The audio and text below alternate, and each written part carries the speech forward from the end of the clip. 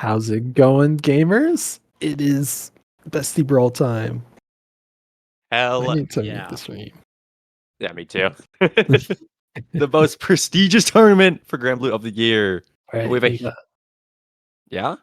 yeah, we got top 4 of granblue Fantasy versus Rising brackets that we got Belial going up against Versusia, I would assume. I did not see the rest of their character. I have never seen this Yeah, it is glasses Versusia. before. It's the burn glasses. Got the Yeah, I didn't even know those existed. What the hell? shades. Believe in victory. Battle 1. Engage.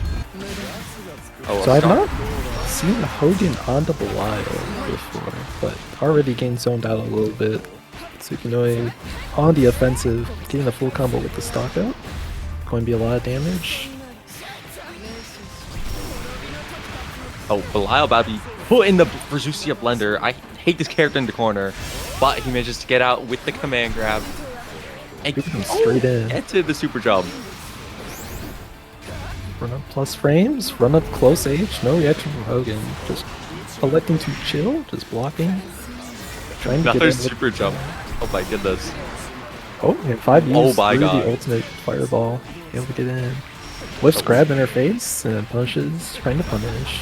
That's a lot of damage, but not quite enough. Oh, misses the Combo conversion. drop. That could have been. Oh, was that game? No. The combo went there? I don't This know. was. Rhombuses are looking low. Oh, with the Oh, that might be it. dash out though, that would absolutely be dead. Yep, taking the SSBA, simple and clean finisher. Very nice. Hogan able to make that comeback off of 2 good combos, able to win in the corner situations better than Tsukinoi was.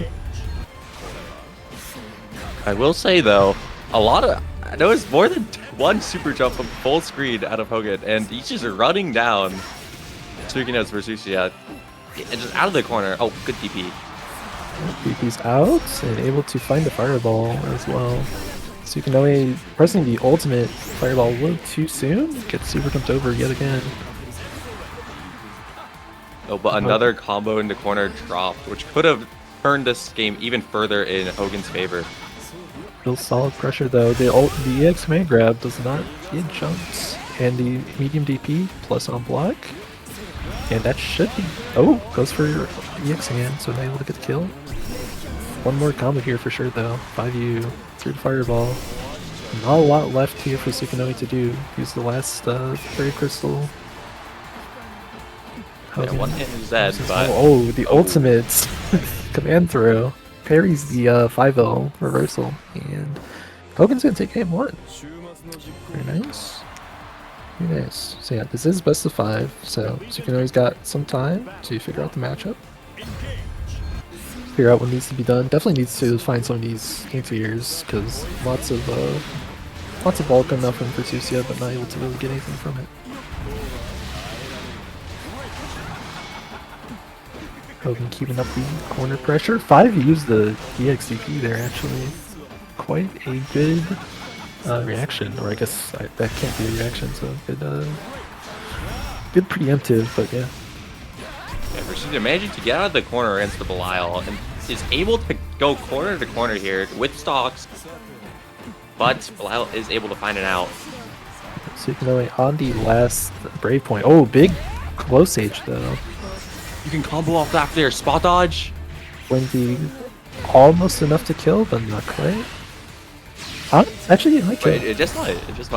It does a lot of damage, but Oh yeah, he's dead. he's very dead. Alright.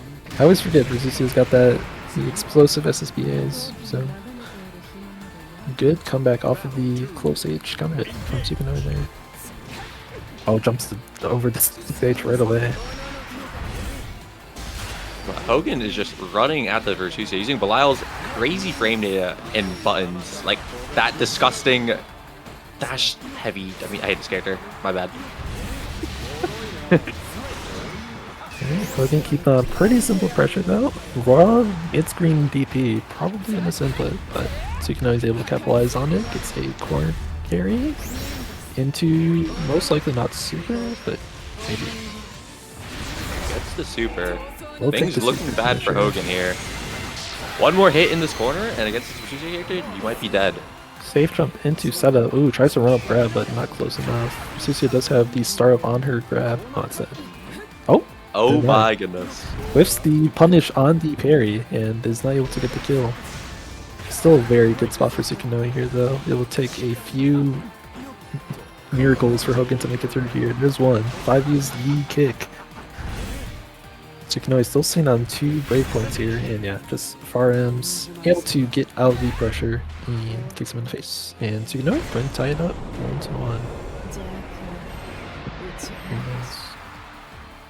I will say, Sukinoe is looking a lot more comfortable already against the Blau. Blau's not really finding as many like random get-its. Like there's no more random super jumps to get in over fireballs or just raw dash H's. Yeah, for sure. The steeper jumps not getting as much mileage as they were before. And so Sukinoe able to bait out the brave counter, getting a full combo here. Going to take big damage, gets a stock back, safe, close H. Just farming plus frames right now. But oh, another jump in from the Belial. Another one that we just did. Oh, when we're going back into the corner. Lots of damage. Spain the 50 mirror just to confirm that we're staying in this corner. Safe jump. Safe jump setup. Oh. Meshes on the safe jump, but does not get the link into 5L there. So Hogan's given one more chance at life. No BP on Sukinoe as well. Does not spot dodge. Yeah, doesn't spot dodge the ult pillar, so in chip range and gets run up on. Sukinoe able to take the round. Oh, raw 66H from round start. Hogan playing pretty aggressive on these round starts. Yeah, really using like Blau's like surprisingly large burst range, and I will say he's putting a lot of use to the 5U as well. Able to just skip through the fireballs and get in. Oh, trade on the 2Ls.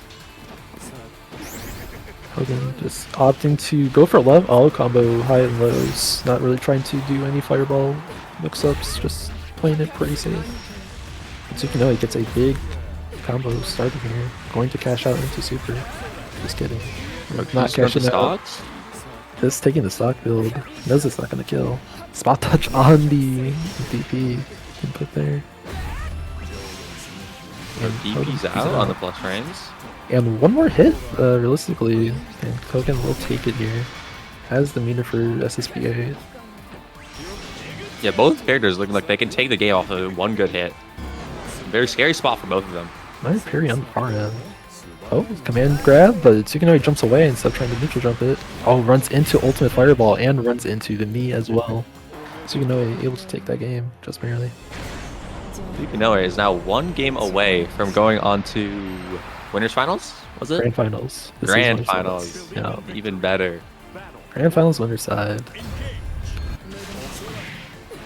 Oh, fireball start from Hogan there. Stuffs out the dash H and is able to find another straight hit, getting a full conversion in the corner and likely going into another safe jump or getting stocks. Oh my god.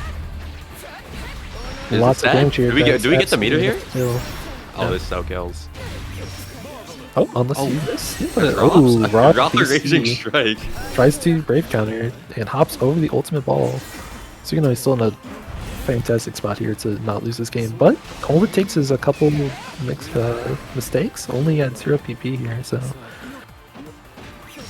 you might be seeing an ultimate DP coming out from Versusia soon. Oh, parries the knee. 5U.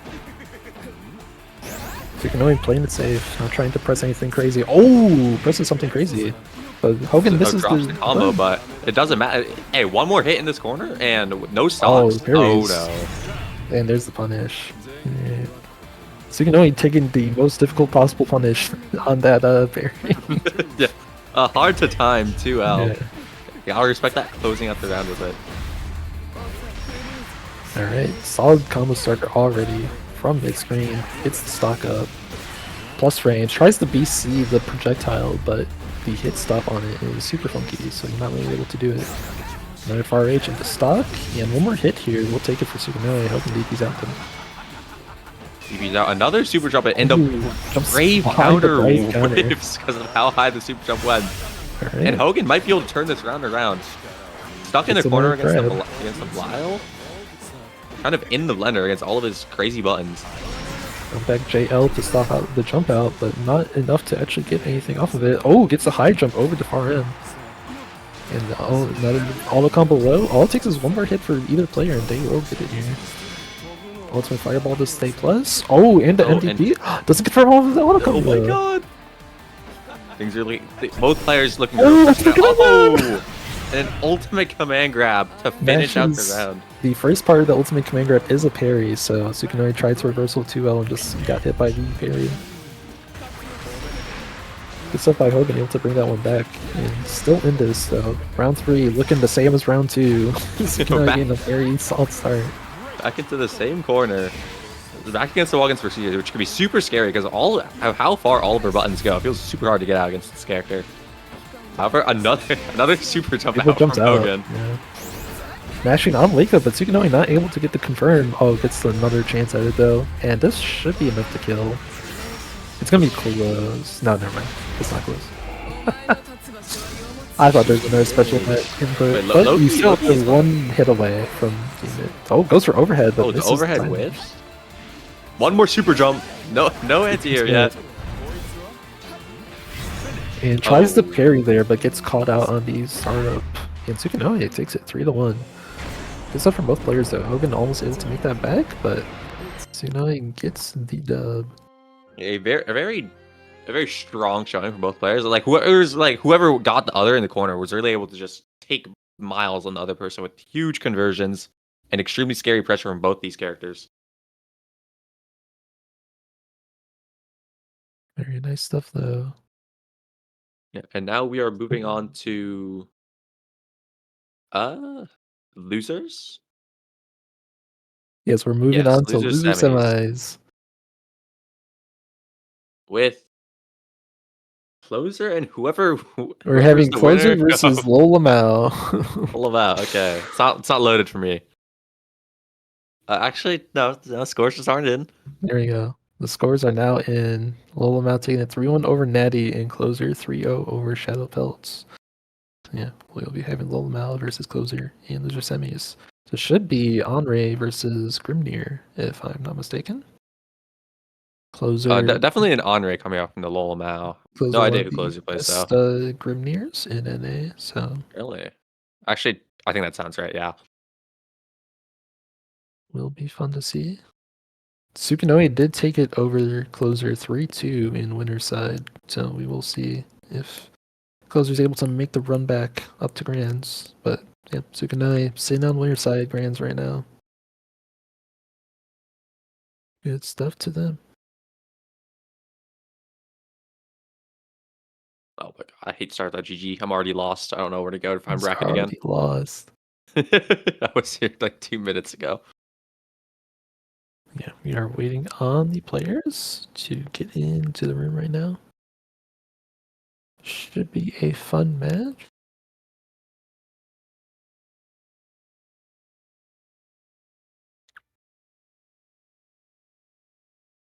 Hey, Lolamao in with his Henri being shown cabinet 1 already. We got the Henri man in.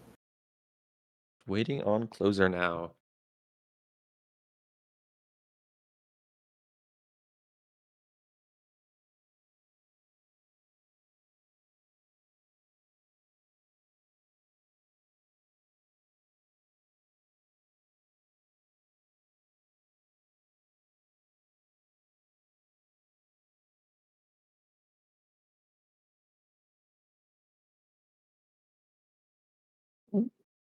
Where's Closer? Oh, He's big on ping. his way. It's okay. I will just take this time to keep typing away. Oh, a bit of Dropletto lore. Don't you have a paper due today? Yeah. what happened yesterday? I was working on it yesterday. Let's be clear. Busy I got 7 pages too. Okay, that was I was after like 5 pages. It's like the work-life balance, you know? You wouldn't get it. All right, we are heading in. It is indeed Grimnir from Closer.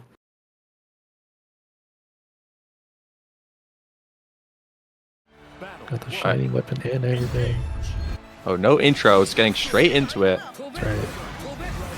Because they're already taking a defensive stance, but woah just blasting right through it. Trying to zone out the Grimnir, able to hit the seal dash in the air. And just keeping out Grimnir with those far buttons. Oh, and gets the parry on the dash in.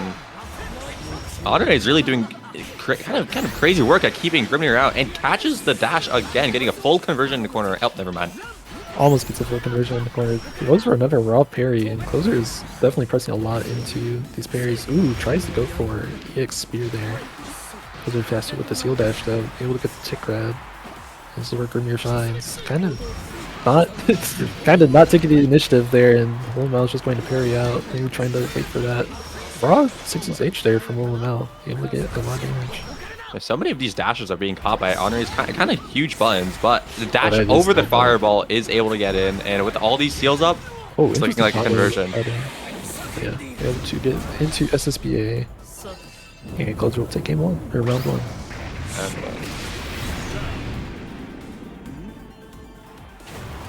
Oh, remember everyone get your bets in. I forgot to bet already.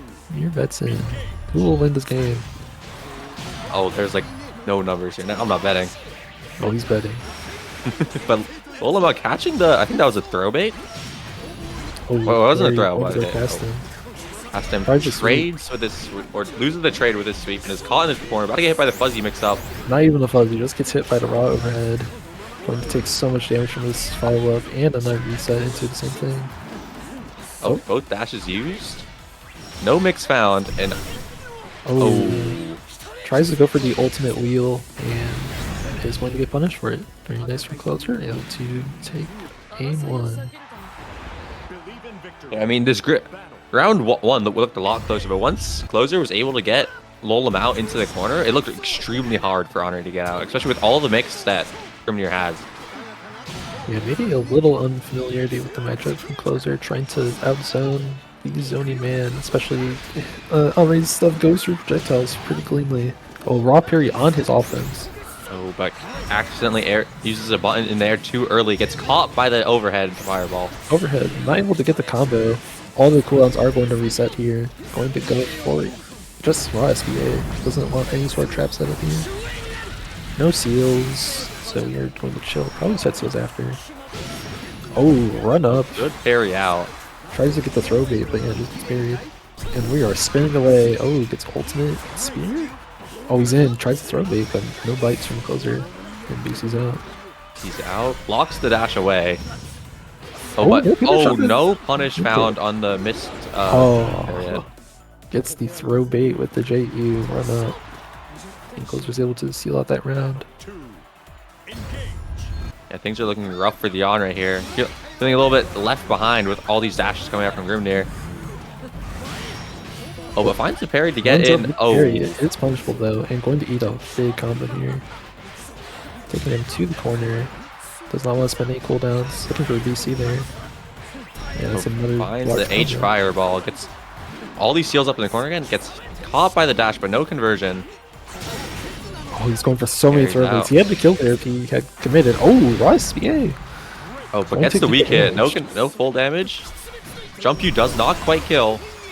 The ultimate Macho Wheel is going to give woah their chance here. Gives him super. Will he choose to go for install? Just going for throw mix here, and there's the install. Lots of good pressure from Andre. Ooh, gets the spot dodge into grab mix up. He's so close. Oh, spot dodges the BC. Doesn't spot dodge that one though. Very close. Alright, install, keeping Grimnir in the corner here. Oh, reversal at far H. One of the best buttons to press after a throw break in the game. And Closer able to take game 2. Very nice stuff. Able to keep the composure, but woah almost able to bring that back with the install pressure. Auto combo does not get punished. Honor's fireball goes through the tornado and is able to just get in on his own, but finds the anti-air and is able to go into the corner and start his own pressure. Looking for a throw bait, finds a throw himself, and finds a counter hit close H. Huge damage for Honor. Might just kill even. Yep, he's able to find the combo here. Misses the 2H on that conversion and giving Closer one more chance. Brawl a Raging Strike round. However, Closer Ooh, is out. terrible. Puts Lolem back in the corner. This is Very usable scary game for the here. Arcade. One more hit is all it takes for Grimmer to realistically take this, and Lil Mal spends everything. He's out of there with the parry though. Dash parry out. Alright, taking This the one puts kick. him back into the corner though. Oh, With it mix. has to Oh, block backwards. Not enough to kill here, but it's going to be close. round could be in anyone's favor, but Closer is in chip Ooh, range. But the punishes. ult dash punishes the Well, button from full screen. Maybe a little bit of a misinput there. Kind of just raw far reach from like full screen after the spear. Might have been trying to go for something else. Yeah, a bit of a heartbreaking loss for Lolabao there. Closer was managed to take that round back from what seemed was almost already lost. Alright. Well, able to get some zoning in here. Closer's hashing away, trying to get his seal set up. There's another EX spear. Well, now just chipping away at the health bar.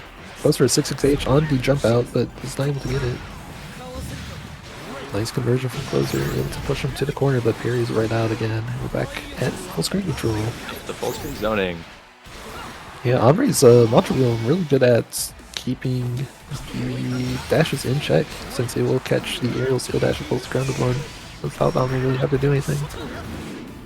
Tries to air grab the seal dash there, it looks like, and I respect the attempt, honestly. oh, there's a full combo. Oh, and that will kill. conversion. And well, Mal's able to find a round. Got one on the board. See if he's able to take the game here. The spear goes pressing all the buttons. Pressing a lot of buttons. Find a spot dodge on the 5L, but unfortunately gets counter hit afterwards by close stage. Have thrown into the seals. Ooh, goes for a little bit of bait. Throw bait baits. It looks like lots of damage here though. Might be enough to kill. Going to just take seals. Oh, he's going for the further in setup. And he gets the grab. Double combo into tornado. And that is it. That was a little bit disturbing near the end, I won't lie. Yeah. Closer knew he was going to try and parry out of that setup and just ran up and grabbed him. And that does give him a full combo with the tornado as well. So good stuff from Closer. Able to take a 3-0, but Lil Mel made it close. And next up we will be having Closer versus Hogan. So Hogan on the Belial today. So should be an interesting match to watch.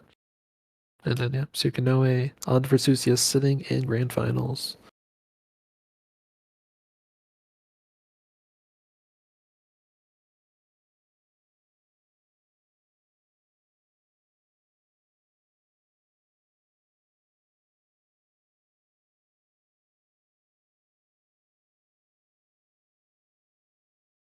While Dropleto's busy essaying I'm back. Junior Jam. How'd you know? Is me. Anything you want to say regarding the next game? If they want to see Brian the next game, I mean, Belial versus Grimnir should be pretty fun to see. I have not seen Closer. I haven't seen Closer that much in general, but I know he's been around the block. He's been entering tournaments. I've seen him in TNS and stuff like that, so I know he's been entering stuff. I've seen him in the ranked queues a couple times. He's in the ranked I'm queues. And now we're seeing him in the tournaments. Get the Belial versus the Grimnir starting up right now. Best of 5, losers finals, Bestie Brawl. Here. Let's see. Victory. Battle 1. Skipping the intros once again. Closer does not want to see the intro. Hey, we're here and we're here to play. Alright. Hogan winning the fireball war, kind of still sticking with the high jumping, even against a character that is not as equipped for zoning. It's a command grab off of the hollow combo there now. Hogan really sticking to his like aggressive game plan, just looking to overwhelm his opponents with all like just running at them with a bunch of fast and kind of weird buttons like that kick. I hate that kick. Yeah, and Belial's air moves are really good. Oh, no punish on the full screen parry. And another parry straight through the fireball. Hogan's been getting away with them a lot, so interesting. Ooh, grabbed out the command grab though. Oh Mine's my god. over. That's the combo because of the tornado setup. Side swap though, unfortunate for Closer, and if Hogan is able to get this conversion, it should be enough to kill. Close stage, and that will... Oh, that's Good gonna be close. kill. I'm looking pretty scaled right now, yeah. Okay, good this kill. That is a close one though. There is another hit of all combo you can do on that combo for Belial, so a little bit of optimization left on the table, but he gets the job done. Skills. Oh, finds a dash H to punish the 3D fire or seal setup. And puts your Grimnir in the corner without any seals to work with. They're low on the auto combo. Hogan gained a lot of these auto combo follow-ups to hit. Being a little too scared of the other options that Blind has. And Hogan keeping up with the offense, forcing out DP. Yo, are seals permanent? They're permanent, aren't they? They are permanent, I believe, yes. Disturbing. If not permanent, they take like 30 seconds to go away or something, so they're essentially I permanent. think we set that up at the beginning of the round. They're still there, so. Yeah. Oh, tries to bait out the BC, but does not matter. Hogan's not able to punish his bot dodge in time. An easy kill for closer here. Don't even get to see the cutscene. It kills so much. Bulk of the damage on it super is in the initial hit, so it's not often you get to see the cutscene. Comes to spot dodge out, but gets caught anyways. DP's immediately back out, and we're back to full screen. More super jumps coming out from Hogan, and another. Here's Sage able to catch the seal setups. It's working out. They're not expecting the full screen options. Yeah, Hogan very active on defense, trying to spot dodge basically everything, and it's generally working out. Not really getting punished on anything.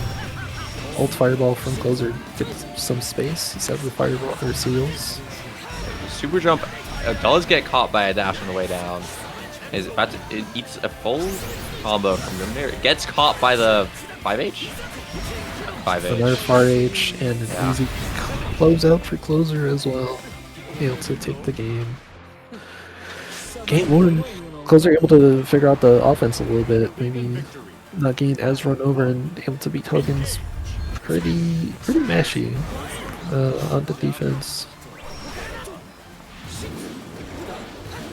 Those are dashing. We are running all over the place. Nobody can connect with anything. All of our seals spent, spending our resources.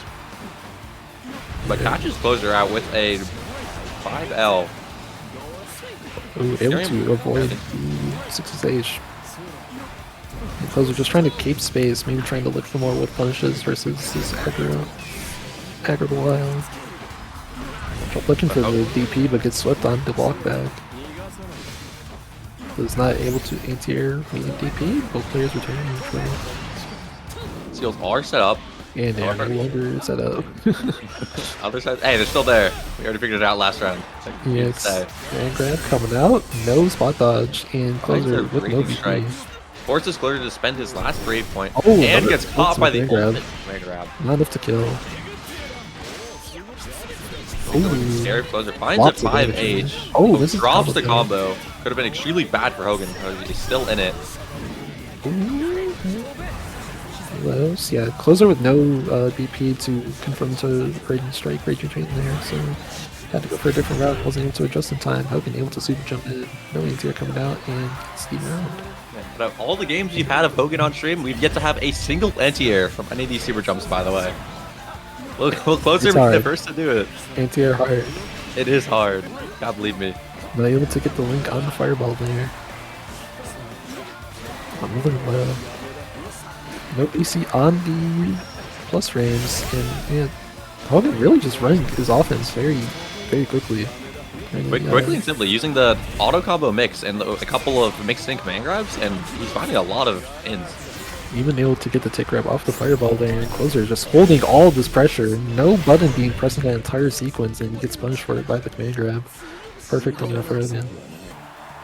Yeah, Hogan able to just completely steamroll that round, not letting closer find a single opportunity and just keeping his offense going. And Brawl is a character who can keep that offense going for an extremely long time, with all of his fireballs having lasting multi-hits if he manages to get them in. Yeah, closer is playing very defensively, and is punishing him a little bit for it. And able to parry the fireball as well. Not safe versus Belial, safe against most other characters. Oh, runs off with the Artis. Raw Raging Strike as a little mix up there.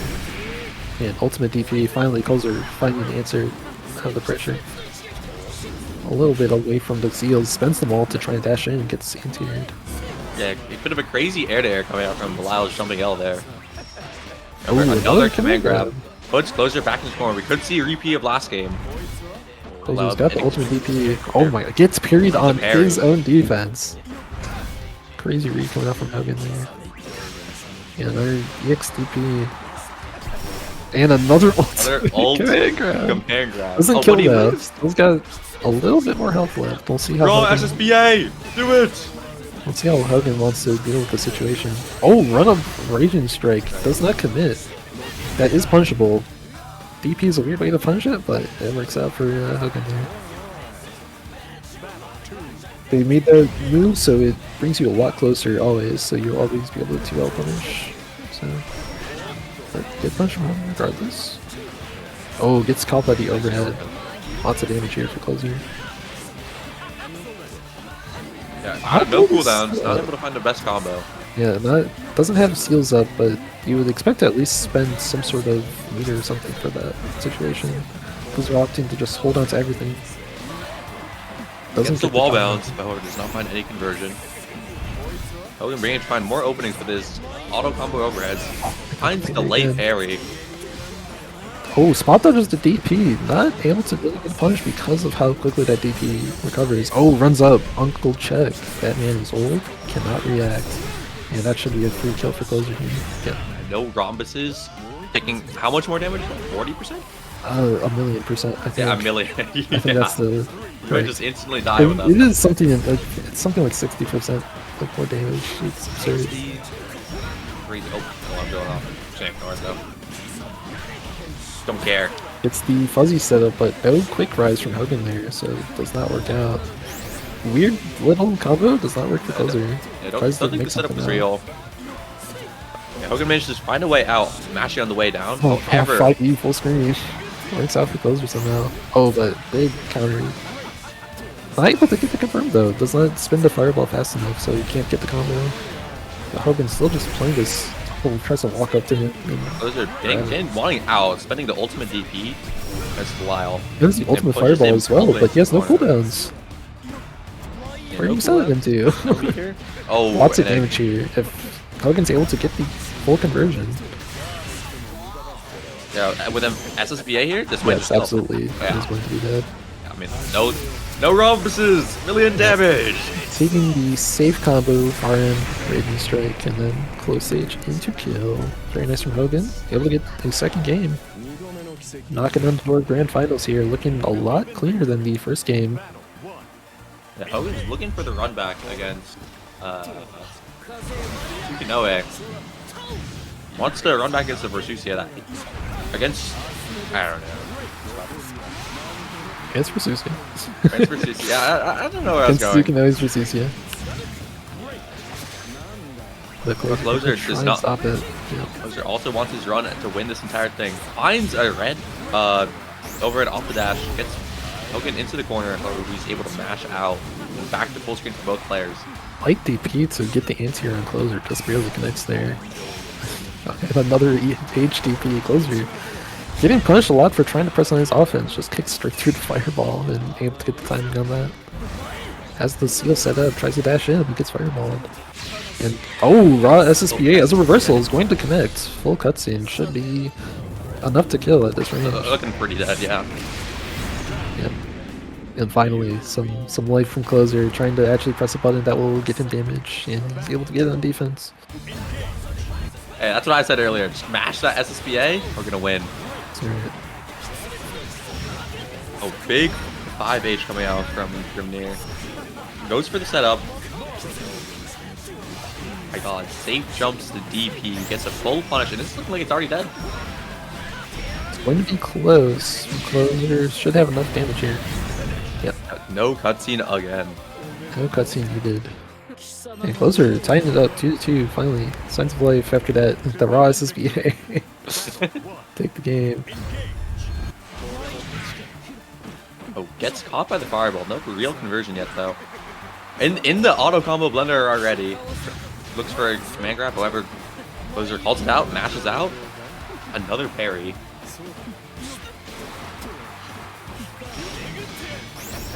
Oh, does not get to H main grab.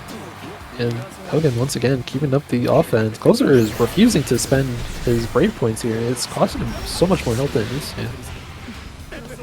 Interesting setup from Hogan. He's keeping up the command grab stuff on the fly there. Command grab. Oh, Hold ultimate. parry? Is it safe? Oh my god. Not able to get the punish. And runs up and does him. with that same setup. That should Shields be are enough to set kill. up. This might just kill, yeah. It's going to be close. Takes a setup. Oh, catches the wake up parry. Interesting button that loses to I think every single possible option that Grimir has there. Except grab. Including grab. It loses to everything. My bad, hurt the wrong Lost word. there. We're back into the corner though. Let's go Grimir. Not able to get the jump button. Closer with the throw bait though. That should just be it. Has a very free kill as long as he does not drop this combo. Yep. And Closer is going to grands. Yeah. That's a perfect. Closer grabbing his own perfect. Really just getting the full, such mileage out of putting someone in the corner because of how scary it is against Speed Grimir. When he's got those 4 seals cup, you never know what he's going for. You always know what he's going for, and he Yeah, went for it every time. So wise man Still once works said, out. just Yeah. block the overhead. Close game, but yeah, Closer able to take it 3-2. Moving on to Grands to fight Sukinoe. Let's see what we got going on there.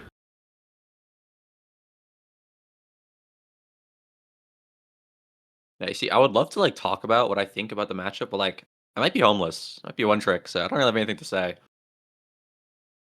Any Swords players? I could talk about a Swords matchup. I'd say a lot of inspiring things. I'm sure they'd be very inspired. We do have Sukinoe in the lobby though. Be able to get these Grands started.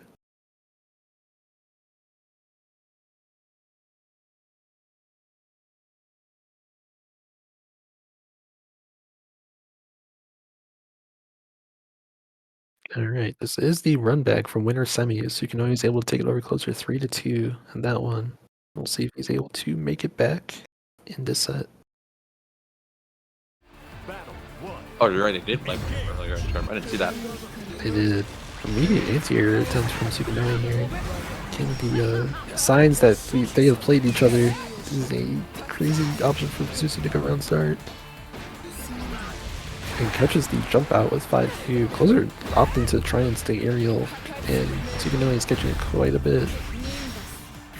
Full combo. Goes for the ult pillar, gets the setup and the safe jump. And Closer still just does not want to be see any pressure. He's fine to just take everything. Gets air grab out of the seal dash. Plus, oh, and gets the mash.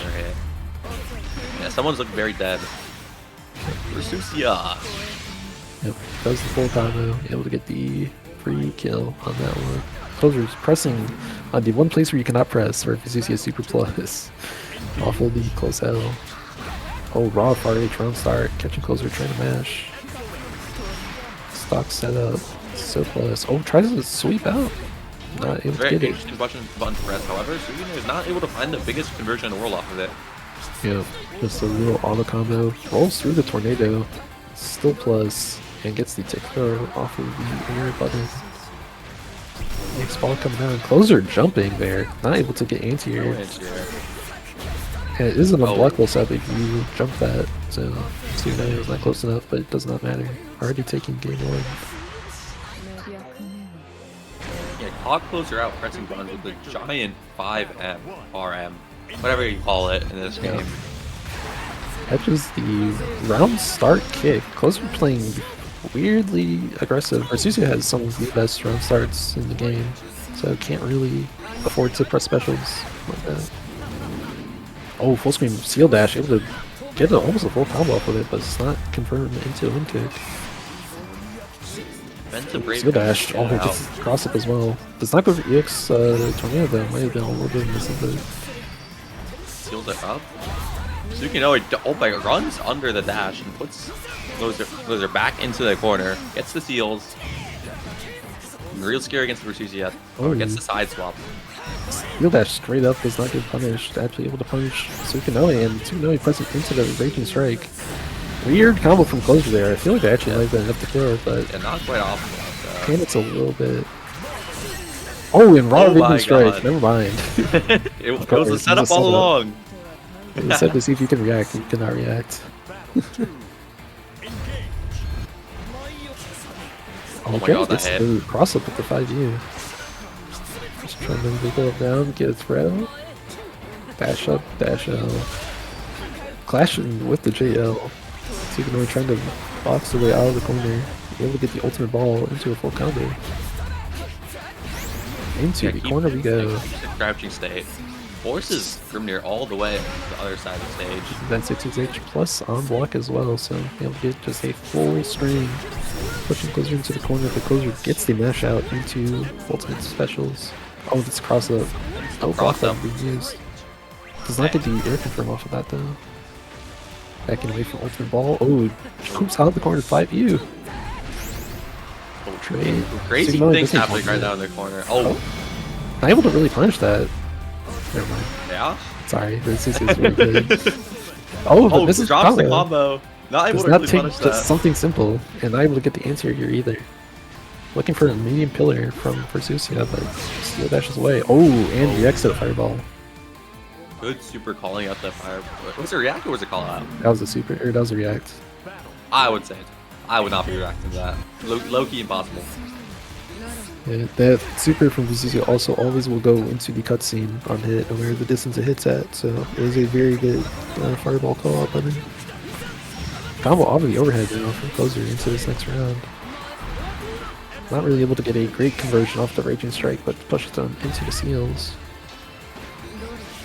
Sukinoue on offense now. Sets up the ultimate ball in his face, he just tries to jump over it, not able to quite get away. Finds another cross-up off of the jump. Oh, and another cross-up again. Block button is not being used this game. I wouldn't use that. Into the corner. Oh, tries to go for a fuzzy setup there, but not quite able to get the timing. Oh but my god. That will be enough to kill absolutely. Closer gained another cross-up button into full combo. I mean, the cross-ups were getting so much value in that game. I think that round was actually won off of like 3 different cross-ups specifically. Yeah. Raw medium kick. Sukinoue trying to find some different way to play round start, but Closer taking the same one. That's super safe. Some crazy stuff coming off from the seals here, but the fireball gets Versusia out of the corner, gets the seal up, but so does Grimnir. Sweep out of the corner.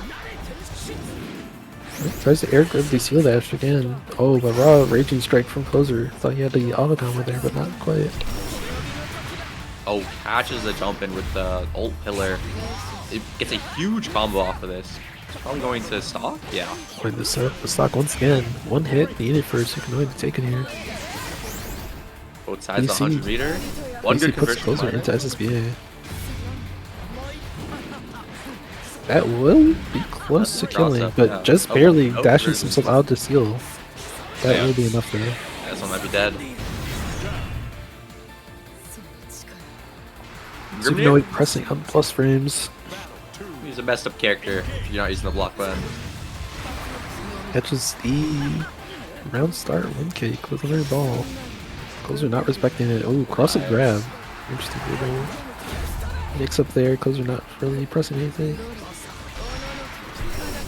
It's definitely something we've seen a lot from all these matches with Closer, is that they are willing to sit in the corner and do nothing. And then they press RH at the wrong time and get punished for it, so it is what it is. Lots of damage here, setting up the ultimate pillar and gets a safe jump. Oh, rolls out though, but that will get him killed here. And into Raging Strike, Raging Chain.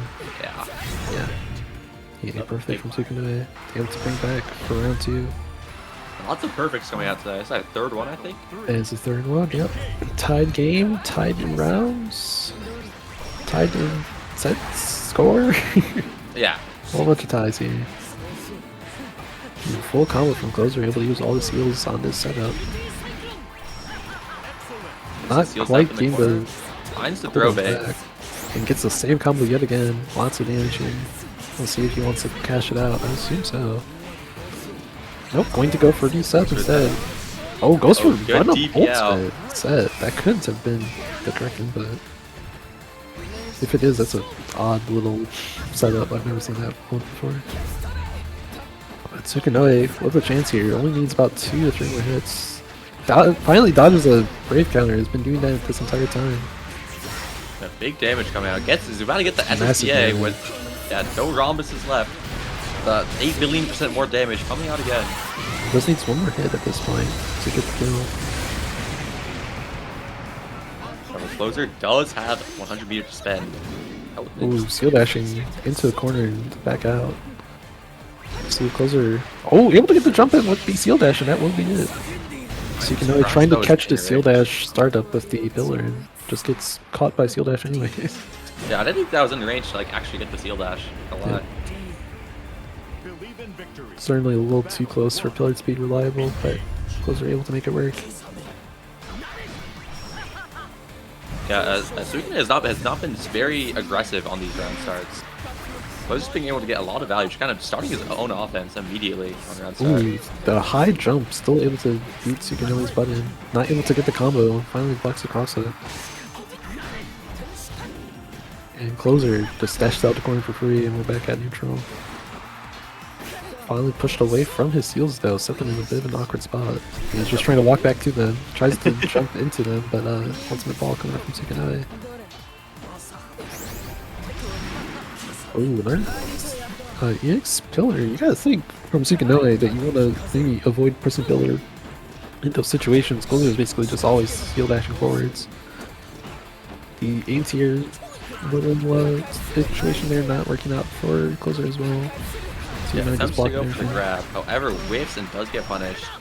Still able to set up the screen again, and the dash is just going out. Yeah. Sukunoi getting bumped a lot by those dashes. Finally blocks that one, does not dodge the Raging Strike though, going to be a lot of damage here. Not quite enough to kill. We will go for one more setup. Oh, just tries to grab, goes for it. Oh, and gets the Another grab bait. Wasn't able to take that one, and we're on point for a bracket reset, I'm pretty sure. Closer won that last game. Yeah, one good grab, already starting in the corner. Yeah. Oh, other one's in the corner now. We are trading corners constantly, rolls himself out of the corner and gets a full combo as well. Going for the seal setup. Still does not go for the overhead here. Probably worth trying at least once. There is the throw bait. Lots of damage, not enough to kill. Going to take as full damage as he can though. Yeah, looking for like a real close for versus over here. Oh, I don't know what button you even caught. Yeah, I mean, either.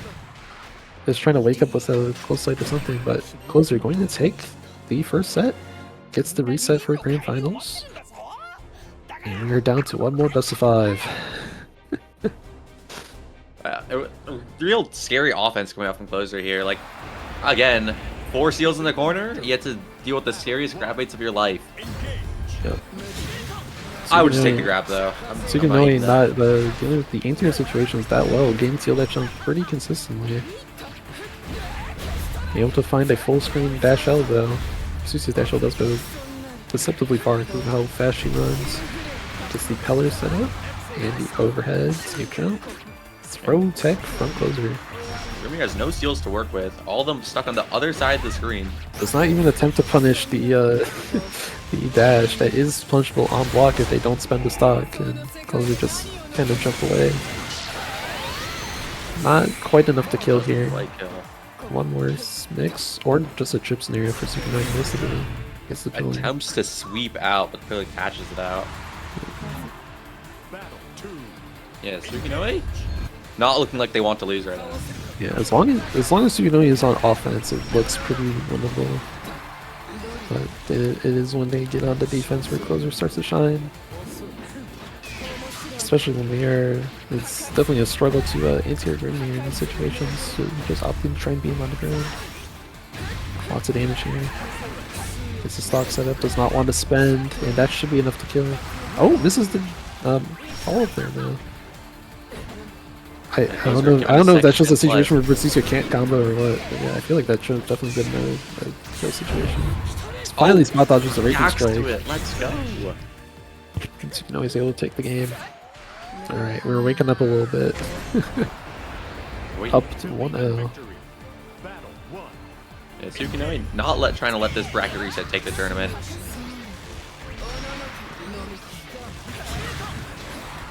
Back in the corner, misses the grab. A little bit too much here, yeah. Tech, too much throw invincibility on Miko, and Sukunoi is able to get a full combo. Might even go into super here with a meter gain. No, going to set up the pillar, gets the safe jump. Weird safe jump setup, that's not the fake safe jump. Maybe noticing that Closer's not really trying to break counter out of these situations, so tries to go for some sort of mix. Another grab. Ooh, finally able to find a sweep out of that situation. I think it's the first time that's actually worked out. Closer just sitting full screen waiting for seals so he can go back in. Finally gets the pillar. Killer.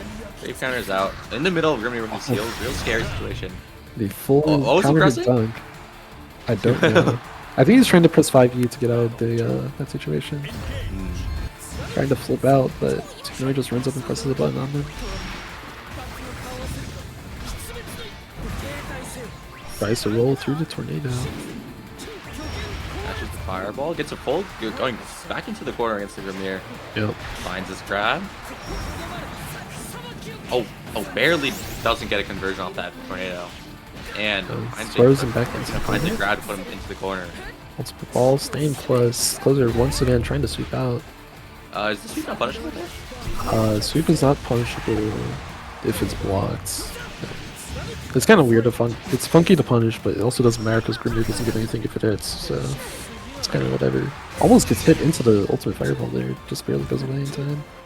And Closer dashes away, dashes back in, able to get the full conversion here, should be enough to play. I think. Oh, goes for the set instead. I feel like a full Raging Strike cash out there actually would have worked out. A little bit of lag coming out, but it's all good. Both sides, one hit to kill. A lot of lag coming out. Oh my god! That is going to kill here, Oh regardless. my god, that killed. Good ride from Tsukunoi to find the Raging Strike, Raging Chain at the end. You'll always be able to get a Raging Strike, Raging Chain at the end of like basically any combo, as long as you don't hit combo limit before it.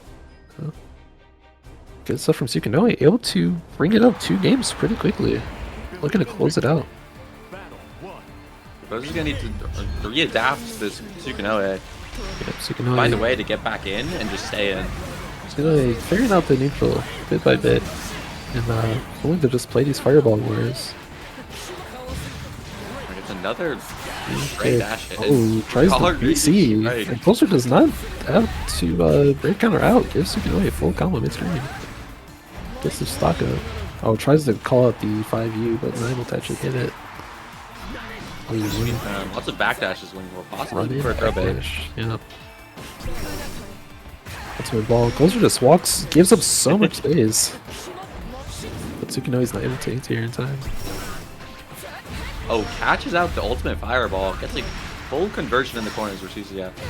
Likely going to another setup. Gets the stock up.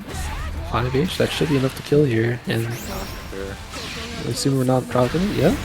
Tsukunoi 1 game away, or 1 round away from taking Grand Finals reset in a clean 3-0 sweep and taking the tournament. We'll see if Closer is able to adapt. Oh, gets the cross up, but Tsukunoi just BCs. Oh, but gets the throw back into the corner. Oh my god, runs up to him and sets a seal. Gives him more combo opportunity and takes that combo opportunity. Lots of damage coming out here. Ultimate seal. Goes for the forbidden setup. Okay, forbidden setup and lag, even harder to block. Oh, jumps for the ultimate ball. Fireball. The 5U able to hop over the ultimate fireball. Weird choice from Tsukunoi there. Maybe expecting a seal that wasn't there, since that will catch seal dash. Closer still showing off that if he can put Tsukunoi in the corner and stay in, he will win these rounds. It's very... I don't know what to call the offense. The offense is... Very solid I hate setups. Yeah. Where they're easy able to get. Tsukunoi not quite able to deal with them, but Tsukunoi on offense. If you're on offense, you don't have to be on defense. That's what they say. True. Oh, but... Back throw, back out of the corner. Oh, Weird not ass able to skill quite setup combo. there. Oh, able that's to very bad. ult ball through. Spends both ult balls here to try and get as much scoring free as you can. Lots of damage, but not enough to kill. Set up into stock and one more hit. All Tsukunoi needs. Plus, still plus, and finally gets a BC up Closer. It's not want to do with that situation. Oh, just jumps straight in. Oh, but he's not close enough for the seal. He spends all the seals right there to try and get in. Ult fireball finally coming out as well. Spends the steel dashes again, but Tsukunoi in a great spot. Yeah, able to block Oh, the jumps combo. over. Oh, throw faded. Not enough to kill here. I think it might. Nah, definitely not. But it's enough to get my a setup. Tsukunomi blocks low. Oh, double. Oh, but matches Oh! low. Tsukunomi able to get the reversal. Closer trying to delay their setup there, and Tsukunomi just matches out. Yeah, And very beats scary. 3-0. A respectable hold there from Sugino, not getting scared of either of the the dashes above them. Yep, seen all the mix before. The Closer's been able to brought out and is finally able to defend against it.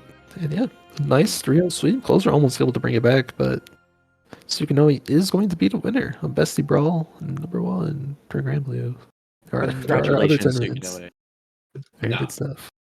we already got the big game out of the way. Yeah, Most important. this is main game, you know. Yeah, That's why we got first. this is the main game. Just don't look at the entrant counts. Yeah. We actually have 90 entrants in this tournament. It's crazy. Tsukunomi is able to beat all 9 Very impressive plus, showing. plus 0 of them. 9 plus 0. Lots of entrants. Aya, is there anything else? How All do my right. outro? All right. But yeah, we will be coming right back to you. More Bestie Brawl on the way. Rivals 2. And then Guilty Gear Strive afterwards. So don't go anywhere. And thanks for watching. Bye, guys.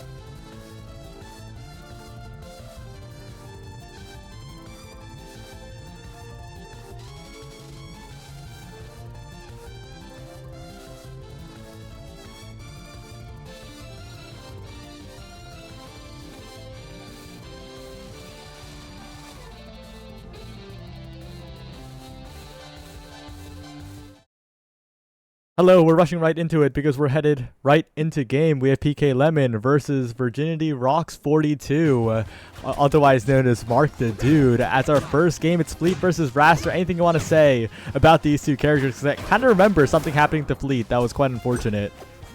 Yeah, so hey everyone, Envy here of course, but yeah, so a couple of nerfs had definitely gone out last patch. People mostly are mentioning Fleet's aerial speed or aerial velocity that kind of got reduced a little bit there while she's like floating and such, so kind of dooming on that a little bit. But guys, all the characters that got changed are completely fine. All the nerfs are definitely like minor tone downs, but your character is not ruined, so keep playing the same character and enjoy them for what they are. As far as this matchup goes, I would probably still give it... People say it's kind of hard for Raster, mostly because you can't like get his normal kill confirms on Fleet, but I don't know. I feel like Raster's like pretty good at edge guarding Fleet in general, so we'll see if any of those things show up in this match here. Yeah, so far it looks like PK Lemon quite in their element right now. He's holding center stage and making sure that Mark can't get in at all. Yeah, really good special get up there. Really like alarming to have that like, special get up just like throw a projectile at you. You kind of just, that's kind of a knowledge check. This whole game is honestly like a knowledge check in a lot of situations. So it's just, you know, play long enough and get smart enough at each matchup. Oh, going for the neutral B there. That was actually super nice to take off the top. Really hard to SDI out of too. Game's a lot more even now. Raster going in, but just getting stuffed out by that fair. PK Lemon really spacing well with these jumps, it looks like. Yeah, her fair super good for walling out. And we can see another change here that Raster's Slipstream doesn't activate on shield anymore. You have to actually hit a hurt box now, which is, you know, thank God, since Slipstream does give Raster 28% air and ground speed, which is a lot. It is, and trying to find a kill there, but no, can't really find safe position here. PK Lemon's doing a real good job of just, once again, maintaining space, maintaining center stage. They're not quite getting the hit, but looking for the up air. Oh, I feel like Nair could have connected there, but really, the Raster getting to survive another day here. Yeah, that's a funny thing, because like these two are floaty, and most people are like, why don't the floaties ever die? But it's like, if it's a floaty ditto, do they ever die? Maybe. It's like, Raster probably should be dying at like 123 here, but, you know, they might not. I mean, Fleet's up air got nerfed a little bit here, but the back air is still fine for this patch for killing as well. Well, once again, trying to find any sort of kill move right now. It's both characters incredibly high. Finally, that will do it in PK Lemon. A minor lead, but you have to expect... Oh, really trying to get the kill, but good shields by PK Lemon there. Yeah, good reaction there to make sure they are completely safe. Shielding against Fleet is, oh, really good up B out of shield there. Getting the scraw like we all like to know. Got a little nerf last patch at earlier percents, but still just as powerful at 100 and over. What was I going to say? I was going to say something, but I forgot. You're up. All right, well, last stock situation, map change and all, bit of night mode here as both players keeping it very close, but Virginity Rocks 42 getting a little bit of juggles here, continuing to pick up on the ground as well. 71% now that PK Lemon's on. Yeah, super great string. 71's huge, actually, in this game. Big fat combo here, and tries to get the down air into the forward smash. Really close call there. All right, a little bit of edge guarding here with the down tilt, but doesn't seem to confirm just yet, but has the slipstream up. It's going to be really tough for PK Lemon to keep this one in the bag here. Good parry to nullify that, and trying to find the fair, interrupted by the Nair of PK Lemon once again, trying to find a jump in, but these full hops are going a little too high. Doesn't get caught by the out of shield option though, and PK Lemon still surviving. Yeah, as long as you are DIing Fleet's throws out, you pretty much can't get killed there. And her down throw was slowed a little bit, just like Raster's back throw, so you have a little bit more time to react. And Fleet could die to a Raster back throw forward air. Oh, really close. Maybe she's actually a little too light for that. We'll have to see here. Not entirely sure if you can confirm that one. PK Lemon has held on for long enough to make this a dangerous situation for both players, really, at this percent. Good movement. trying not to get caught by the fleet hit stun, but once again forced off stage, and PK Lemon on the ledge again manages to survive this time. Yep, Slipstream comes in again, back throw, gets the good DI on that one. Raster having a tough time of getting a straight up kill confirm onto Fleet. Again, really floaty. In general, Fleet's moves are a little stronger than Raster's without like a good setup, so I feel like Fleet could have the advantage when both characters are at super high percent here, as we see just another forward throw, just trying to swipe as much as they can, but it's tough. It's tough here for Raster right now. Oh, that almost was it. Barely surviving and hit to the other side. 174, really. So many hits will do it now. Desperately trying to get a kill on the other end. Will the throw kill? No, not even close, but 190 now. That's ridiculous. Yeah, a best kill move here is definitely going to be Nair. Going to try to land the second hit of the Nair. Will be enough to kill basically anywhere on the stage right now. Stalls with the Tornado to get another charge of the... oh, I forget what the actual name is, but the arrow charge that puts the dot on you. Oh, up air, and it's enough. Nice. What a comeback by PK Lemon, 193% and a dream, taking the first game. Yeah, a little bit of a heartbreaker there. But, you know, next game, got a little bit of counter pick action here. Do we have DSR? Yes. As a rule set. All right, perfect. Yes, DSR, very, very important for this game, as there are 1 million stages and only 2 bans here. So making it sure that we cannot go back to Jules, as we're going to have a stage choice here. I feel like Raster probably would still probably want a smaller stage, maybe to help kill with regular forward air off the side, or maybe even like a... There's like a pretty cool setup where you can do like down air into up B in certain situations. We'll see if that shows up at all. Picking the opposite though, huge stage. It's a bit of a massive map here now. And this one's going to make it even harder to chase people down, it feels like. So we might see an even more awkward situation like last game. Yeah. Raster does great at earlier percents, though. As you can see, it's like really hard to get out of some of these just up air and forward air combos. And if we can get a little bit more edge guarding here, use some ledge invincibility, I feel like we could probably get the stock a little bit earlier, or at least rack up enough damage to get a stray kill if you're the Raster here. But it's just gonna be Fleet doing a lot of zoning here, chasing you down, setting up the Tornado. Actually gets hit by the opposing Tornado, which is pretty funny. But again, no confirms. So he gets a special pummel here, a second one, third one could kill. Actually gets the mix up with the up B. That was kind of fire. Misses the tech on it. It's gonna lead to death.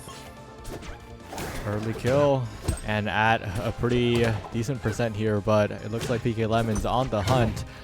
Finds a knock off the stage for a moment, but way too high to find anything off of it still. And once again, PK Lemon not in the greatest of spots as... Oh wait, that killed! That move's dummy strong. I feel like, honestly, when they made all of Fleet's smash attacks, mostly up smash and forward smash, I feel like they didn't really think people were going to get hit by the sweet spot, the bow, as often, so the smashes are like outrageously powerful, and then it's just like, oh, the arrow hits stuff at range. But yeah, dummy strong. Oh, good parry. Off the stage now, and once again looking pretty comfortable on this stage. Virginity Rocks 42 with a bit of a lead and trying to make it even bigger of a lead, but wait a second, PK Lemon trying to play a little bit of rushdown here. Yeah, Fleet, man, she is just a sword character through and through. Like, that bow is as big as like Marth's sword, basically. When she's doing her up tilts and her forward airs, it's like very hard to just straight up combat, and so you just have to kind of maneuver around her. Again, Raster does have the tools, especially with Slipstream, to get around here, as we can see, like even able to follow up a little bit at 100%. Going off the stage now. Trying to edge guard. Oh, not quite. I'm hoping that situation maybe gives Mark the dude confidence in edge guarding there, being like, oh, if I just like rolled there, I would have actually just had the stock. Okay, next time I'm grabbing the ledge, I'll wait a little longer and roll this time. 143, still living. Really confidently going for the grab there. It really pays off for PK Lemon, getting a lot of extra credit. Even if they die now, they'll have a decent time on the next stock, but still trying to get the kill first, of course. Trying to play this offstage situation, but just gets a sour spot of the Nair. Yeah, could have probably went for an up air there. I feel like it could have maybe got a sweet spot and some bad DI might have ended up killing Mark. But now we actually have Mark in the driver's seat here. Does grab the ledge, but very minor punish there with the get up attack. Okay, get that ledge or the back throw here to get him off the stage here. Any kind of edge guards, tries to get the forward air. Woo! Okay, got the roll read with the up B and now is ahead by just a little bit here.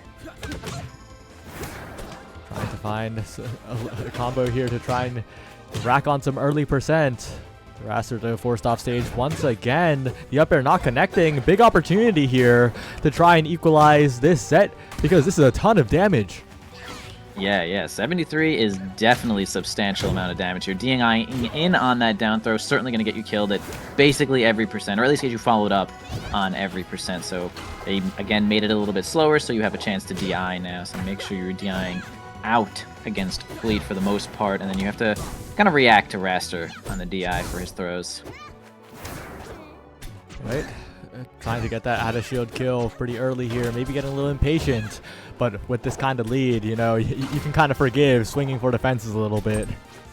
Yeah, you can simply take your time, play the lead, just try to like frustrate your opponent with the slipstream is kind of a good thing to do. Hang out on the platforms. Shield dropping in this game is kind of just really strong since you can't shield poke, but that's going to be that confirm actually works on a lot of characters in a lot of situations where you just up air and it kind of hits the tech in place and it'll hit tech rolls, or it's got a lot of mix-ups, right? Like you can just do a fast fall and then read a tech roll with an up B.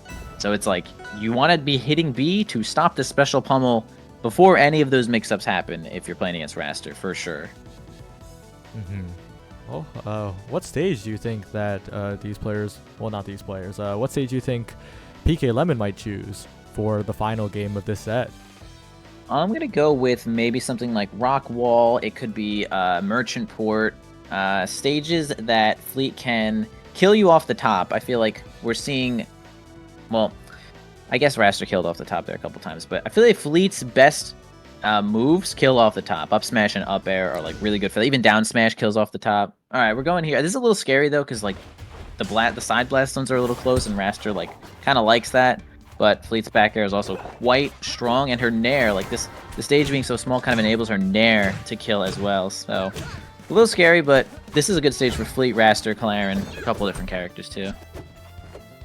Right, so far we're seeing once again PK Lemon attempting to hold center stage, something that I think will be a lot more impactful on a smaller stage like this, and maybe that's why it was picked, right? The previous stage was absolutely massive. It kind of felt like both players had to chase each other, but here PK Lemon can try to maintain center stage like they did in the first game, but so far it's been all Virginity Rocks 42 as they've built up quite a lead. Yeah, it's again, kind of an interesting pick in my opinion. I feel like when Slipstream is up and Raster can kind of make it so it's up a lot of the time, unless you're just like really careful. I mean, the projectile's so fast, as you can see. A lot of advantage on the command throw there too. It's going to be an easy follow-up. And I'm going to say when the Slipstream is up, it's kind of Raster's like inescapable. He's so fast on the air and the ground, and sometimes it feels helpless on this small stage. So you're just going to have to be confident in your ability to win neutral and like get out of the corner. Once again, trying to play the soft stage situation. Virginity Rocks 42 trying to press the lead here. And PK Lemon just not being able to keep up with the slipstream speed like you mentioned. It really feels like they're trying to hold center. Oh, the Snipes trying to find a third. But no, not able to shoot down the bird here. Yeah, that's definitely the classic Fleet against Raster computer combo here, but almost was able to get him off the top, but couldn't. Got the nice special pummel there. You definitely want to be hitting that B. Huge back air there is going to Galaxy no problem on this stage. Going to even up these stocks here. And something about this game, it's like really easy to combo characters when they're at low percent, so it's like, even if you're at like 50 and your opponent's at 0, you can kind of just get one juicy combo and just like get them right up to 50. As we can like see here, just like a good juggle is like about even. Ooh, an early kill. What a conversion. That's why you hit B. You don't want to deal with those mix-ups with that. I'm sure there's a name for that move, but we'll just say that special pummel. Special pummels can get pretty crazy, and that was one of them. Once again, setting up the slipstream. So much speed, trying to read the tech, but good get-up option from PK Lemon, who is forcing the Raster off stage, finds the spike, and we're on final stock.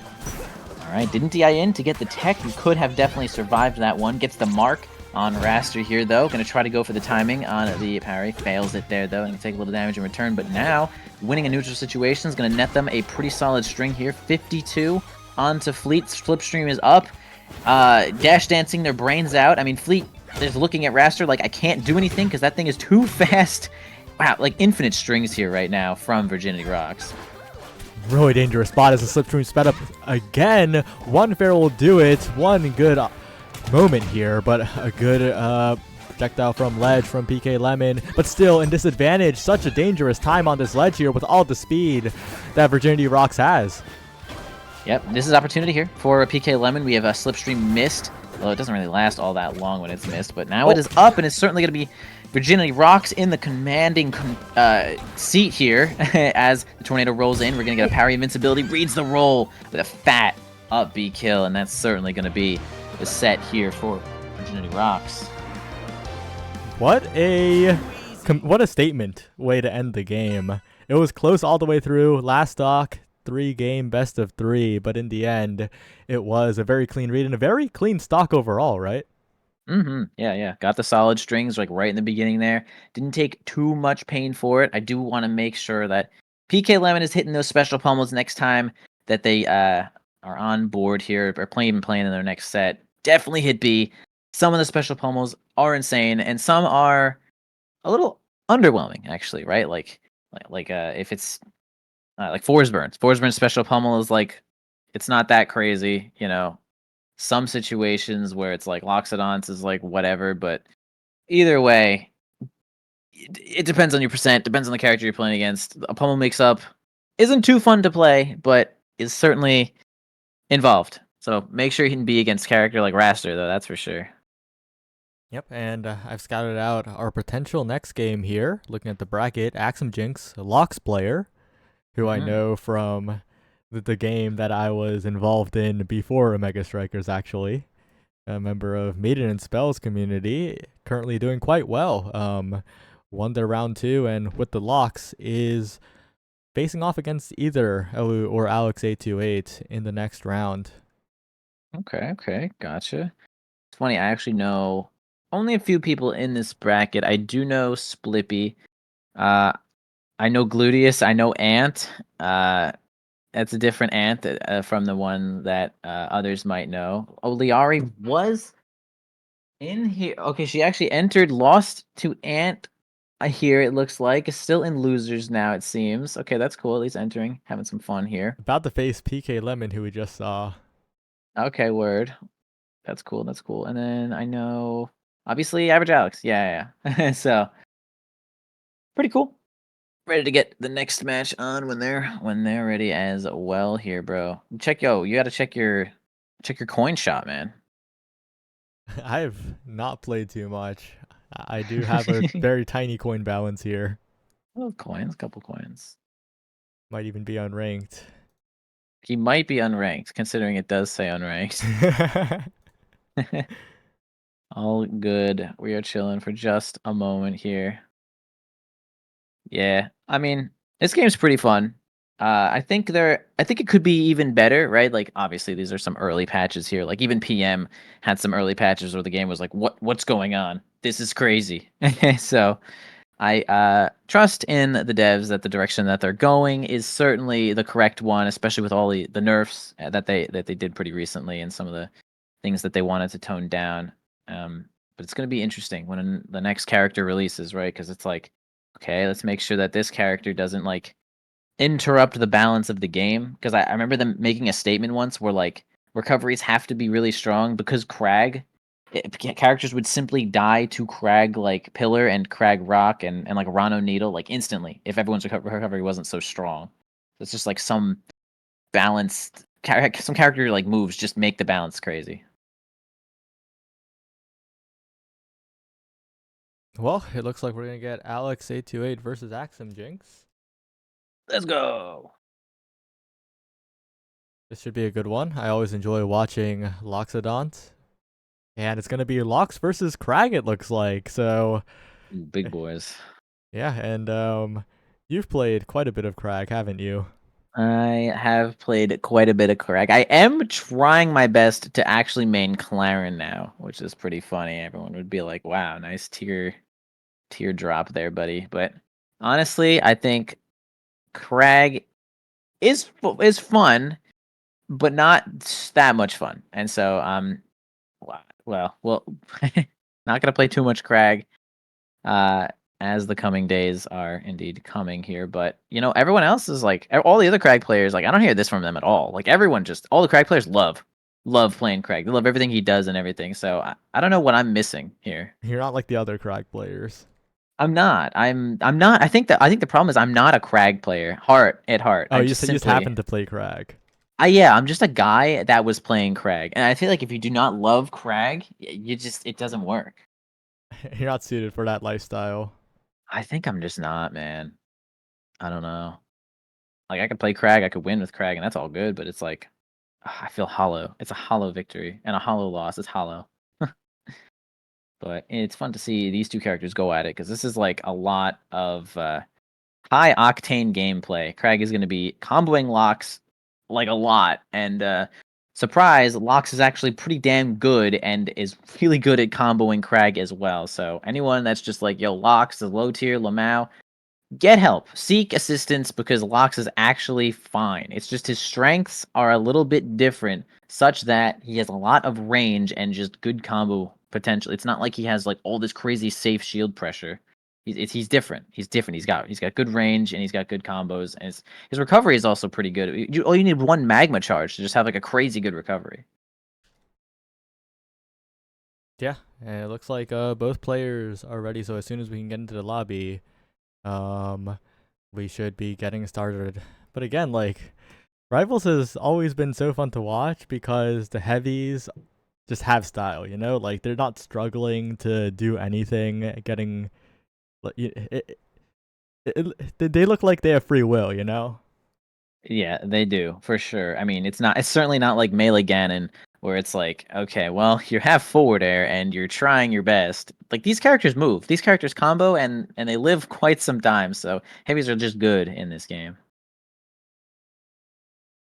Yep. Like Crag might not be able to like run as fast as Maple, but like Crag has fast jumps. He's got good vertical.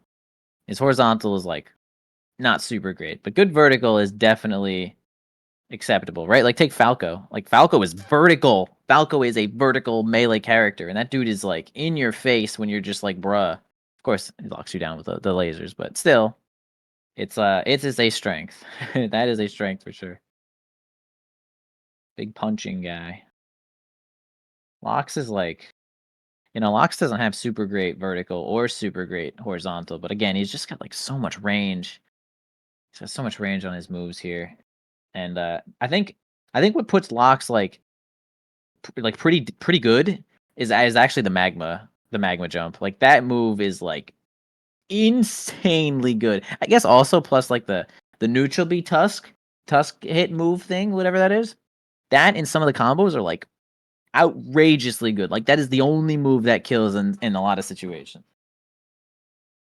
It just looks cool too, like when you He hold the neutral blasts. B and then bam, you get the extension, or it just like the melee hit and you get everything you could have ever wanted. But then you also watch him try to forward smash and then you cry. Yeah, I mean, hey, if he has fire, at least it's like a lot more consistent for the damage. But they definitely improved that this patch with like some of the sour spots on his smash attacks, which seemed a little awkward before, but should be fine now. We shall see these two go at it here. Slightly unusual ping here. We have a 15 and a 48. I wonder where Alex could be from. It's not super bad. Anytime the ping is like green, it's like pretty fine. Axum Jinx though, feeling a little bit jolly with the holiday Loxodont, the axe all wrapped up. It's a good skin. It's nice. It's a good palette. All right, going with a retro dark Crag here. Loxodont really likes stages like Forest, stages like Tempest, stages like Hodojo. I think are his like basically trifecta for Loxodon, so we'll probably be seeing Craig try to hit basically any other stage. Like Craig is good on all the stages that don't even have walls. He's good on smaller. I prefer bigger stages as Craig, but I know a lot of the other Crags are like, yeah, no, I go to Forest all the time. I bring Fleet to Forest. I'm just like, you're an insane person. So I think Craig is good on basically every stage. Lox would probably want this trifecta here. Well, Axum Jinx has banned Hodojo, and now expand Merchant and Jewels, and we're heading right into game. All right. Probably what I was saying here, where I think Lox is great here, and the Crags are fine. They're fine accepting this. But we'll see, because Lox has a lot of coverage on this map here, especially with the range covering just about half of it here. Goes for a fat F smash already, but the Saw Blade is going to go right on through here, getting some jabs as well. Doing a little bit of spacing here, but not too much more than a little 52 damage, though, which is a pretty good start. A big up smash already, but carries the Saw Blade. Hold on a second. We got Axum Jinx is actually on one right now. Man, also, the up tilt especially, right, from Lox has so much coverage on this stage in particular, especially if the platform's in an uncomfortable place to be. I think if Axum can stay calm and really play the game plan, we're seeing a Lox that has it. Wow, just completely soul reading, even getting the forward smash, so much damage output, 151 already. Okay, hold on. Axum Jinx actually just went dummy right there. Could have even gotten a turnaround back air for that direct kill, but either way, good enough. Gets a nice up tilt regrab here, doing a ton of damage already. Alex is going to have to do a little bit of something extra if they're trying to bring this one back here, but this is really just the Axum Jinx show right now as they're comboing and juggling, even with the fire up smash. I mean, it's not stopping. Absolutely non-stop here. Let's see if this grab can turn the tables. Maybe an offstage situation in the favor of Alex, but the stall is good from Axum Jinx, and Alex just can't get it going. The F smash not enough. The F strong a little bit too slow. Just hits the shield, and now a bit of a uppy action coverage from Axum Jinx still, and Alex thrown down into the pit. Can't uppy, and it's 3 stocks to 1 already. Yeah, Axum Jinx is taking quite the commanding lead right now. Certainly not out of it just yet, though. Small stage, small blast zones, but it looks like Axum has kind of just already unlocked this matchup here, especially this stage covers so much space here with just that Nair. Alex is going to try just their best to get to center stage here, but it's not going to be enough to get away from this Loxodon. Yet another great parry here, just really like locked in right now to what Alex is doing, reacting perfectly to these Saw Blades. Getting even more extra credit with the return of the uppy, and once again stalling the recovery out. The rock ineffective, thrown at long range from Alex, trying to find anything here, trying to find one stock, but Axum is locked in. Finally a fair, but teched onto the pillar tech, and Axum still surviving on the first stock. Yeah, this is quite rough here, though. A super armor on the Saw Blade will keep them alive just for another moment here. The pillar is going to be remade down here. Going to probably pop another one. Yep, okay, pillar is gone, but 174 left. Maybe a big back air. Okay, down air instead. Going to send them really high right now. 3 stacks of Magma Blast right now, and it's going to be so tough for Alex to bring this back in. Super armors through the super hit here. Oh my goodness. We'll have to use all of the armor to recover, but 213%. Finally, the kill coming in for Alex, but at 213, it's a mountain to climb, and this mountain might be Everest, and it's over. Yeah, gets kind of smacked in the face there with the second hit of the F tilt. Even a forward throw was going to kill. Even back throw, I think, kills there as well. So it was going to be nearly impossible to avoid all of those mix-ups. And Axum was really just on it there. Just on every second of that game, they were hitting the right option. And Alex might be a little bit overwhelmed right now. Maybe just 2 close quarters for this Crag here. Maybe we'll try just a slightly larger stage. In my opinion, they should. You know, Alex got the stock, though, you know? Respect. Did not get 3 stocked. Got the stock, got it done, got a chill confirm. All good. Let's go for another. Yeah, funny to see there. When we saw that the Crag down throw F smash didn't work there, that kind of is part of the nerfs where the down throw now sends like a little bit less knockback. So it kind of like you hit the ground first before, even when you, or now you hit the ground first when you DI in, instead of being in the air long enough to actually get hit by the F smash, but in return, Crag kind of has down throw forward air at more percents on a lot of the floaties, so it's kind of a buff, kind of a nerf in a lot of situations. For anyone who didn't even do down throw F smash, it's kind of a straight buff in a strange way, but they are going to go here to Rock Wall, which has a quite a large base platform, which I'm happy to see Alex pick this, but the blast zones on all ends are pretty small. The movement from Alex looking pretty clean on the platforms here, but the damage output once again from Axum completely locked in the damage department, just constantly putting on the pressure, and of course sprinkling in a few reads as well. Of course that one not connecting, but the pressure unrelenting, 100% to 8. Yeah, oh gosh, charges. Big F smash there, probably a mechanical error there, but we'll get back down to stage here. Still, again, 8% trying their hardest. Maybe grab a couple of rocks here. I feel like, honestly, the one thing Alex is missing right now is like a well-placed dash attack. Just get like your dash attack, your up tilts there, but honestly, gonna get the Saw Blade into forward air is gonna knock them pretty far here. It has the advantage until they get kind of fat parried, but are still gonna survive this moment. Another parry, and finally, with the help of the Magma, will take that one. This time, though, Alex built up quite a bit of percent, right? Has a very good chance. One good fair, one good confirm could put Axum Jinx in a bad spot. True. I'd like to see Alex use a couple... Oh, gosh, charge. The smash attack on the shield is not going to be the one there, but I'd like to see a couple more rocks here coming out from Alex. I mean, Crag is really just a different character with rock in hand. Even in rock, when rock right on top of them or even next to them, just having the access to it really just changes the dynamic of how you play neutral. But again, 3 magma stacks on 2 Axum Jinx is going to maybe make it happen here, but actually going to go for the charged up smash. Not strong enough to kill Crag just yet, though, as he's really still trying to get this first stock. Oh, dangerous spot with all of the up smashes coming out. Axum Jinx knows that it's safe to do it at that moment at the very least, so just throwing them out constantly. Alex trying to find a way in, but Axum, the grounded footsies Rivals 2 is known for, it looks like, because Axum is just walling off the melee range. Yeah, I see Alex, like, you know, retreating a lot and getting some space back and taking a breath, but really not pulling any of these rocks.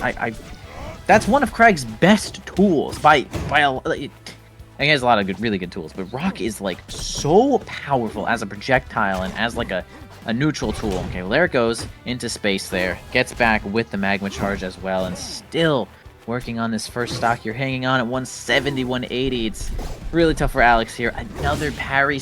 I'm telling you, stop using Saw Blade. It's over for you. No more Saw Blade. Axum is just on point with everything right now. Alex is trying everything and the kitchen sink, but unfortunately, if it's slow, then Axum will be parrying it. Yeah, there is a slight mix-up where you can exit the rock right in front of them, and then I'm like almost certain you get to punish as Crag, but that has not happened yet, as we've had like six parries, maybe this whole set, maybe 7 this whole set on just Saw Blade alone. So I hope Alex is going to be mixing it up with this last little stock they have. A little bit of life left here. Still 3 onto Axum, though. 3 magma charges as well, and Alex is maybe looking at their next set. Oh, boy. Oh, no. That's unfortunate. Well, Axum Jinx really in control for all of that. Valiant effort by Alex. But in the end, Axum Jinx just lock in. That's a player we'll be watching as we head later into the bracket.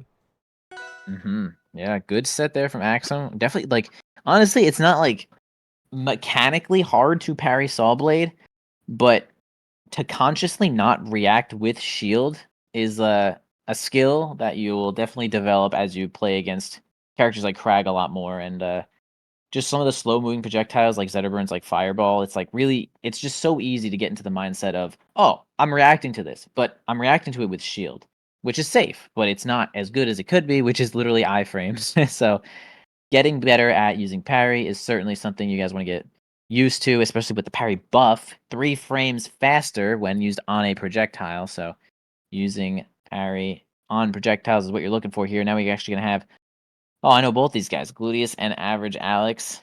This is going to be so sick. Alex, 2nd seed today, right under Splippy. Not sure what Gluteus was seeded, but probably. Actually, I can see here. Is that fourth? 1, 2, 3, 4. Nope. 5. Is it 5? 1, 2. I'm terrible at this. That's 1, 2, 3, 4, 5, 6, 7. I don't know. I don't think seeded even top 8 here. Either way, Gluteus is not bad.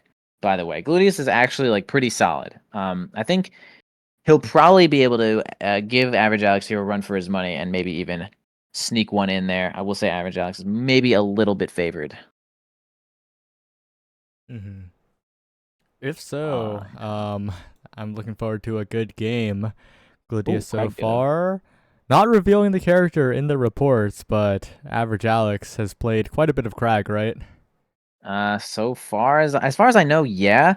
I haven't been monitoring Average Alex all that much because they haven't seemed to appear on stream too many times in other brackets. But yeah, we're gonna see the Crag here, a little Crag Ditto. Again, this is the coolest matchup in the game. Now I know everyone in chat's gonna be like, bruh, but like, there's nothing but comboing and just hitting, and it's like the Fox Ditto, bro. It's like it's so much happening at once. The Krags just destroy each other the entire time, and it's nothing but long combos and crazy stuff. So I think this is really fun to watch, and it is definitely involved when your opponent is as strong as Crag, which you are. It's because usually when you're playing against not Crag, you're like, it's hard to kill Crag, but Crag is so good at killing Crag. So bit of an explosive one, or at least it's going to be, as both players taking turns putting each other in many artificial corners, it feels like, especially when the rock's behind you and the other Crags in front of you and the up airs are coming out. Average Alex looking good to start this one off. Yep, solid combos there. They're playing a little bit slow, which is totally fair, though. Gets a nice dash attack. Starts a lot of damage up here. Has the rock here. Okay, rock grab is a little bit slower now. Average Alex going for the money with that low forward air, but doesn't seem to get that one. Okay, we got Gluteus getting him back to center stage here. Okay, nice shield drop punish. This is going to be good. Leads into fair. Okay, the rock's also going to break that pillar here. Gluteus gets back with another forward air of their own. Gets a knockdown. Okay, unfortunately a little slow on the read there. Alex can get the shield up and escape that situation until they fall into this one. Oh, God. Yeah, Nice. Really nice conversion with the spike and the up strong. Gluteus on the back foot here, but with Alex at 115. One good read from Gluteus could do it. One good opening. Oh, but the offstage situation. Alex getting a lot of extra credit here. Doesn't quite connect the nair though, as Gluteus converting with the spike. A little bit fancy with it. Yeah, didn't need to, but acceptable. They will shall kill just as well. Opens on with a nice dash attack, and yeah, that's one of the best openers if you can land it, which is the Crag down B. Just leads into basically whatever you want. Now it's completely even here at 40% each. Gluteus gets the first little opening here, but they return with another fair of their own. Oh man, almost gets killed here. Yeah, with the extra lag on the pillar, it's actually going to knock Crag off, get hit by the back air, and get a kill. Nerfs, guys, for real. Really good awareness by Average Alex to go all the way off. Now the Gluteus trying to keep Average Alex off the stage, trying to nair him away as Alex continues making his way back. Takes a few percent, but all things considered, I think Alex pretty happy with how that one turned out. Back to center stage, but this time another opening from Gluteus, trying to carry him across all the platforms, but Alex gets out just in time. Yep, just in time indeed. That could have been some big stuff here. Forward air. Yeah, okay. I think misses the first opportunity, but gets the second one. Now evens it up here. Crag, not in kill percent, I'll tell you that much, and does 50 damage to the opposing Crag quite easily. So I would say Gluteus is completely fine with this situation and can bring this one back, as we already see a big combo coming out here. 60% evened up. Goes for huge down B. In the air here, getting kind of comboed. Average Alex drops it for a second. Gluteus is going to make it back to the ground just to get grabbed and almost executed. Staying alive here. Alex needs to be careful. That down air pops him up, but Gluteus not in a position to make something happen. The grab, the read, the down air, the forward air. Not quite enough to find the kill, but still a lot of damage, and runs off. Finds the kill. Average Alex takes the first game. Yeah, Gluteus had what they needed to recover, but then decided to just use side B a little bit too close to the stage there.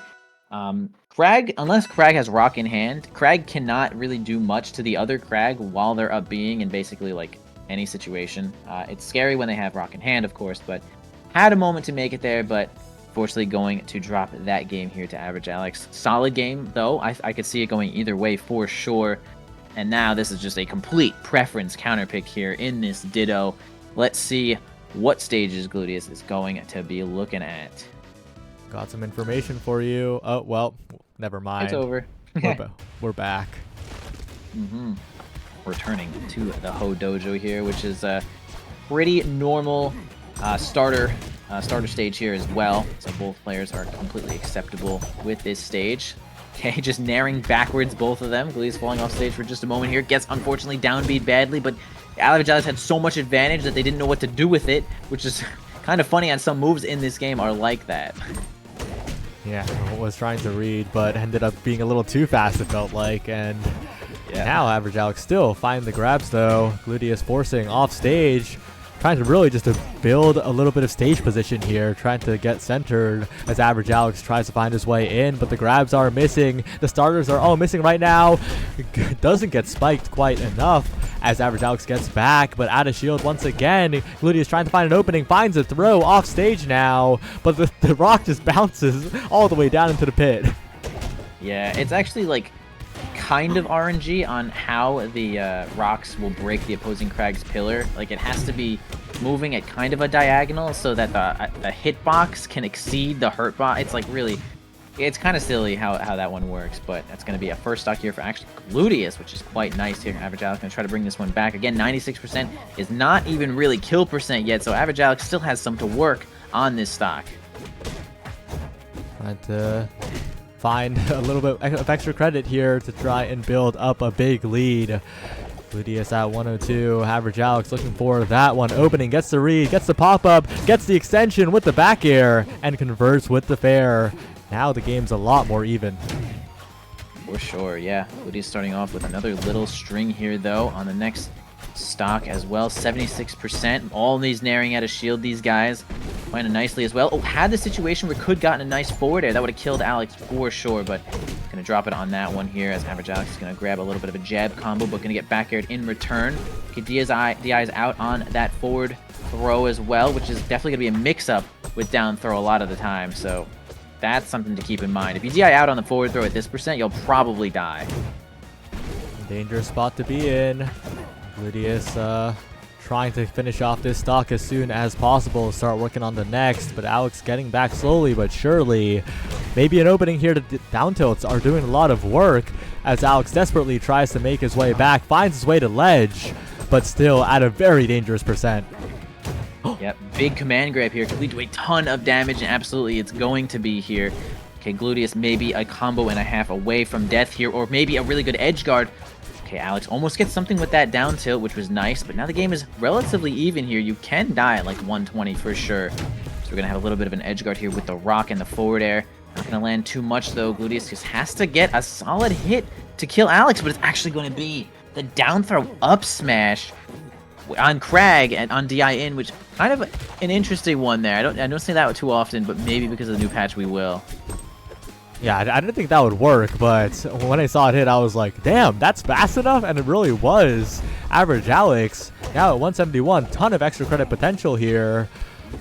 Throwing the rock away, trying to find a starter. Gets the up tilt, gets the up airs, not quite the second one, but still, once again, Gluteus forced off stage and Average Alex having doubled the stocks. Yep. It's going to be a rough here for Julius. Actually, it's going to be so rough that it's not even going to happen here as Gluteus ends up using the upbeat pillarless and can't even get to the ledge, can't even get to the wall quick enough, and it's going to be Average Alex taking that one. Unfortunate there. I thought Gluteus really had a shot there, but could not get a solid hit. Couldn't find that forward throw. Couldn't find really anything, even the down throw or the back throw or anything. Average Alex was a little too evasive there, but still in the bracket here. And next match, Average Alex will be going up against Ant in the winner semis here. Yep. But before that one, we're going to be watching Splippy versus Axum Jinx. This is going to be a good one. This will be good. I've played Splippy a bunch of times on ranked, kind of a ranked fiend, and they're quite good. I'm always a little surprised on how like fluent they are with the Forsburn gameplay. And I have never played against Axum, but from what I saw there, they're like really ready for the micro situations, such as, you know, the saw blade coming in and it's just like, okay, parry instantly. It's not like you could jump over it. Jumping over it is also fine, and then like trying to like hover and after Crag like lets it go. But parrying it is also pretty good. That'll give you a punish almost every time, unless he can roll off the stage. So we'll see what Axum Juniors can bring to the table here against. I mean, Splippy, I've seen him enter more than one tournament as well and do pretty solid. So this should be fun. Absolutely. Axum Jinx looked very confident. That's like a big thing, right? Like being confident in your game plan, being confident in your movement, particularly. And Axum Jinx has really got that. And I wonder how they'll do in this matchup because, of course, like, given that you recognize Splippy, I'm like, oh, wow, this player is probably the favorite to take the tournament. But, like, I'm curious to see Axum Jinx in this one. Yeah, me too. I do know Splippy pretty good. So this is a funny matchup because there are some Forsburns. And actually, I've actually put a solid amount of Forsburn. Forsburn's like just about 100 now. So I've put in some decent time as I was looking for a character. And I will also say that the Locks matchup is kind of hard in a really weird way. I think it's because Lox's range is so wide that like trying to be sneaky with some of the smoke and like the clone stuff doesn't always feel as effective. And even if you like land the clone, sometimes it feels like I was playing at a range that's outside of Lox, and now I don't get my follow up. So even players like Void mentioned that like, oh, the Lox matchup just isn't too easy. It isn't what it seems like it should be. Like, right? Like Forsburn is fast. Forsburn's like the rogue character, right? Like you're just getting in on Lox and you're just comboing him because you can get in. But it's surprisingly hard to get in on Lox. As one of his greatest strengths is getting in on Lox in general for any character is pretty hard. So keeping Forsburn out is definitely going to be huge benefit, especially with like the meatball doing a good job of clearing smoke, putting a hitbox right in front of you. We'll see. We'll see what Axum Jinx can do. I'm excited. This will be fun.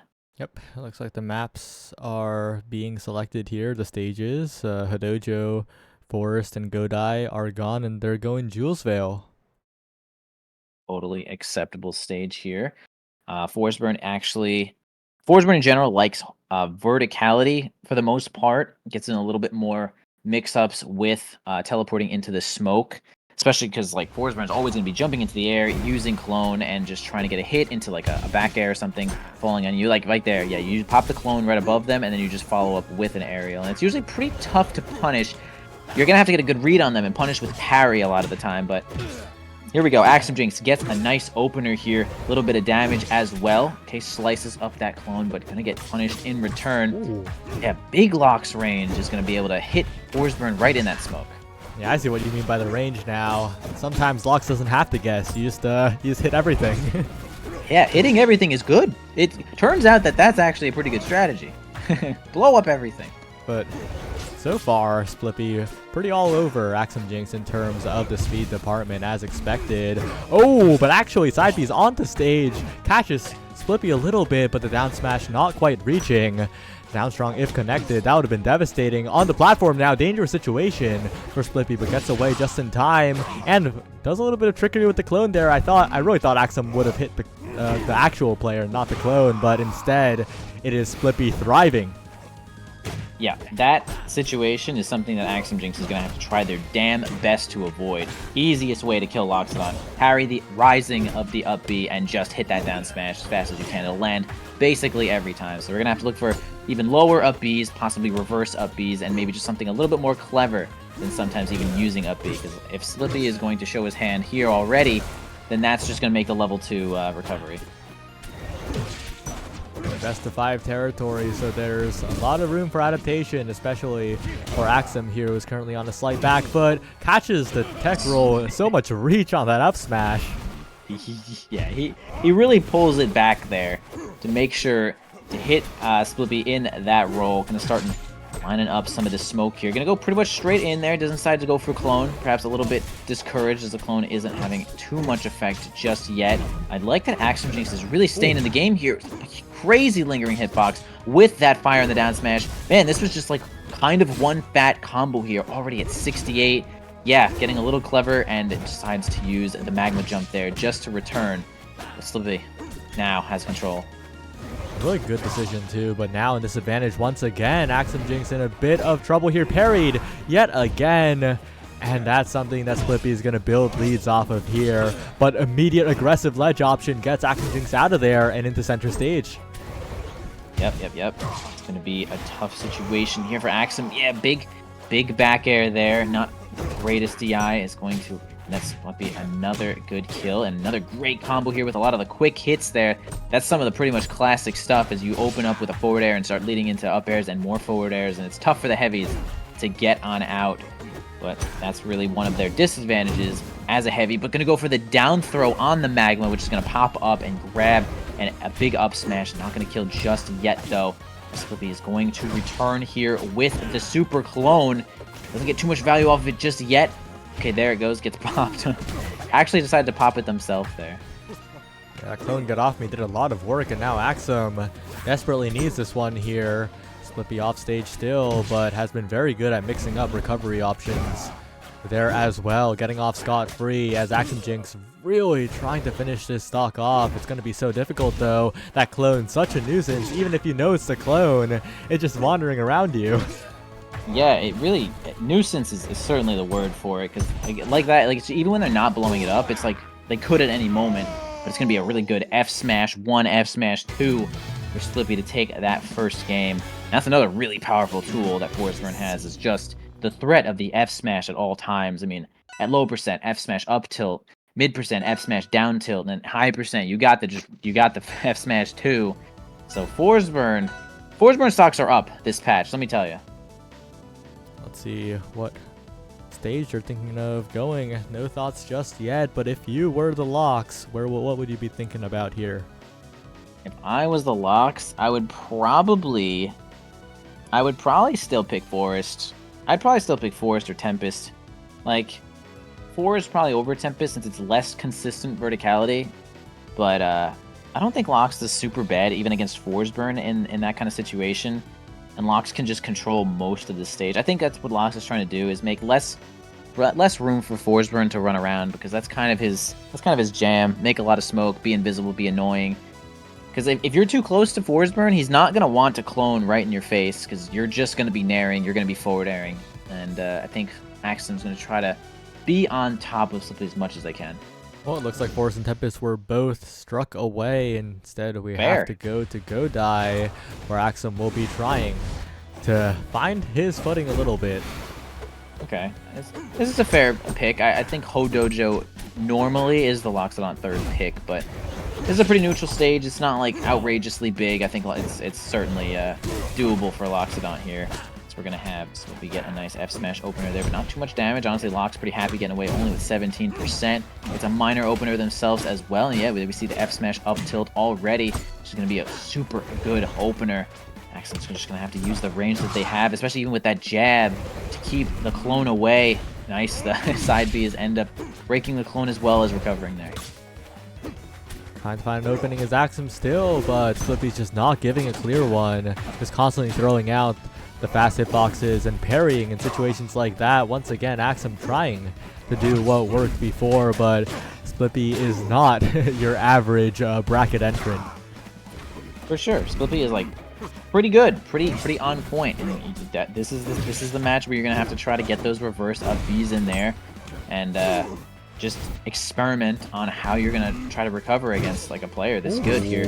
They're gonna get an interesting reverse back air, which is going to let them get back here. Super clone activated, decides to pop it instead to go for basically a combustion size hit there. We're gonna have Axiom finally find a little opening here, maybe a forward air. Oh, forward air would have been so sick there, but ends up landing an F smash, which is kind of interesting. So he goes on stage with the up B. Didn't expect that as well, but 3 charges of magma could end this stock at some point. Yeah, Axiom a little bit more wary now, right? Not swinging for the fences, not going for the hard reads, just going for the fast moves, and oh no! Actually threaded the needle in between all the smoke there, Splippy. Unfortunate, but probably not too shook there as they are already up a game here. But 3 charges is probably going to be still pretty scary. Okay, gets the forward air away, but once again, oh, perfect tech there from Axum. It's kind of like the next level of this is the best I got when I get parried. And Axum in a very good spot right now. One more good interaction, and this could be an incredible lead. Still a very good lead so far, taken out finally by Splippy, and Axum has a lot to play with now. Yeah, still doing a solid job of keeping this lead here. You can floor hug Forsburn's F smash at any percent, anyone watching. So try your best to do a little bit of crouch canceling when you're playing him at certain percents here. We're gonna go for another up B to make it on back here. Splippy. Oh, you actually have Axum getting the, I call the Forsburn only parry. It's like you have to be playing Forsburn to do that parry, but actually Axum is just clocked in once again for work as they're trying to get themselves back here. Still have a little bit of a lead, spending the Magnum to get back. Another parry, but a missed punish. Interesting with that one. Recoveries are evolving, but still those parries so good for Splippy there, and the back air will do it. Now a lead for Splippy, but Axum, a good ledge interaction could finish the job here. Sets up a little bit, trying to get the get-up attack, but no, it's a clone. Yeah, so annoying sometimes dealing with Forsburn, but that's going to be a big fat back air, looked like, to take that stock here. Now it's going to be a nice even last stock situation here on Godai. Huge blast zones as well. Spends the magma charge to make sure they get back to ledge at an efficient time there, which was totally acceptable. Swatting away some of that smoke, which again, that's fair as well, as long as it doesn't cost you any punishment. Does end up getting back with the up B. The clone is active, just being so damn annoying. Forsburn is just that guy. And the up tilt as well, trying to really get a lot off of this, but the side B connects, not quite getting anything off of it. Is Axum though. Bit of a tough spot now. Good reverse, not get parried this time, but still a bit of a deficit here. Yeah, it's never really like good for Locks to recover.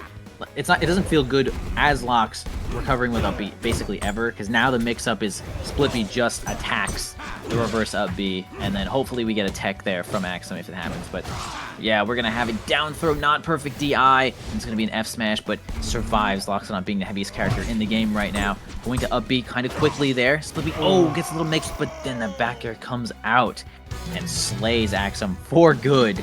That's gonna be that's next game here for Splippy. Axum though still has one more to try and build a bit of a comeback here. Not gonna be easy, but still has that room for adaptation. Splippy's not done with this one just yet. Is true. An interesting stage pick there was Godai, and it was like relatively neutral. Ended up losing there, but it wasn't too bad. I wonder what's going through their head right now as far as like that stage, because it's not super big, it's not super vertical, so I like don't mind it for Locks in this matchup. Like, you're not going to Rock Wall, you're not going to Merchant, you're not going to any of the big silly stages. Forsburn doesn't really need the wall to recover all that much, so it really kind of leaves you with like Ho Dojo or I was gonna say or Godai, but now we actually have Merchant Port, which does invite a lot more verticality and allows Forsburn to really just put smoke on top of the stage there. And it's just annoying to just have smoke in places where it's hard to get to. But really nice forward air string there is going to land just about 40 damage as this is opening here. But okay, we're having a little bit of fight back here from Axum, but they do get opened up one more time, and it's kind of a rough spot here. Yeah, the rough spot, trying to make it back to stage, but it's not looking too easy to clone. Proving to be a bit of an obstacle and gets parried on that attempt as well. And Splippy's playing this off stage so well. Finally gets back, but at the cost of 117, 123. We're counting up. Yeah, good DI on the forward throw there. You would have been guaranteed dead had you DI in, but it's going to be a nice combustion there from Splippy to get that stock pretty handily there. Now they get another opening there with the up air up tilt.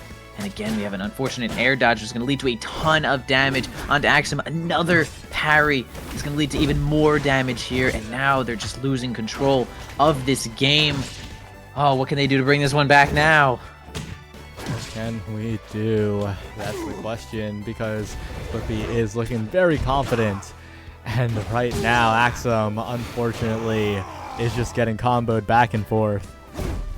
Yeah, this a little bit less common, I think, for this matchup, where like Force Burn kind of just runs over Loxodon, but it seems that Splippy's just got a really good read on some of the movement here that Axum is trying to take. Maybe some of the more defensive options are more telegraphed than we think, and Splippy's just kind of, again, locked in, clocked in for work. Either way, just kind of putting on a clinic smile in this match right now. Oh, here we go, Magma Blast. Oh, but only Nair, unfortunately. That's kind of where you have to charge the neutral B or like get a good back air in the right direction.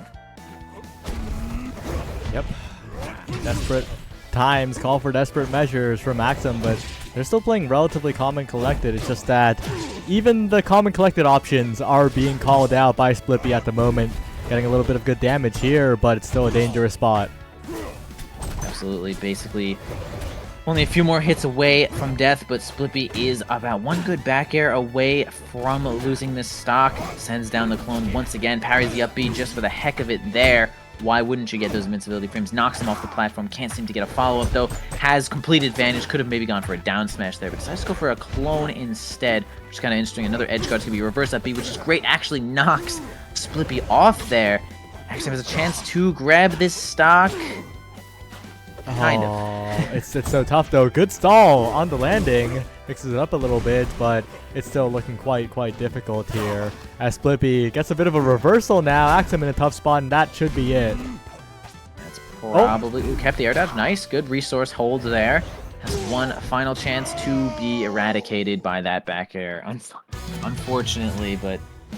Alright, good try there from Axum. It's going to be Splippy moving on there. I mean, that game 2 was pretty close. I liked what was happening, but I think Splippy just got a really good read on what was going on that last game. Yeah, a valiant effort by Axum, though. With how they played, I do not think they will be stressing too hard on the loser side.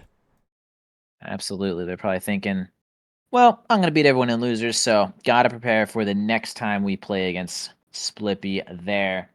But we'll see who we bring up onto the stream here. Did we hold the other winners semis? Probably.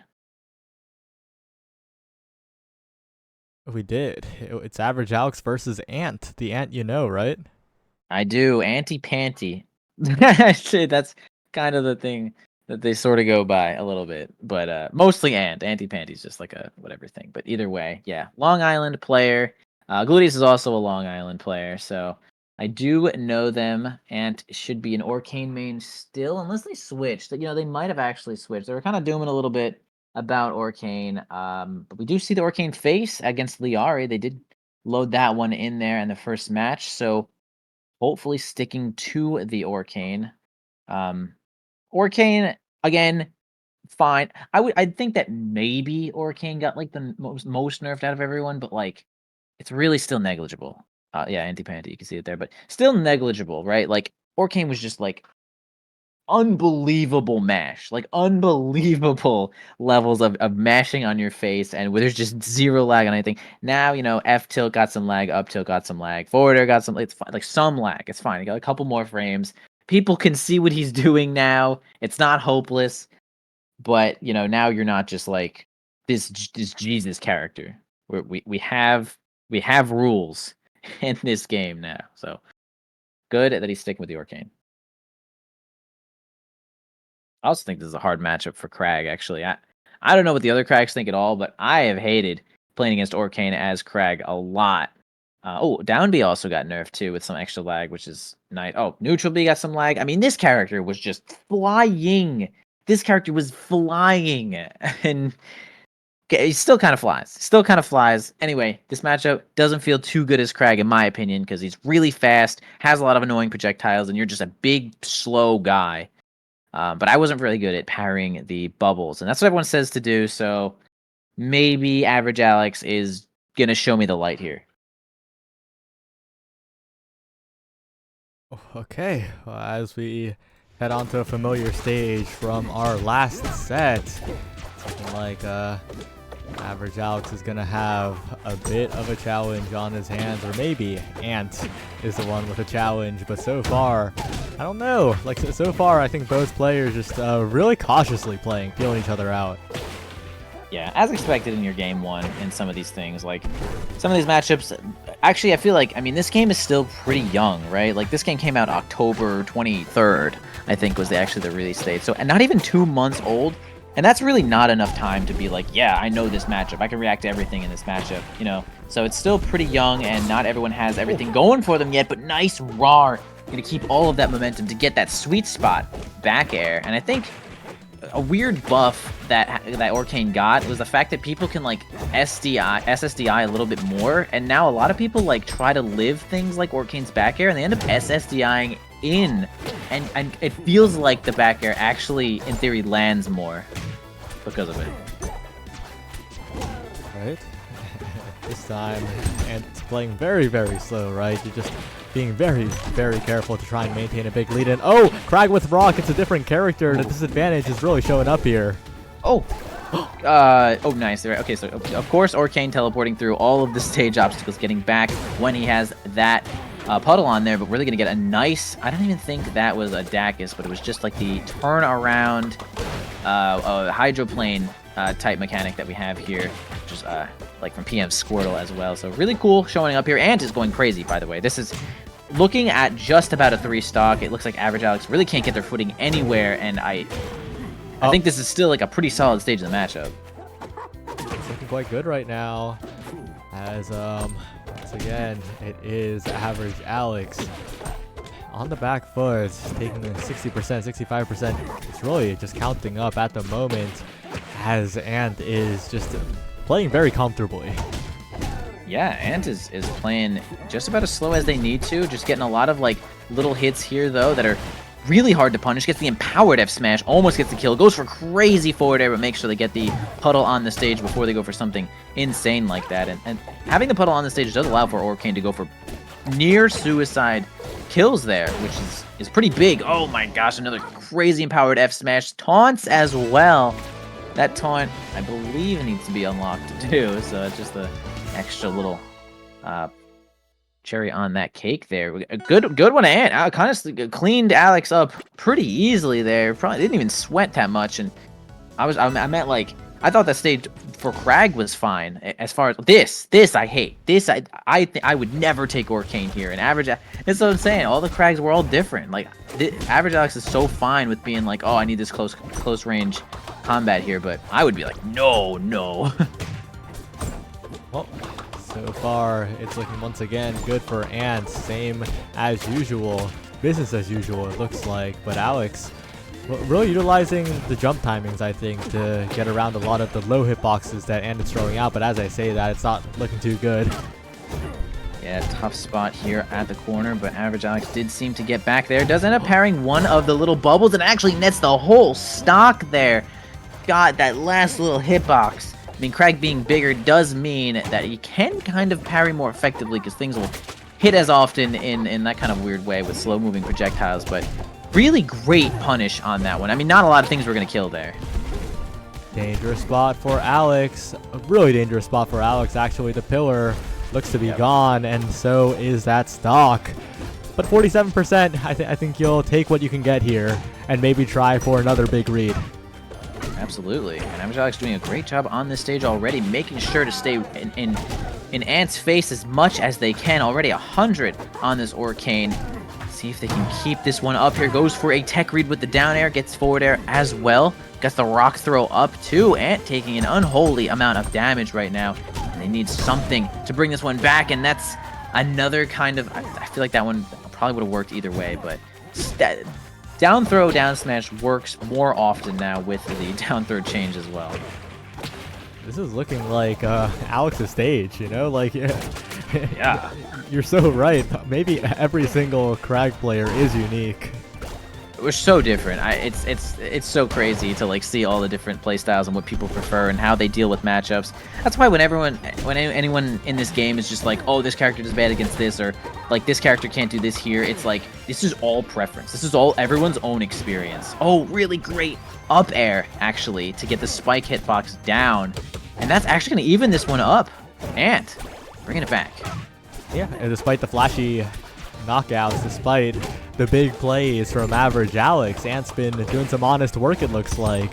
Might be not as honest as some people might like to admit, but like nothing too crazy. And Ant is looking for another, really dangerous spot for Alex, and a good shield by Ant to knock it reversaled on. But this game has suddenly become incredibly close.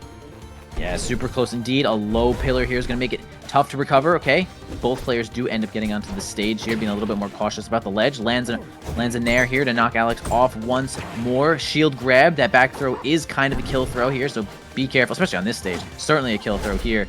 Okay, now Average Alex in a tough spot on the ledge. Gets the empowered forward throw. DI's out. He's going to be slain by Forest, just having tiny blast zones. You cannot DI empowered F throw out, bro. That is tough. Alex had so many good moments in that game, but Ant just constantly clawing their way back every step of the way, and now at a 2-0 lead. Yeah, nice clutch box there for Ant. All right, Average Alex saying that, yeah, we had a lot of advantage there, and I might have just dropped a little bit here, but the stage was certainly no factor in my loss, so we're going to go straight back into this rematch. It's a pretty volatile stage. I mean, think about how powerful Orcane's back air is and some of his smashes. I mean, you're going to be dying off the side for sure. But same with Krag's forward air, too. Has a lot of tools to get these kills here. Ant going for the forward air, but actually going to get... Oh, interesting to throw Ant against the wall there. Maybe looking for something a little extra or possibly a down. But the back air is so strong, and it's going to kill at like 70. Oh no, that is really, really tough, as Alex now has a bit of a mountain to climb. A bit of a deficit to overcome here, and Ant is just all over the shield.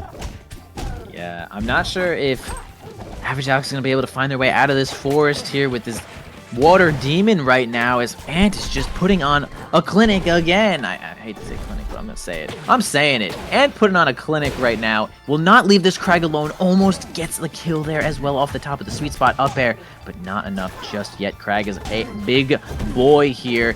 Tries to get the down smash read on the tech, but it doesn't seem to work out. Forward air, not strong enough. Orcane also quite heavy. Weight down from 104 to 100, but 100 is still a pretty a substantial weight, honestly. But reverse forward air almost takes it. That would have been nice. I would have liked that one.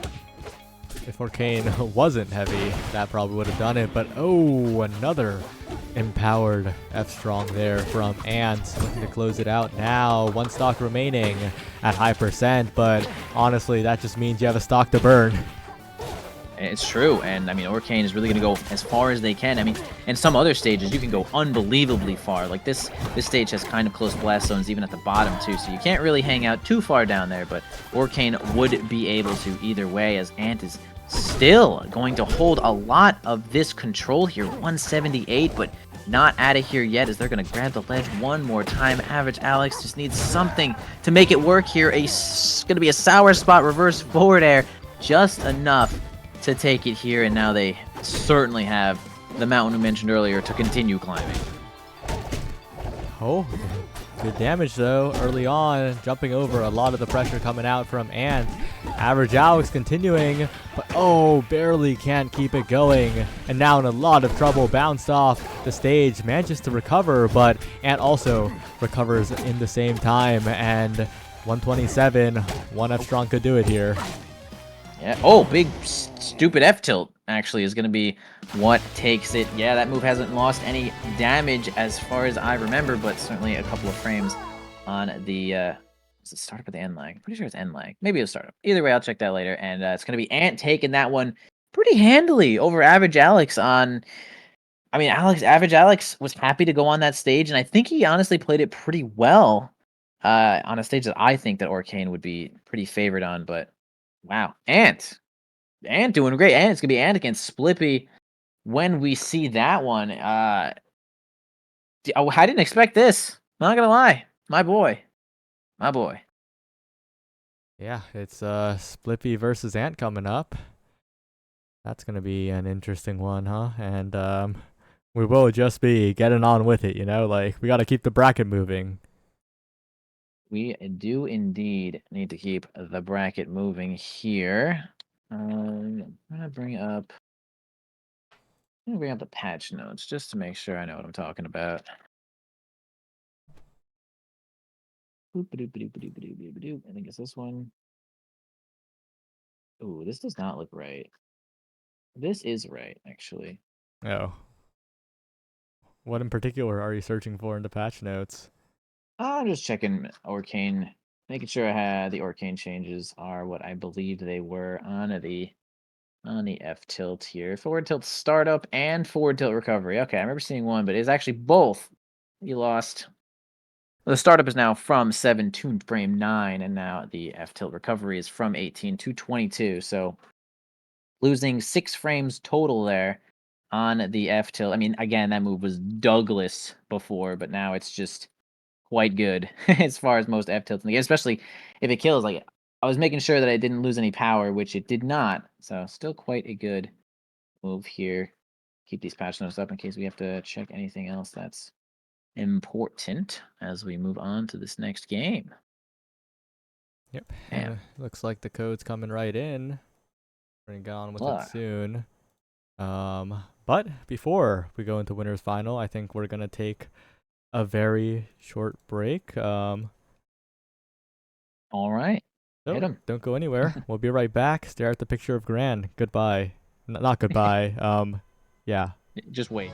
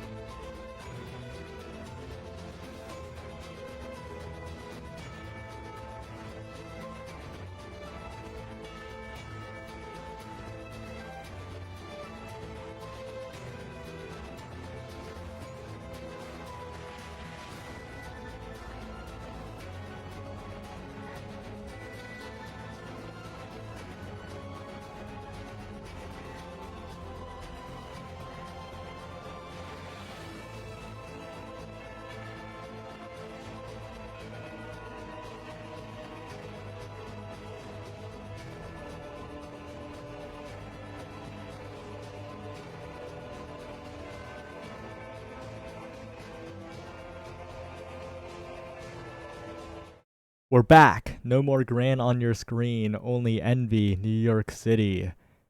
Woo! What's up, everybody? We're getting back into it here. The winners finals. Splippy against Ant, Anti Panty, Long Island player. Not the Ant you know, but the Ant I know. Unless you know, then you're sick. But either way, we're getting on in here. Saw some pretty interesting gameplay here. We just had Ant take it over Average Alex and Splippy taking it over Axiom a little bit earlier here. And now we're gonna see the two titans of this tournament go at it. Saya, Bets. Who do you think is taking this one? I kind of like Ant. You know, like Mhm. I think conventional wisdom would say Splippy, but Ant looked very confident, and you know I'm all about that confidence. Oh yeah, Ant was working it. He has been playing Orcane basically from the start, doing a little bit like I mentioned earlier, but now keeping on to it here. Gonna have to be a little bit careful with the up throws on a character that isn't Crag.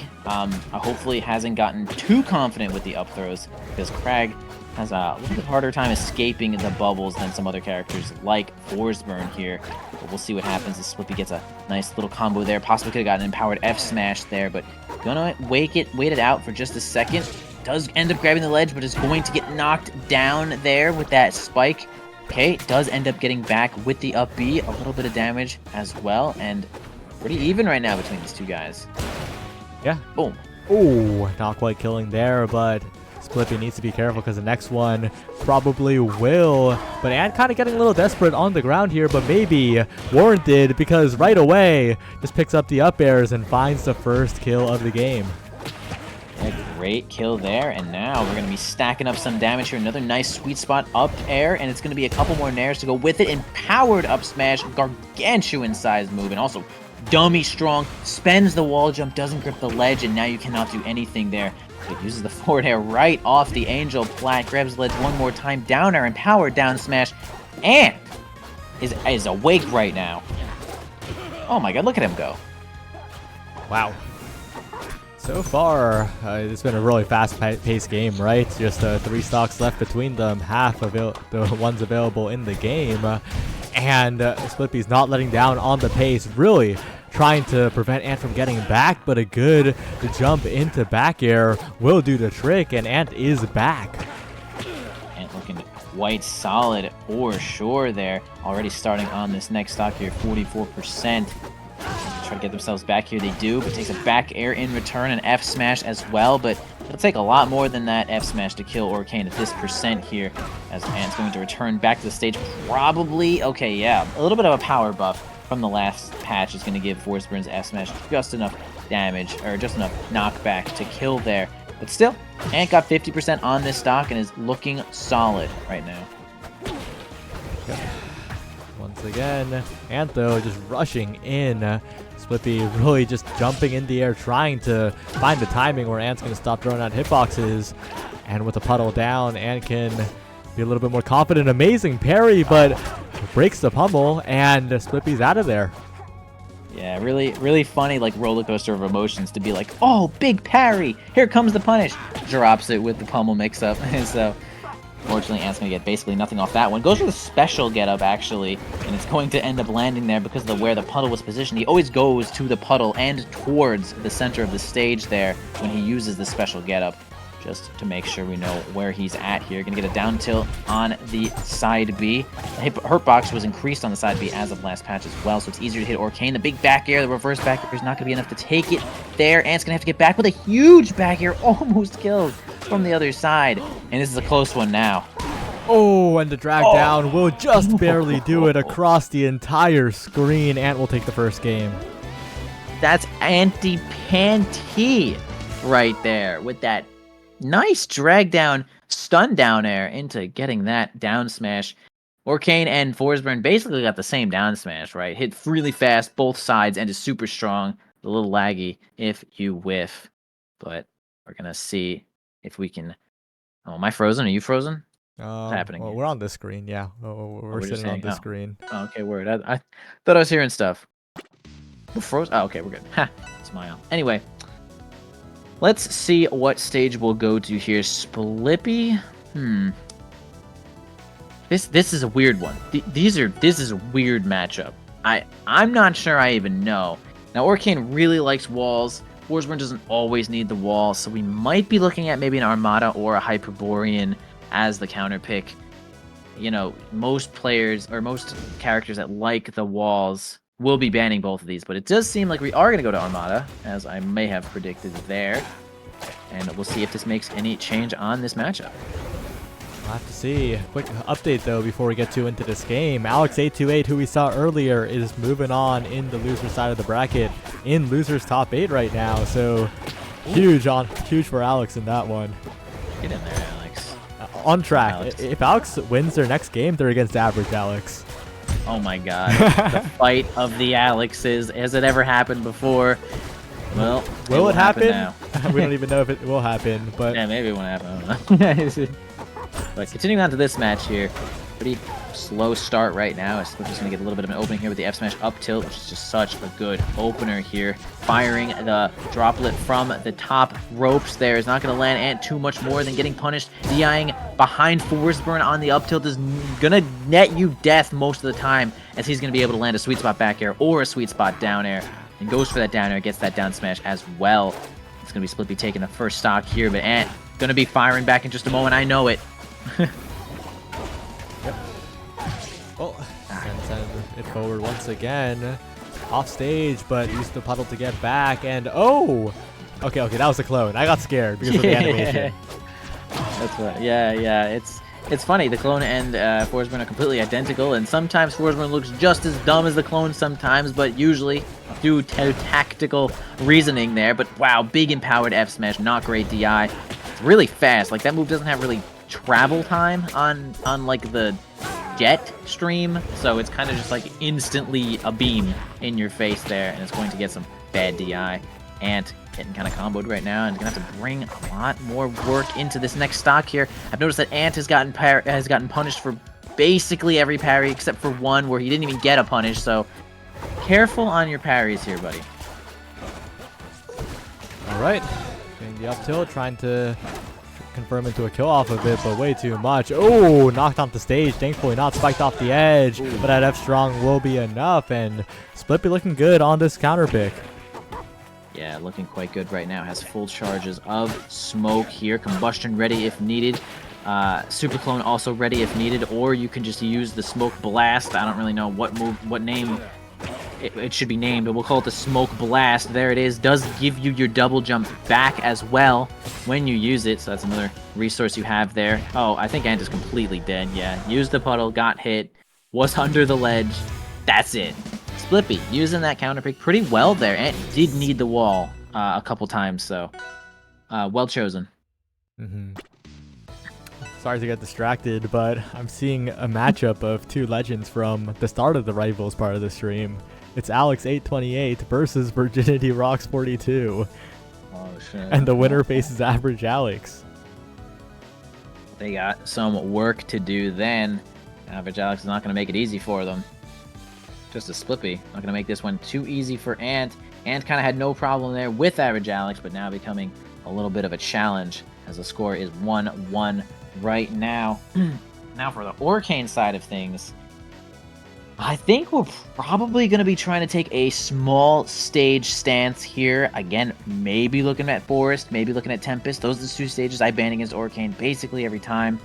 Hodojo, a little bit more awkward. Mostly again because like a lot of verticality there, but probably the next best small stage. Go Die, possibly acceptable too because it's not super big, but waiting for Slippy to get back here. I just think we're going to be looking at a small stage. Alright, and it is a small stage, like you expected. Yeah, I have no doubts that when Average Alex picked this, Ant was just like, oh, heck yeah, dude, no problem, totally fine here. And we'll see if Ant can keep up that same pressure by sticking on to this Forsburn and not letting him get any room to breathe. Yep. And once again, Ant is just going off stage, has the puddle to play with, of course, so a lot of damage being built up. Doesn't have the puddle this time, needs to be very careful. Yeah. That could have been doom. Yeah, I was just thinking that, like, man, okay, nice. He used the puddle there and then jumps off and gets hit, and I was like, oh no, sir. But does get a nice tech to keep themselves alive. Slippy is going to recover here. Deal a little bit of damage there with the up B. Probably gonna have to use the puddle now. It's gonna be a tough recovery here for Ant, and yeah, does end up using it, but kind of at an ambiguous spot, so doesn't get punished pretty much at all, actually, as we're gonna have the clone show up. But man, the blast zones, I mean, look at this stage, look how big that move is. This is just so good for Ant now to find that fat empowered F smash. Stab. Trying to continue this lead here, but it's actually Splippy that finds the grab, getting back on stage without using the puddle here, getting the get up as well and trying to continue the pressure. Oh, but there's the F strong to close out the stock and bring the game back to closer to even. Yeah, so with Forsburn throws, you'll get punished about half the time if you DI in on Forsburn's down throw. You'll get punished every time if you DI in on Forsburn's F throw, but it's really slow. So holding out when you get grabbed by Forsburn and then reacting to F throw is the best thing you can do. Really great attacking the smoke there, making sure that Slippy does not have any extra resources to stall or use to recover there, and actually gets the kill completely as they go for that up B as well. And Ant is just ready to game here, dude. Actually just making this matchup not feel too weird, even though Forsburn, again, hasn't been out all that long. Yep, and making it look pretty good in the advantage state, but here's a throw. Oh, just going for the down strong, but it's not going to connect. And still maintaining center stage, and it's looking really difficult for Slippy to get in. Yeah, really tough. I said it hasn't been out that long, but I'm pretty sure actually what happened was Forsburn was released with the game, so I just I threw right there. But either way, Ant still ahead here, though, about even in percents, but that is not good for Splippy. Certainly on the last stock, going to charge the down smash there. Not going to be enough to kill just yet. Goes for Raw Bear. Can't land it, but gets super punished by the sweet spot down air, but gets super punished back there, trying to go for the inhales by just the second hit back air, and that will eradicate you on this stage. And Ant going to go up 2-1 right now in this set. And yo, Ant looking quite good. Quite good right now. I called it. You my called it. totally You were deep right. analysis at the beginning, not decided on a whim. Not decided on a whim at all. 100%. Like, this is just a soul read. Potential Right. final stage of this winner's final. And bans the Fire Capital and the Ice map. Fire Capital and the Ice map, so just like big platform stages, which is fair, I guess. You know, that's fine. I feel like it's such a rare situation where anyone picks Fire Capital, no matter what the matchup, no matter what the person. Just such a rare stage pick there. But I really like the down air into the regrab, into the empowered F smash, into the tech chase. That was kind of nice. And rewarded with 50 damage here, but gonna get grabbed. Tech chase a little bit here, but Slippy can't get exactly there in time. Okay, goes for the big forward air from ledge, which was such a an Orcane classic before, but now making it a little bit more just common now. Like, that was such an easy thing to do before because it had just no lag at all. Now it has a little bit more, people a little more wary about it. It can be easily parried, easily in quotations, of course, but Ant making it work really well for them right now. Yep. Oh, Wow, died. that's an early stock. That's rough. That move is so strong. You have got to make sure you're DIing it correctly if you get hit. I mean, it's so strong and there's a lot of hit lag on it, so you do get to DI. Got a couple of more frames to DI there, but you know, got to be on point either way, as we're going to have an F smash up tilt one more time here from Splippy. Gets the clone. Nice tech from Ant. This is probably going to cause Ant to either use the puddle there, but man, no punish. I mean, Slippy needs to be a little bit more on point here, I think, to get these punishes, to get the stock with this down smash. Oh, we're getting a lot of extra credit here. Splippy in a lot of danger, getting chased down by Ant. Yeah, again, DIing behind Forsburn, DIing to his back when you get up tilted is so much worse than DIing forward. He really doesn't have anything to hit you when you go forward, but having the back air is going to be a death sentence. As Ant is going to try to return to the stage, gets another empowered F smash. Good DI this time, going to keep themselves alive. Returning with an offensive down air, gets shield grab for their troubles. Tries to go for the special pummel, which was mean, it does do a little bit more damage, but wouldn't have gotten too much more off that other than just using the throw there. Oh, I love the first hit of Forsburn's Nair as it brings you right behind him. Right, another throw here as Flip tries to build up maybe a lead, but that back air does not connect when grounded. And once again, Ant, a really good get-up option to say get off me, to even press a bit of the advantage here with the Nair. Yep, gets the down air again. The stun hit there was really good to lead into that down smash. It's certainly going to be a kill. Going to end up using the puddle there from long range. Flippy, again, not directly ready.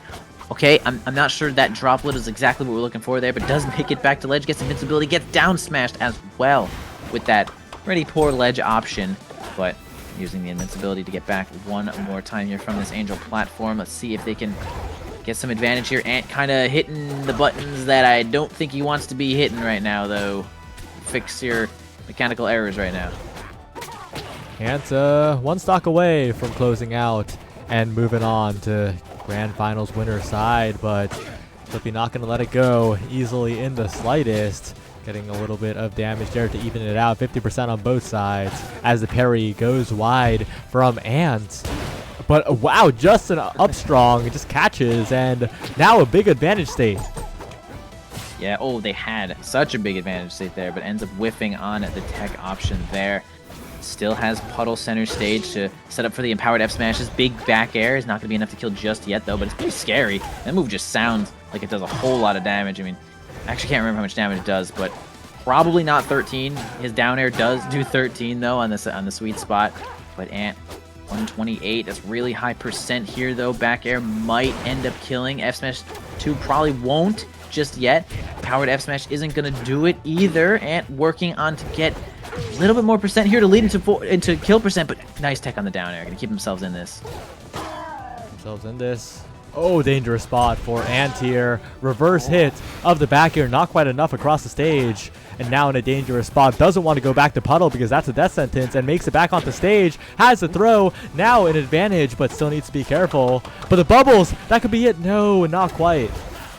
Yeah, I don't think they could have set up for the sweet spot up air just yet, but have more advantage here, and Slippy's going to have to go to ledge. Can't find the perfect drag down air again. The clone just being really annoying. Ant cannot survive another back air at all. Can't survive F smash 2 either.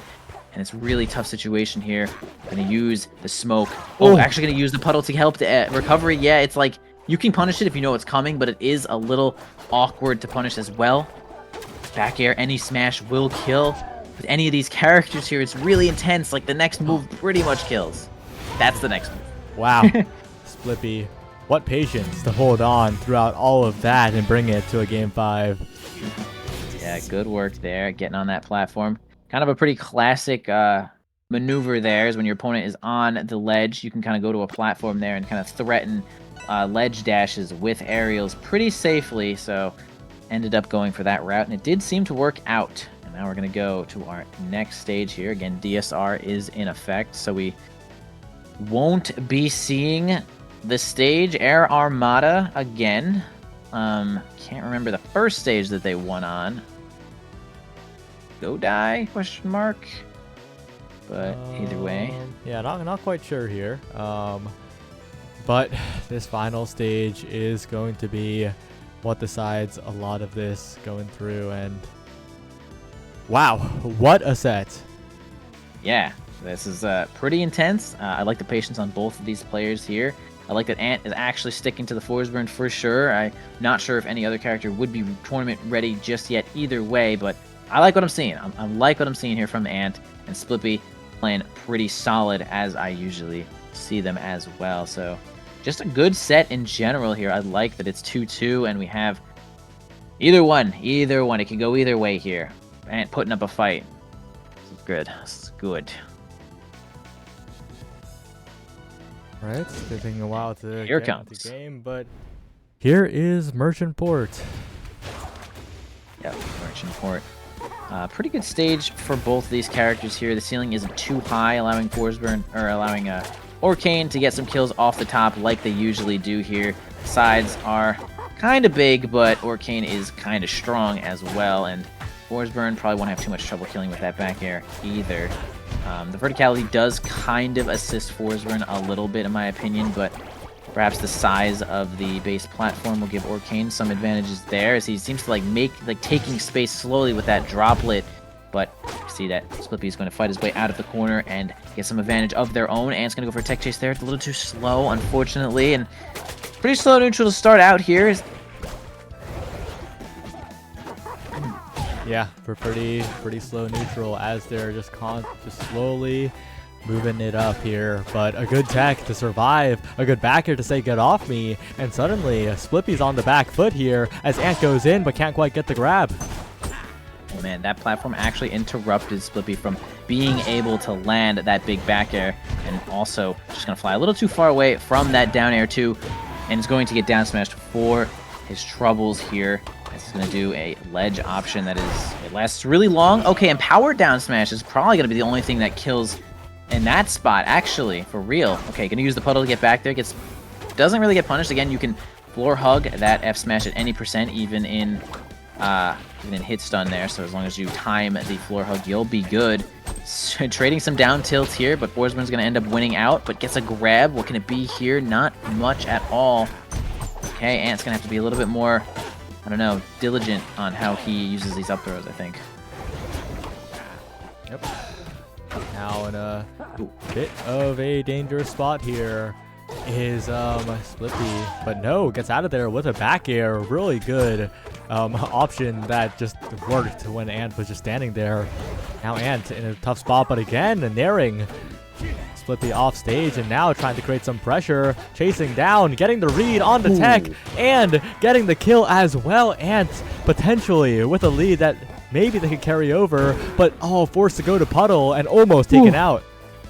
That was so close to killing Ant. Just enough DI in that direction to survive here. Oh, possibly could have gotten a raw bear there, is Splippy, but not killed just yet. Nice parry there, reading that Splippy was just going to go for full hop back air. Kind of a Forsburn classic, going for full hop aerials because they're so big and safe. Parrying them is actually quite effective when you get a good read here. And Ant building up a pretty good percentage lead here, 51%. Okay, maybe faking going to the puddle there with the air dodge. I kind of like that. And just still working on this stock. And Ant's probably feeling pretty good in this situation. Very sizable lead here, and could get even more damage tacked on at the end of it, but good throw. Off stage, forced to go to puddle, but since the puddle was so far away, it was safe for Ant, and now at 171, but still thriving. Yeah, still keeping it up. Oh, okay, gets Omega stabbed there from that back. You're not going to survive that with any DI in any direction there. Okay, now we have a low percent Orcane here. Okay, he's trying to rack it up here, getting a combo there with the back air, and gets a charge down smash. Almost, man, again, so close to dying to that down smash. And now Splippy has another chance to get back here and do some damage. And it's kind of your game to lose right now, but Splippy is making things really awkward. It's kind of scary to get spiked with the clone. Goes for reverse back air, gets first hit, not much off of that. Jab, up tilt, F smash, not gonna land. And again, unbelievably crazy parry. What was he? I wonder what he was actually reading on that parry there. Certainly wasn't F tilt, but I don't know what it was either way. Ant moves on, taking it from Splippy. Yo, Anti-panty. That was sick. That was good. That was sick. I never doubted Ant. Not even a second. And that parry was crazy. Like you said. On that parry. It kind of felt out of nowhere, but it was exactly what was necessary to close that one out. Yeah, I mean, I'm like, what move was he reading? Maybe like F smash from that range? Like, that would have been a sick read. I don't know. I can't think it, but I mean, good job. Good job, yeah. Taking that one. That was nice. Now we're going to move on again, though, to a little loser bracket match here. Axiom versus Angel Eyes. Okay. Looks like the Alexes are facing off against each other right now, which is fun. We'll see who the best Alex in the entire world is from, of course, just this bracket. As we're going to get the two A's. Actually, look at all these A's. Average Alex, Angel Eyes, Axiom. It's just the A bracket. Ant? Wait a minute. This is the A bracket. It's Splippy versus the A's. Dude, Wait, it's the actually A's are winning. It's actually Splippy, and everyone left in bracket is an A. Bro, the A's are winning. That's sick. If we had an alphabet tournament, maybe the A's would be the strongest letter. Dude, maybe. Achi? Hold on. Achi was in here. That's another A. We had, is that it? Is that it for the A's? That might actually be wait, is that an A? Eighth? I don't, it's like It's technically an A. Latin letter? Is that an A? Okay. I mean, that's a lot of A's. I don't think the E's are winning, or the G's. I don't think the G's are taking it. General Chimp. Oh, unfortunately, General Chimp out of the bracket. Yeah, I mean, it's like the million lions versus the Pokemon, you know? Like, the Pokemon are strong, but if there's a million A's... I mean, that's too many. Yeah, there's too And many. then simply too many A's. But yeah, continuing here with this bracket here. We got a Maple. Maple, a relatively rare character to see. Not super popular, but still quite good, as her strengths do rely on her being unreactably fast. Like, alarmingly fast. Like, this is like Sonic levels of fast, but all the time, right? Sonic doesn't have a really fast dash, but has a lot of run speed, and then gets like max speed over like whatever. Apparently, there's like no legal stages in the Smash games that let Sonic get top speed or whatever when he's running. Either way. Oh, Angel Eye's using Skunk Skin. I mean, I love Skunk. Skunk up. Let's go Skunk Skin. Angel Eye is my dog. Also, we should commentate this. Smile. And Axum Jinx has appeared on the stream quite a bit, right? Has looked good in every appearance, I feel. The question is, will this be one of them? Because not sure how well Angel Eyes has been doing. Actually, we can check. Angel Eyes ran into Splippy. Okay, well, there's a common denominator here. Yeah, I mean, Angel Eyes was in losers bracket round 1 and has fought back. Max LC, that's a striker player. We know them. Fought 1, 2, 3, 4. And now this is their 5th match in losers right now. They're on a run. They got the momentum. So we'll see if they can keep this one going here. Axum, quite good, though. Gave a couple of good players a run for their money here. Now, finding themselves against this Maple. Kind of, again, like I said, rare character. Hard to get all the matchup knowledge you need in like a bracket. You know, there's only 10 characters, but 2 months, less than 2 months is really tough to get all the knowledge you need. And we'll see if that becomes a factor here. Ooh, going for some of those downward-facing aerials there. Angel Eyes. Bit of a percent deficit, though. But finding the grabs and still playing confidently, but it gets met in the face by a back air as they approach. I do like, though, how Angel Eyes was playing so confidently, even while being at kill percent that entire stock, pretty much. Yeah, for sure. You gotta be... Confidence is definitely a part of this game. If your opponent smells any of that weakness, then it's going to be some pretty tough approaches here for you, and you're just going to get tilted or scared or just like shield too much, and that's kind of how it is in these platform fighters sometimes. You know, it's going to be a tough stock here for Angel Eyes as they're locks on 92% here. Probably still need like 20% and a wrap to get this stock, as they're going to work on it here. I mean, maybe like 40% and Tether Nair to get the kill, but it's really just all Axiom right now. And again, lands 2 smashes in a row, flaming empowered smashes, and it's looking rough for Angel Eyes here. Axiom playing the ledge quite well, but maneuvers around with the down B a little bit. The Magma armor now gone, and on the ledge, marked a little bit as well as Angel Eyes tries to keep Axum at bay, but the up B connects, the parry's there, trying to move forward. Still is Axum, again, playing very, very confidently at this percent and making sure that Angel cannot play comfortably at all. Force the tech, good tech, but still in a really bad spot. Yeah, does do the recovery there perfectly. Gets the Tether Nair, nice. It's way more consistent than trying to go for the Tether up air, as you can pretty simply just hold up to avoid the Tether up air, but that will allow you to go a little higher there from Tether Nair, killing off the top in that way. So it's like kind of a little mix-up for Maple when she's got you really high there. Now finally working on this second stock, though. Angel Eyes gonna get a couple more openings here and maybe make something happen. Only 18%. A parry is opened. Lily is dying as we speak, and things are looking rough for our skunky friend. How'd I say that? Axum hates the plant. Axum has been parrying, hitting everything, and Angel Eyes also taking a lot of percent. Really dangerous spot here, but Axum not quite landing a big back air just yet. I really would have liked that double nair there, but at least the attempt was pretty good. Okay, not going to get a follow-up off that up throw just yet there. Okay, down tip will lead into a little bit of something here. Forward air, a little far off the ledge here. Now, I know we've been saying, like, yikes on Angel Eyes, and does end up dying there to the up B back hit, which is a little sad, but, you know, kind of on the way to bringing it back here, though. See if they can get this stock in a little efficient manner, and this would be totally even for them. Oh, Angel Eyes, a kill here would be really, really nice to bring themselves back into the game, but it's not going to be easy because Axum Jinx is walling away, and they're throwing out those big locks hitboxes, but picking the right time to walk in. Not quite getting the kill, though. Yeah, you're going to have to get another mark here, and then one more opening here. Even F-throw, if you get a mark here, F-throw tether nair would probably seal the deal, but mark isn't going to land just yet. You can mark with side B too.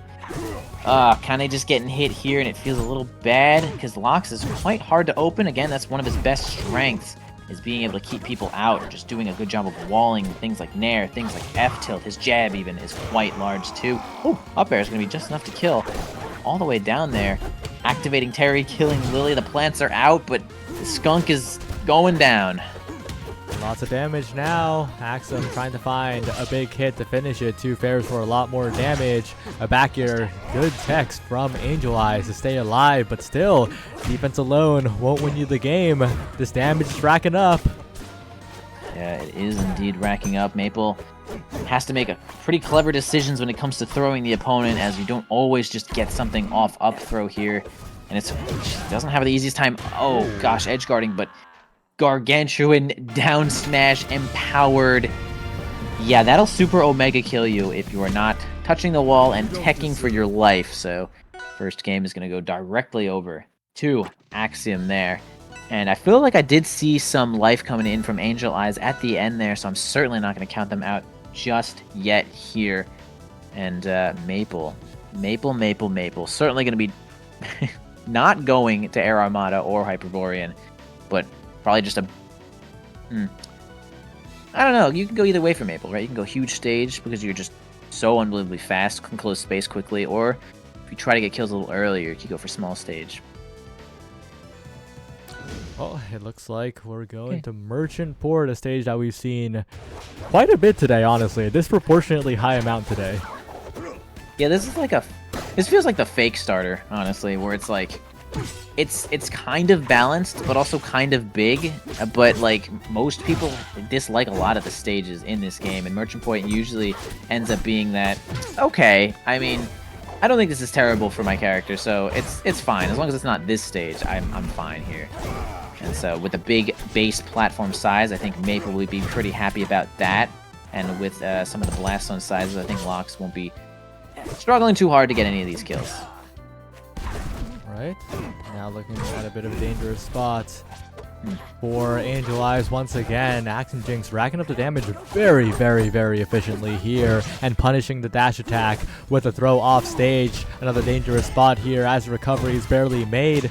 And Axum, if he had played that the same way they did the previous interaction, that would have been another throw. But now Axum's in a bit of trouble, but the up B reverse style is going to do a lot of work. Even more damage now, the down strong, and that's the entire stock.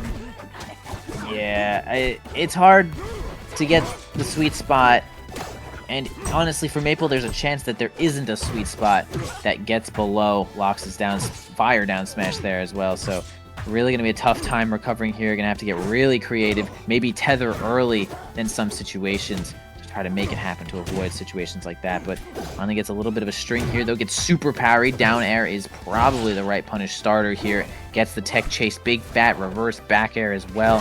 Maple use everything they can just to get back here, and kind of just about to get lapped in stocks.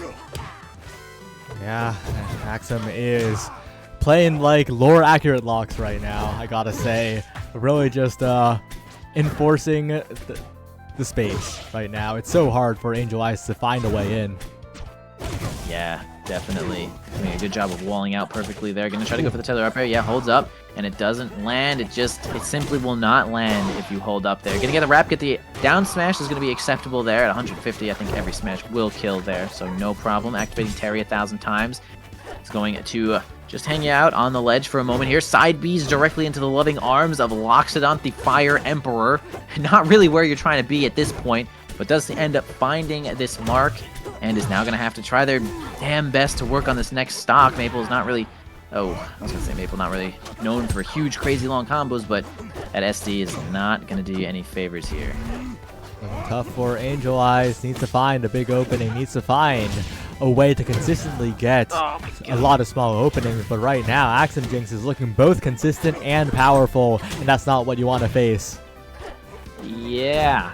Multiple up smashes there, making you not only take like 35 damage or whatever it was, but also making you feel a little bad that you're just getting kind of smash attack comboed. And now we're going to get a little bit of F-throw into the seed there. It's really not going to do all that much at all. Lily comes up, just gives the opponent some invincibility there. Charges the down smash once more, but doesn't seem to land. There, the F-tilt 2. Oh, huge range. Axiom on point there. Gonna take that game as well, dude. You don't deserve power. Whew. It's tough. It is a tough situation here for Maple sometimes. You know, it's not as easy to get those openings, but it's like... it's hard to put this. It's kind of like in Strike, where, you know, if you're fast, speed is really good. If you are more aware of the game and have like better fundamentals and are just like a better player, sometimes the speed can feel overwhelming in some situations. And if speed is your only, not really your only strength, but if speed is your main strength, then sometimes it feels hard to do more of the simpler things, even in this game. And sometimes the simple stuff like jab, kill your opponent is quite effective. Axum looking quite confident still, and of course 2 games up, has been controlling the pace of this game even as Angel Eyes tries to utilize the speed. And right now is continuing to take over, but Angel Eyes maybe has something to say about it here, but those down airs just have not been connecting. Yeah, it's just been a really rough situation here. Maple can probably sneak a stock if they get a really clutch tether forward air, which will send them down. And this situation does not seem like it's going to show up just yet, as Axiom is just all over, got everything covered, and is not letting these stocks go long at all. Just making sure that these smashes land, and it's... Angel's eyes may be closing a little sooner than we want. On the big read, trying to get coverage on that too, but the special getup will do the job for the moment. Axum now just holding center stage, getting hit though. Big opportunity for Angel, getting the stock at the very least. Maybe starting a bit of a comeback here, but again, a big deficit to overcome. Absolutely a big deficit here. Getting grabbed will destroy Lily whenever that happens. Of course, gets clipped there by the up B2, just knocks you down, makes some magma. Really rough spot there, not getting the parry on the meatball. It's just, nothing's really going the right way here for Angel Eyes. I mean, has the mark, but let's see if they can do much more off of it there. Gets the forward air, but it's certainly not going to be strong enough to land a kill at this percent. Locks being as heavy as they are, and it's pretty solid vertical recovery in general. Just has control. Axum just has control of this whole match right now, and Angel's having to just can't get in, can't make it happen. I don't know. With the constant plant parries too, Axum does seem quite practiced at this matchup, right? To the point where maybe their, I guess, rival's friendly partner is a Maple player. It certainly is possible there. I've only seen them get clipped by the Lily once while trying to parry it here. Ooh, nice going for it. The side B there. Great tether nair combination. The side B after the wrap was actually the enabler for that whole combo. And hold on a second. Angel Eyes starting up something beautiful right now, doing a ton of damage and bringing this one back. Somehow bringing this one back. Don't say it's over till it's over, but it's looking quite close because that parry was clean for Axum to interrupt. Quite the hot streak from Angel Eyes. It's still going though. Still trying to find the last 2 openings to finish the job, but with no mark right now, it's going to be difficult, especially as another parry comes out. Another down strong, not quite hitting here, but Axum just needs one good hit. One good hit. Oh gosh, I couldn't even start until the flames had shown up and had completely extinguished all of Angel Liza's chance to bring this one back there, and Axiom will be the one moving it forward here and be facing the winner of these Alexes, who turns out to be the average one. Turns out the average Alex is the one to be on top of the other Alexes. Whatever, dude. All the A's are coming in hot. This is gonna And be a it's gonna heater, be though. another good This is one. gonna be Yeah, such a matchup. I am so excited for this one. This is, man, we didn't get to see this in winners, but we did see a little bit of what Axiom can do, especially to Crag, right? We did see versus Alex earlier, who was a Crag, and so hopefully a little bit. I mean, we saw the Saw Blade, parries. I mean, that is going to be helpful. I'm not sure if, again, it's kind of a Crag thing, right? Some of the Crags just do Saw Blade a lot more than others, and so if average Alex is going to find himself Saw Blading a lot, we might get some parries on deck once again. I just like when Axiom uses their parry. They're just ready for these projectile situations, and like they're ready for all the situations that everyone will be like, yeah, you just parry this move. And even though it's hard, they have gotten it basically every time. All right, average Alex and Axiom Jinx, they both seem to be very ready, very prepared to go on to the next one, and that's exactly where we're going. We already saw this matchup like you mentioned, but any big comments that you have on perhaps your expectations for this game? I think I think average Alex will end up probably taking it. I think average Alex will win this, but slightly, with just a slight advantage. I think that just being I don't know. It's hard, right? Lox does such a good job. It's really all onto Axiom to see if they can get like really good edge guards. Some like underrated edge guards that Lox can do to Crag is like prepare for the pillar with magma jump. That's the fastest horizontal movement that Lox can get, and that's like a shock factor for when the Crag is trying to recover here, and that'll kill Crag almost every time. So if we can see some of those showing up, that'll be some great edge guarding there. And I think average Alex will probably just have a carnival comboing Lox when getting a hold of them. Stage might be a big factor here. I'm going to continue with the trifecta here for Crag, or for Lox, being Tempest, Forest, and Ho Dojo. But some of the Crags, they like it.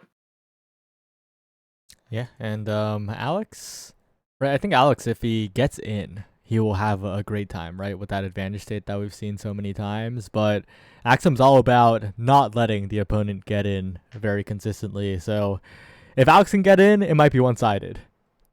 I mean, it's true. I mean, that's Lox's whole deal, right? Lox is kind of the turret character that I usually describe him as. He's just really good at standing around, not moving too much, but spinning in place with hitboxes. So we already see an opening here from Axiom, though, getting a couple of up throw combos there. It lines up the meatball there, gets a nice fire up smash. There's a lot of damage there, gets the tusk and the meatball as well. Another one. I mean, starting off with this huge combo right now. Nice up tilt to redirect the meatball as well, and Axiom looks so good, but it's now Alex's turn to fire back. Alex's turn to fire back, but at 126 already, Axiom Jinx doing a great work here, but a really good grab, and now Alex wave dashing across, trying to find a way to secure this stock before too long. A great grab by Axiom on the approach, but the meatball will go a little bit wide. Dangerous ledge situation. The special getup works at range. Rare case. Yeah, that was actually a good decision there. Crag was going all the way to center, but Lox's special getup has outrageous range. Okay, nice tech on the Magma Blast as well. Okay, it's going to be tough to get back here. Going to use it maybe as recovery, but nice. Alex was on that one to make sure that certainly wasn't going to happen there. Also, average Alex grabbed Axiom in the middle of their nair, and I think that was only possible because they hit the rock on the first hit of nair.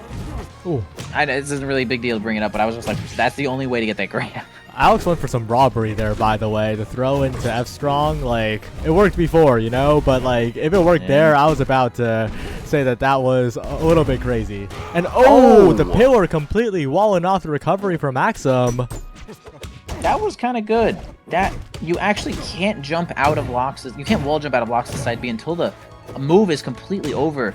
And so actually breaking the pillar there that low made it so they could not wall jump at all. And average Alex is just, wow. Oh my gosh, on it, going for the suicide fair. 3 stocks still, no problem. It can go as low as they want. And wow, I mean, the game started out with Axiom as the main character, but actually it was just deception here.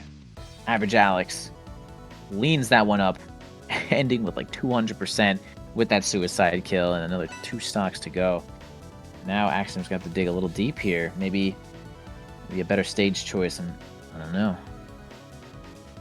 Yeah, we'll have to see. But I do like what we saw from Axiom at the start, right? Again, if Axiom can stay stable and really play that neutral game, not let Alex get in and get those big explosive openings, then I think Axiom has a very good chance. But we also saw Alex, when he gets in, he just kills you. Yeah, Alex was really on point with some of these openings, a lot of these combos. I mean, Lox is certainly one of the easier characters to combo in the game, and we'll be seeing it here as well. We're going to decide to go to the largest stage in the game, the 2 largest characters in the game here. See if this is just enough space where Axiom can maybe outplay or just outspace Alex in any kind of situation here. Again, this is going to be like the way that Lox is going to kill Crag earlier is either with those big edge guards or this Magma Blast combo. Oh, a lot of pressure here. And Axiom has to get out. Doesn't want to face another offstage situation like the one we saw before, right? Just wants to get out of there. Panic button. And that's not a shield poke, a shield damage, I mean. But Alex just staying very calm and just building up a slow lead here. Yeah, really close to breaking that shield. It was definitely like, I haven't played the game long enough, so I can't just be like, yeah, 3% off. But, you know, definitely very close. Getting back to stage here, Axiom does not get clipped by that forward air. Doesn't clip that one either. Really close situation here. Gets the parry. Down smash tech. Nice. All the counterplay coming in here, and Axiom does end up making it through that one. Loading up these forward airs here is average Alex. Gets clipped, which makes the down B actually cease there. Doesn't seem to get the edge guard. Was reverse up B to try to hit average Alex on the recovery there. Going super omega low. Thought they had a jump perhaps, but not this time. And it's going to be average Alex taking the first stock. Oh, Alex trying to start a little bit of a combo here, but not quite. Good parry, though, on the meatball, and now Alex is starting the advantage early. Double spike, and that's Axiom already gone. Alex just absolutely destroying this second game. Yeah, Alex taking no breathers here, saying this set should not even happen here.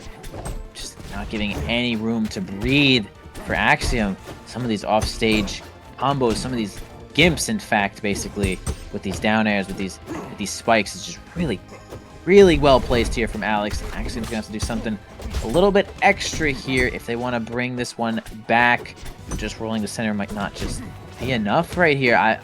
Alex kind of just has full control right now, and the thing is, Lox's best strength is keeping you out, but if he's getting in, I don't know what your win condition is anymore.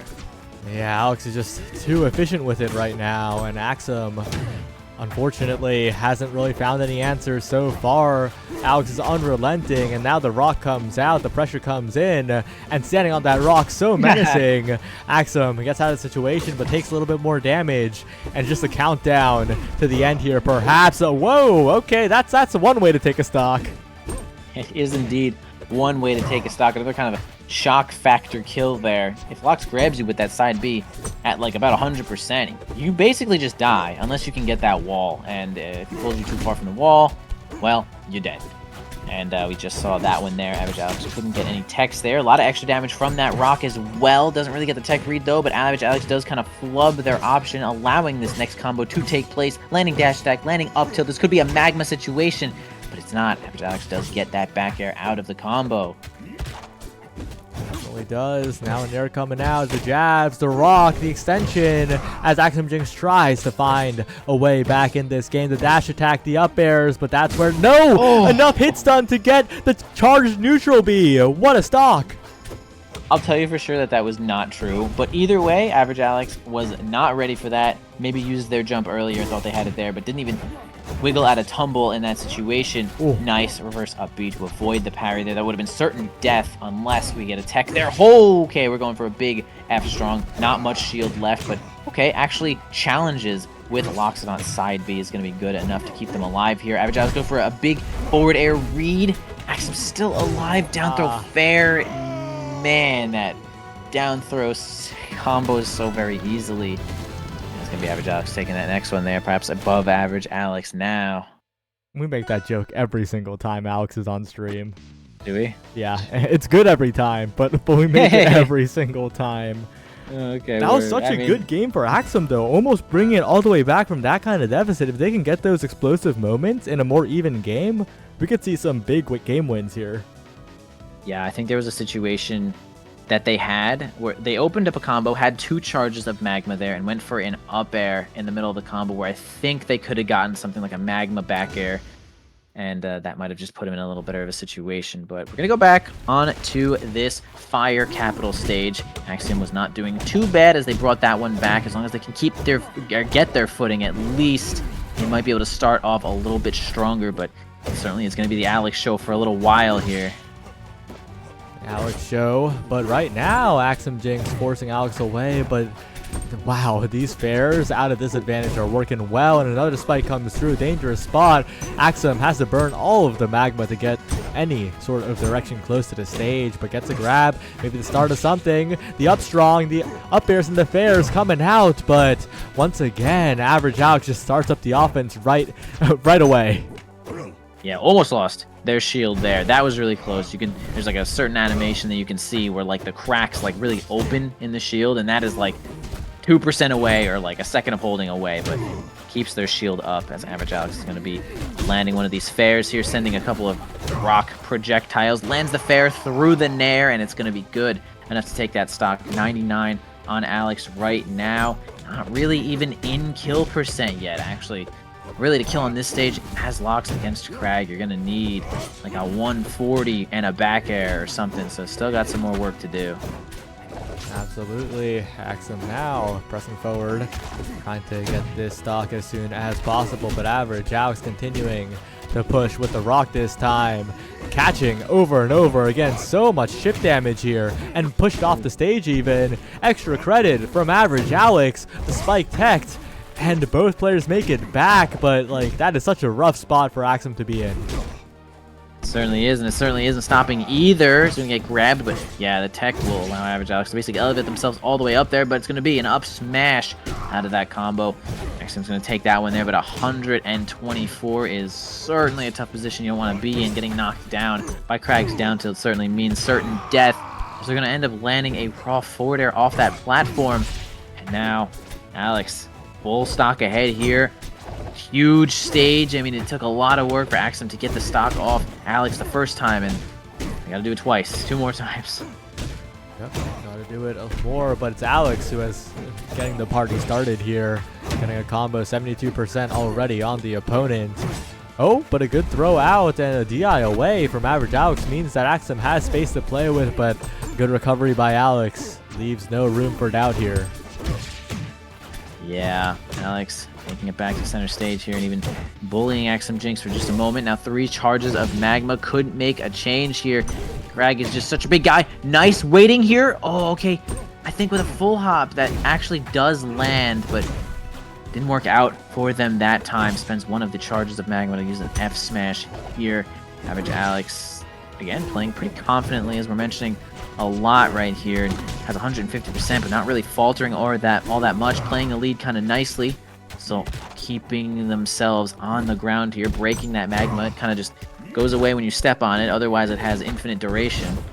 Oh, Okay, bit of a reversal. that was interesting. Maybe a bit of an opening here. Oh, but Axum goes off stage and now is in a bit of trouble. But that F tilt almost kills. I feel like, oh man, I mean, it certainly kills on any other stage, but yeah, Fire Capital, biggest stage we have. And boy, does it show when some of these characters are living certain moves like that. Like the second hit on Lox's F tilt is actually pretty strong.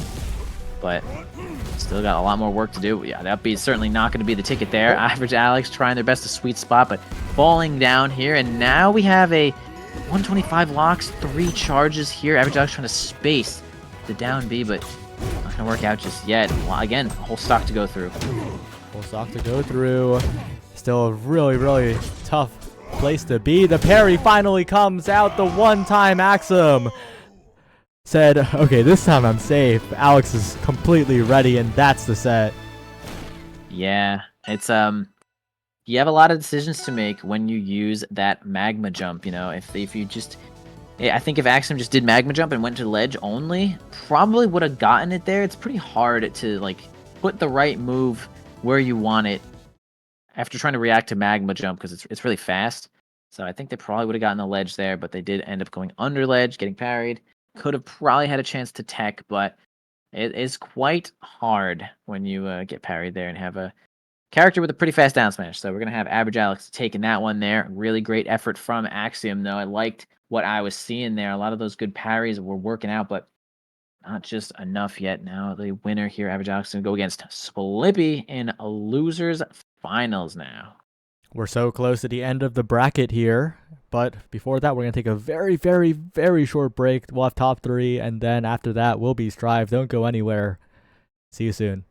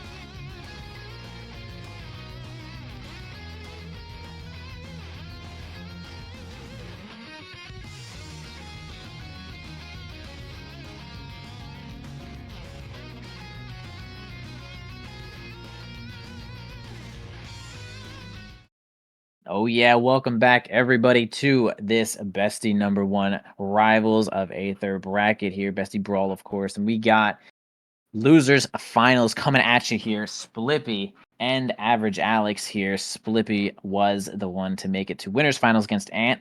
Fortunately, they have dropped it down to losers, and now we're gonna get into it here. And it's gonna be a little Crag Forsburn action.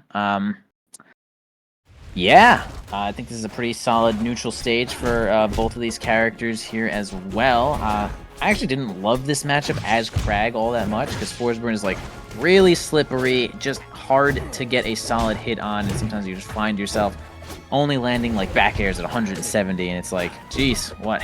Can't seem to land on this guy. Yeah. Oh, but an early kind of SD, it feels like. Splippy, that stock is pretty valuable, especially when Alex can steal away at least one or two. A lot of shield damage here. A parry attempted, and Splippy's looking to even this game up real quick with all that damage output.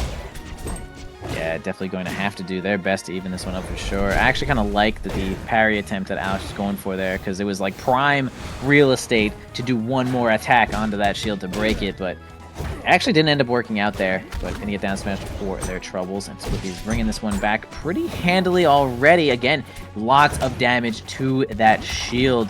Average Alex is gonna have to be a little bit careful here though, but also having a tough time with some of these neutral interactions. Got the rock, but can't make too much more happen there. I mean, one of the changes made was that shields regenerate a little bit less, but you also get shield health back when you deal damage, so it kind of entices people to shield correctly and then also get in there and start dealing damage. Oh, going through with it here. Fair catches and barely kills. Really slow on that one, but Average Alex now with the lead, looking to find an opening and not let this stock slip away like the previous one. Yep, doing a good job of knocking that pillar out, making sure Average Alex can't use pillar and grab a rock off of it, and that just gives Crag a lot more advantage for the recovery here. Okay, Splippy deciding not to pop the clone just yet, making it just so annoying, blowing it up with the special getup, grabbing a rock, destroying it there. Now I have Splippy with a little bit of advantage here. Okay, nice, evens things out here with that back air. Now Average Alex, can they keep themselves in this lead, or is it going to be Splippy stealing this one away with this deception guy? God, I don't even know where I'm going with this anymore. Yep, Bear into a little bit more with the Nair, and almost getting the setup and using actually the F-Strong as a combo tool with the up tilt. It is Slippy who is all over Alex right now, finding damage all the way up to 77 and continuing to put on pressure with the F-Strong. Oh, wow, Alex is in so much trouble right now. Yeah, I don't even think he has pillar. Okay, gets down to stage, does now have all of his resources here. Splippy's gonna have to use up B to recover. Nice refresh there to make sure the invincibility is going to last through that up B. Has a situation here, we could get a kill. Down B possibly gets a kill there, but not guaranteed, so forward air is an acceptable replacement. Oh my gosh, the quickest down throw into the quickest up smash, not reacting at all, but yeah, it's gonna land. It's gonna land. We're seeing a lot of down throw smashes here from Average Alex, and he's just getting the opponents when he needs to with these down throws. And then knowing how to confirm off the DI too, right? Like doing the obvious usual fair, but also getting those smashes, and that is it's just clinical how Alex does it. Very practiced on the conversions, and is looking to defend the Bestie slot OS home turf a little bit here. True. We could have an Omega Striker winner, or we could have a Ant kind of plays. Ant does play PM, or I guess did when we all were playing it, but also a melee player. I'd say he's kind of a hybrid at this point, but we'll go with Smash player. Could be a Smash player win or a Striker player win. Splippy, I actually don't know what game they're originally from, but I'm gonna go. Splippy feels like they have a lot of Forsburn knowledge, and I feel like in order to have that, you're a Rivals 1 player, or just good at the game. But either way, starting off this game pretty solid here with a minor advantage. Splippy gonna have to get out of this corner here though against Average Alex. They're gonna land a nice string here with a back air, up air, but getting answered right back. But hitting the rock into Crag is actually gonna get them out of that F smash combo.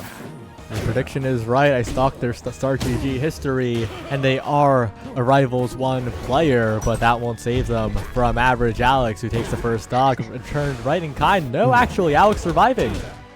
Yeah, surviving with just about nothing there. Crag being just so heavy, such a fast faller. It's going to make him quite resistant to dying off the top here, as he's going to get another minor string with some of these back airs there. Okay, does a good job of shielding that F smash, but then does a terrible job of dropping shield and getting hit by the other part of the F smash though. Slippy, not Flippy, going to even this one out here, but Alex, really great combo. Love that reverse back air there to just keep the pressure going here. The shotgun rock is going to break all that smoke. I mean, oh my gosh, the reverse fair would have been lit as heck there. Average Alex is really just locked in right now. Locked in, trying to close this one out very, very quickly. 159 on Splippy. Any good hit will do it, even across the entire stage, it feels like. That's the bear into the up air. Well played, and now a full stock lead. Sure, full stock lead indeed. A clean one, but Splippy getting some nice hits here. That's kind of a classic, actually. Get like F smash down tilt, F smash down tilt in some of those situations there, but Alex is going to make it back here with this pillar here. Going to get these down tilts, though. F smash down tilt again, but goes for the final hit. Lots of damage. Oh, interesting pillarless there from Average Alex. And now Splippy is actually making quick work of the stock. So quick. In fact, it's even. Bring it all the way back from a full stock down. It was full stock 0-0 just a moment ago, and now they're even percent, even stocks. Average Alex needs to find a way back into this game. It's still even, of course, but it could run away from you if you're not careful. But here's the starter trying to get the read on the roll out, but instead Splippy gets away. Oh, really trying to end it all there. Yeah, I feel like that was quite a stretch, but it was a little closer than I wanted it to be. Oh, F tilt is quite... Oh, I think... Okay, gets back to the pillar. Nice. That was really good.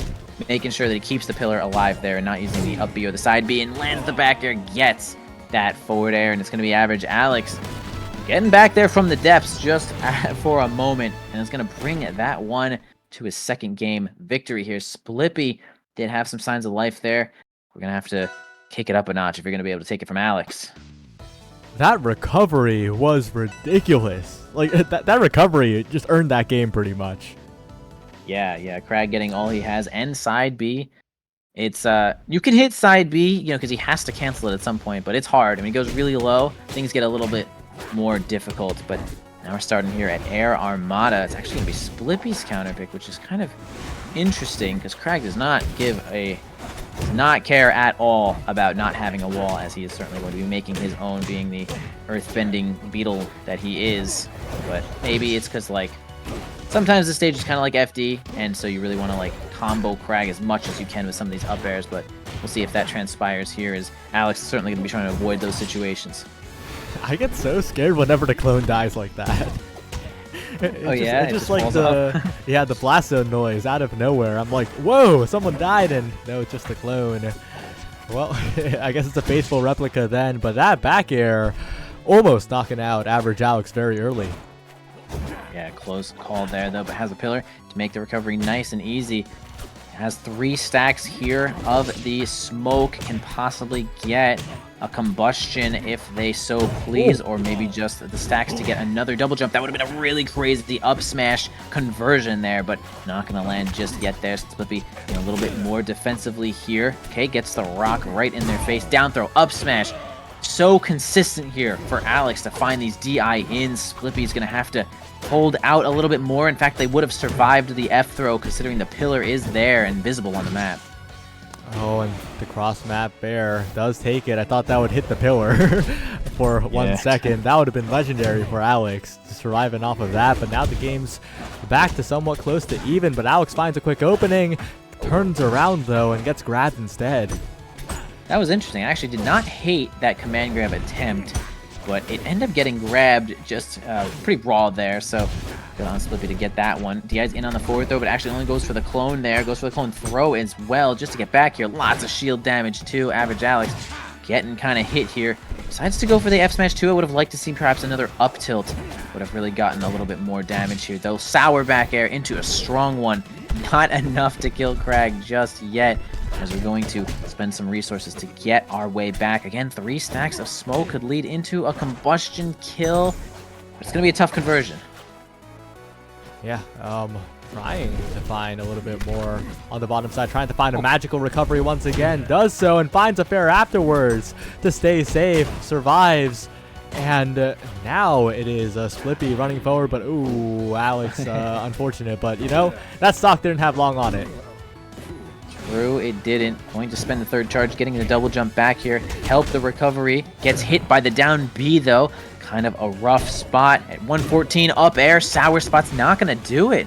Actually, another minor release on life here, though, as Splippy kind of gets back, at least gets to the ledge here, gets grabbed for their troubles. Kind of a neutral DI is going to keep them alive. In fact, does get to the wall. Fared.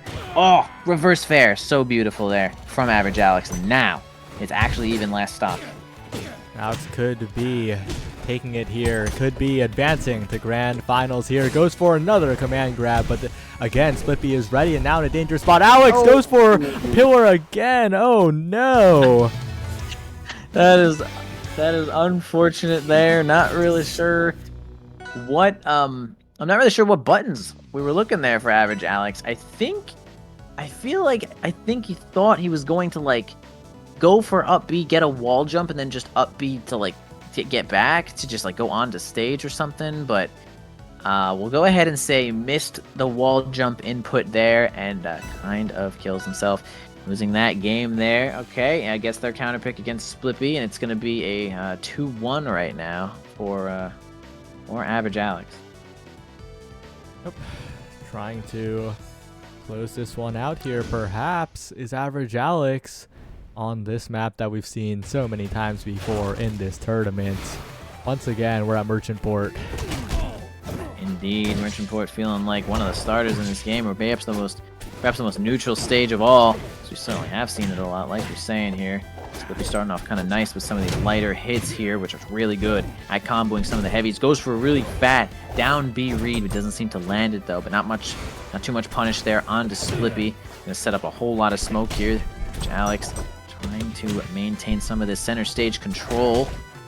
Does do so as well as winning some of these neutral interactions. Oh, but that might have been a little ambitious to down B, a little too laggy. And Slippy gets a little bit of a punish, but still Average Alex in a bit of a lead here. And getting some rock as well to try and push the advantage state, trying to read the tech. And it gets the grab afterwards as well. Average Alex playing a very measured but very consistent offense, but Splippy's firing right back here. Oh, super beautiful there. The spike on the clone forcing Crag to get the up B and then the drop zone back air. Actually so nice to see there. Splippy coming alive in that stock. And now Crag at 0%. Pretty easy to combo here for Splippy. Let's see if they can get a whole lot of extra percent there. Gets kind of F-tilted there. Oh, okay. Finds the actual force burn really far away. Yeah, cannot seem to recover there without a third charge of this smoke. Okay, starting off though with a really cool combo. Gets grab released. I'm not sure how that happened actually. Well, still a pretty even game here as Splippy is trying to put on the pressure, but Average Alex walling away with the rock, with the nair, with the up air, but can't quite connect this time, can't quite get a big starter, and Splippy instead, who picks up quite a bit of percent as Average Alex getting the nair out of the side B, trying to get a little bit more here, gets a command grab, the fair as well, looking to try and end this stock right now. Yes, indeed. That fair was a little bit scary there for Splippy. Gets the down throw. Does not get the DI in that they were looking for there, but still gets a little bit of advantage. But perhaps losing it to the clone. Fat back here. No good DI there. It's going to end Crag's life. Average Alex going to try to work on this next stock here with a forward air after that nair, which is going to work quite nicely. Sets up the pillar there, but clone throw does go kind of right through it. Up B grabs the ledge, as well as knocks Average Alex out of the way. Really good up air strings. This juggle is huge. Yeah, the extra lag from the patch there is gonna make it so Crag gets hit. This is an infinite basically. Crag just cannot find their way down, and Splippy doing a great job of racking up this damage. Racking up a ton here, trying to bring us to a final game. That will almost do it, and one more hit certainly will. Dangerous spot for Average Alex, taken out by yet another down strong. Game 5 approaches, and Splippy seems to have found all the answers here. Yeah, Splippy was just really on board there with all of their options. They were just picking the right ones, getting really good combos, and I like the fact that they went for down smash there and not combustion, because it would have been really tough to get the right angle that they were looking for. And now it's going to be, once again, Average Alex trying to find a good counter pick here, as it's going to be a Game 5 situation.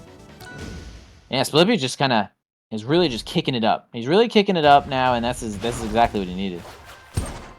Really getting it started, and even breaking the pummel there as well. Average Alex trying to go for some extra damage to start it off, but Splippy says, nothing for you, not even a little treat. Yeah, make sure that you're, controlling your pummels correctly. A lot of the characters in this game do just have throw into good enough position to where it's like, do I really need this pummel? Do I need this? Probably not. So sometimes throwing is just your best friend here. And Average Alex can get a nice command grab into some 2 good up airs here. Going to bring this percent back right now. Gets a nice back here into a forward air. Could be an edge guard situation. Makes the pillar, goes really high. Had a chance. I think could have landed it. Splippy ends up going for upbeat and maybe try to land on top of the pillar or break it or something, but did not get what they were looking for there. And it's going to be Average Alex taking a big advantage right now.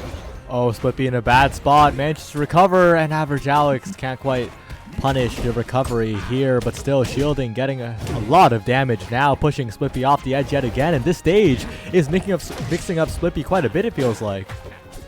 Yeah, perhaps a really good counter pick here from Average Alex. Again, Craig does not care about not having a wall, but some characters certainly do. I think when Forsburn is recovering at peak, doesn't super need the wall, but would not mind having it, of course. And Craig, oh my gosh, really great down B. Average Alex is now taking this to the full potential here. This counter pick really did it for Alex so far, but Splippy's made it back from a deficit before. Maybe they'll be able to do it again here, blocking away the rock, looking for a big up air, perhaps the back air to try and steal away this stock earlier than intended. But a lot of jab pressure from Alex, so scary when he's right next to your shield, trying to go for the command grab, doesn't quite connect, but Average Alex's pressure is overwhelming right now. Yeah, it's just kind of the endless vortex right now of Crag. Lands the command grab with the B reverse.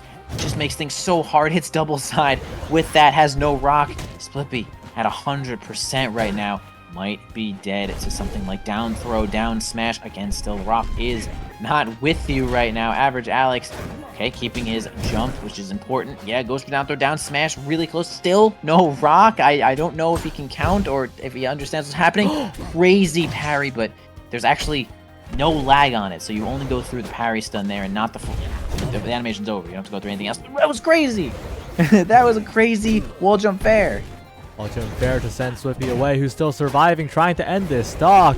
But Average Alex with the get up, trying to mix up Splippy on the tech, and gets the back throw, buying a lot of space here. The rocks and the coverage with the fair. Average Alex will shut the door on Splippy's comeback here. That was just good gameplay. I'm not really sure what else to say about that. Played that matchup really well. Played that stage quite well. I mean, good counter pick. Alex just like, wow, won that game by so much. Splippy just couldn't get anything started there. The combos just were not strong enough. Couldn't land those kills. And wow, Average Alex getting a really nice 3 stock there. And the momentum could help them a lot going into this grand finals. It really could. We'll have to see.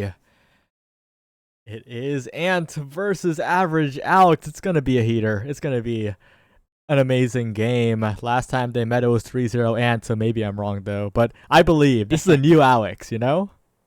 Absolutely. This is indeed a new Alex right now. Has a lot of momentum going into this one off that win here, but maybe Ant is keeping himself warm. I'm not really sure entirely, but we shall see. Again, not crazy about this matchup as Crag, and Ant was playing pretty good. I liked what I was seeing from them here, but Alex looked like a different beast in that set against Splippy, so do not count this man out. Average Alex is on the way back to take this one.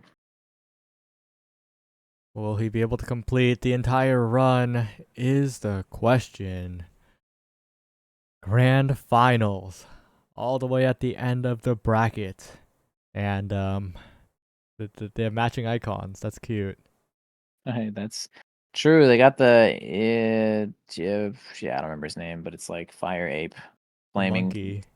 flaming monkey guy, which is pretty funny because Ant is definitely like a chimp guy, chimp mode, chimp guy. He's I don't know how to put this, but he's an ape, dude. Ant is an ape, but it looks like Average Alex is also an ape. So here we go, double ape combat. We're gonna load on in here. Wonder what starter they're gonna pick. Let me think. I'm using my brain to figure out the starter. It's gonna be, bro. I feel like it's gonna be. I feel like it's gonna be Forest, bro. I feel like they're gonna go back there. Okay, well, Forrest got insta-banned by Alex. Okay, he learned, guys. He learned. Huge. Looks like we're heading right into it. Grand Finals. And versus Woo! Average Alex. The A's prevail. Oh, the A's do prevail. The A's do Slippy. prevail. Slippy got kind of dogpiled there. It's not his. It's not their fault, honestly. Slippy had to fight through like a million A's. Like, did the best they could. It's just simply too many A's. Who could survive such an A bracket? And Average Alex is 2 A's. Who let him Oh have 2 my A's, god, this is know? not fair. 2 A's. All right, Jules Vale, really nice neutral stage in my opinion. Doesn't give too many characters much advantage at all, but yeah, we'll see how they play this matchup here. Ant starting off kind of nice already, but actually Average Alex getting into a position where he had to use the puddle and gets a little bit of punish there, but ends up losing the punish. And boy, are they trading already, but nice punish as well. Ant getting hit by these 2 forward airs. It's gonna be a rough spot there. Tech read is not gonna be good just yet. We're gonna have a little bit more spacing here from Ant to try to bring it back. Parry on the jabs, not gonna put you into parry stun though, should it? I don't know, up in the air. Yeah, well, so far it's Average Alex on the offense, like we've seen so many times before. Up throw, up air, trying to find some damage back is Ant, but Average Alex is relentless. This time though, doesn't quite get the grab. Still chasing though, still putting on the pressure, and the fair will connect. Still moving forward here, covering the ledge, covering the puddle, but Ant manages to sneak back onto stage and survive for a little while longer as the fair doesn't connect. Fair would have certainly killed, and I think actually they had a chance to land it. Brawl goes for crazy reverse fair and then continues to chase with that nair. That was nice. Of course, the puddle on stage, so Ant not at too much risk there to just threaten you off stage into the blast zone, basically. And they're going to start nicely on this next stock, but finally, Average Alex finds a nice fair to clean this one up, brings it even though, but Ant maybe has an advantage here. Got some 50%. Well, the stocks being brought back to even. Average Alex trying to make some progress here, but it's going to be difficult. That Arcane F tilt, it's such a devious move. It is. It still, even now, doesn't have that much lag. Is pretty strong and has good range, and it's just like this is like peak tilt, really, because it kills at high percents. It kind of combos as your finisher there at low percents. Almost getting a kill there with that up air, honestly. Kind of close, has the rock on deck, sends out the down Bs, but not going to fall for it there. See, that's what happens when you get the good DI on the down throw. You are not sentenced to death. And now Ant's going to make a slow recovery here, bringing it back with that nair. Sets up the puddle a little bit closer to the ledge, trying to probably hope for an empowered smash, perhaps an up smash. I think they could have landed an up smash, but doesn't even need it with a really great placement of that up air. Ant's going to take an advantage now. Ant continuing to put on the bubbles, putting on the pressure as Average Alex forced into shield. Once again, the combos coming through, the damage being racked up, and it's so hard to find a way in. It really is. Oh, nice. Got that down smash on the missed tech there. But yeah, it really is tough to get around the bubble sometimes. You just have to have this, kind of have the foresight to get the parry. Big punish there, by the way, from the down B is going to be pretty tough. Another up tilt is going to actually lead to a whole lot of damage there. And, oh my god, just enough space to get that up B. Goes for the special getup, which usually goes to the puddle, but if you have no puddle, it'll go towards the stage from your positioning either way. But Average Alex going to try to start up a combo here to bring this one to even. Oh, taunts immediately. That was like frame perfect taunt, bro. And loving the taunt, loving the game win. 2 games away from closing out this tournament, but Average Alex, we saw his advantage state in that game. If he can find a way in, it's going to be difficult against how Ant's playing so well on this Arcane, but Average Alex never out of it. Yeah, absolutely. Average Alex is definitely a good enough player to keep these nice and even and get the damage when they need it. Now it's going to be a counter pick here for Average Alex. Probably looking for a stage that is not anything like Forest, but we do get a pretty large base platform here. It's going to be rock wall with the close side blast zones, and the ceiling isn't all that high as well. So I would say that this is a fine counter pick here to give yourself a little bit more space. Alright, we'll see if Average Alex can make some of this happen, but so far it's looking pretty good here. Another grab, trying to catch a panic option here, but continuing the pressure. Not quite though, not quite building up enough damage as he would have wished. Yeah, got stunned by that up air and then gets back aired for their troubles there. Again, so strong. Stronger than Crag's forward air, that's for sure. Not going to kill it that percent just yet. Average Alex gets the down throw. F smash not going to work right now as Ant is getting onto that ledge there. Makes their way to center stage with that forward air. Pops a couple of bubbles right in the face here. Again, continuing to rack up this damage. Orcane, kind of a damage machine here. Okay, going to go for the side B. Just go for the regular wall jumps. Could have considered a forward air there as well to get back to center, but ends up dealing with the pillar. What can it be here? It's going to be a back air. It's not going to be enough to kill, but did not think we needed the puddle. Kind of an int there, in my opinion. Well, we'll see what happens in this stock as Average Alex tries to get a rock, but whoa, that almost killed. If it was a different stage, that probably would have. If being that high, perhaps it would have. Any other character as well. That was kind of, and was so ready to up B there too. Just, wow, that was really good recognition there. Didn't seem to work out as well as we thought it might, but I mean, really good. Like, the fact that Ant is that confident right now and just kind of like knows what's going on, I'd say that Ant is just ready to take this one. I feel like he's just, I feel like he's gonna do it. I feel like he's gonna take it. Oh yeah. You spoke it into existence. Caster's Blessing, as once again Ant starts up the pressure, and Average Alex, as well as he played so far, Ant is just so elusive. Yeah, Orcane in general also quite hard to hit, similar to Forsburn, where it's like getting a meaningful hit on Orcane sometimes feels like a real big task in itself. But interesting, I like that down air to try to continue the combo again. Didn't work too perfectly there, but still fine. Average Alex trying to finish out this stock and bring this to even. Can't seem to land that air again. Goes for the crazy puddle. Probably thought that Average Alex would simply walk on top of it there, but not. Make sure that they keep their own space here. Getting comboed kind of hard with these up tilts, though. Average Alex, one good hit away to get this kill. That was so close to killing here. We do have the puddle on the top of this on the stage here. Can they make it back? That's gonna be tough. Yeah, that was so tough with the pummel, the back air. First time it didn't connect, but the second time Ant secures it. Now just one game away from closing it out. Yeah, Ant actually got a really good positioning there to try to give them the best odds of landing that back air, kind of just like positioned to the top left of where Crag was to make it so that the sweet spot would show up, you know, in a way that it would hit him. So that was really good positioning there from Ant, and a good game as well as we move on to the next game, which is also going to be onto Rock Wall.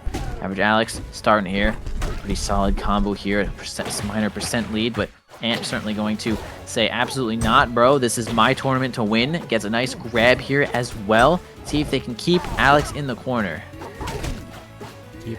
Alex the one keeping Ant in the corner right now, but Ant seems pretty comfortable at ledge, right? Especially with the puddle down, but that puddle lag really coming in huge here as Alex converts, but really good get-up option from Ant. Just gets out of there, and now flying across the stage, starts some offense of their own. Oh, okay. I actually, man, do I love the down air on the rock pull right there to actually just keep them in place. Man, when Crag is holding the rock, he's just so much easier to hit as well as gaining that extra weight. Now, I'm going to try to get down here and deal a little bit more damage on this 0%. Crag gets an up throw. What else can it lead to here? Up air, up tilt. Finally gets another one as well on that platform. Average Alex needs to land something meaningful, and that is certainly the hardest task against Orcane. Yep, well, doing a lot of damage here, trying to finish off this stock, but it's looking quite difficult to try and make it happen. Does catch the puddle, but not with something substantial enough. There's the fair, and there's the stock, and now Alex can start quite the comeback here. No longer has to stress about getting that stock as fast as possible. Yeah, does finally get it here, though, but now finds himself in a big combo. That move is dummy strong. If you weren't Crag, you were dead, but you are. So we shall continue this stock here as Ant is going to keep piling on this pressure. That would have been insane to go for the up B for Ant. I still don't think it would have killed, but it would have been kind of insane. We see the Saw Blade there. Not going to do too much. Actually, Ant attacking the Saw Blade did get him kind of punished. Okay, Oh. down stair, down smash. Yes, once again. Goes for the great stun. And Ant is really one stock away from ending this tournament. That was so good from Alex, too. Went for the dribble, basically, with the command grab, but it wasn't quite enough. And now Ant going in, finding nairs all over the place, trying to extend with the grab there, and covering Alex's option away to drag down all over him. That's Oh my strong. God. What a last stock to end the tournament with as Ant closes it. Anti Panty actually just playing like a god right at that last stock there. Basically something like a 0 to death pretty much. Just had complete and utter control of this one. Congratulations to them for winning this bracket here at the Bestie Brawl #1. And that will be your tournament, ladies and gentlemen. That was kind of lit. Wow. Well, congratulations to Ant. Shout out to Alex, Splippy, and Axum Jinx for rounding out the top 4. But we have one more bracket left to conclude, and it's Strive next. Ooh, good luck to everyone who's entering Strive. Good luck to you, Saya. Keeping your head on, to be honest, and I'll see you guys in the next time I'm in. Yep. See you soon. Don't go anywhere.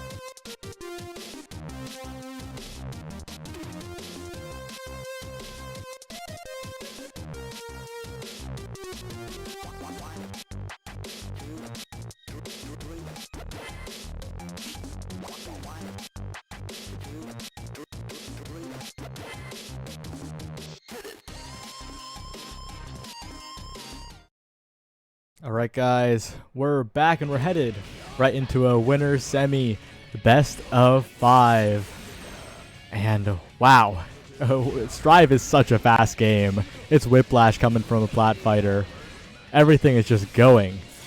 Everything is just existing all at once, and that's a round gone already. Holy moly. Well, another round coming up. So far, Johnny, Fruits Punch Samurai, looking quite solid. But this round seems like it's Katone's Killmonks. I don't even know what tag they want to go with. Okay, apparently it's Eve. I'll change that now then.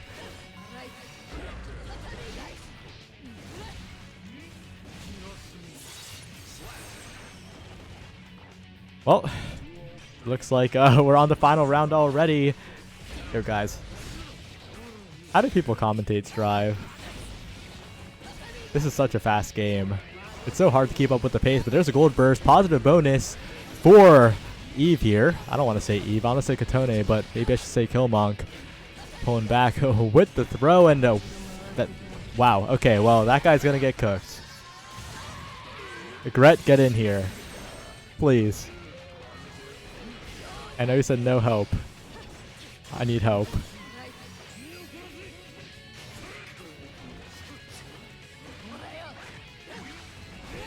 And that's the first round going on over to Katone. That was incredibly fast, but it's going to be even faster.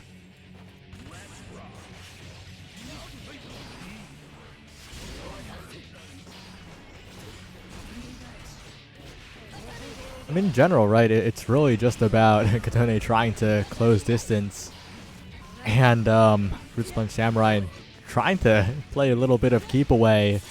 But there's the wall break, and it looks like Katone has gotten used to a little bit of the rush down, looking like an overwhelming force right now, forcing out the PRC back from Johnny, and there's the throw to end the round. Bit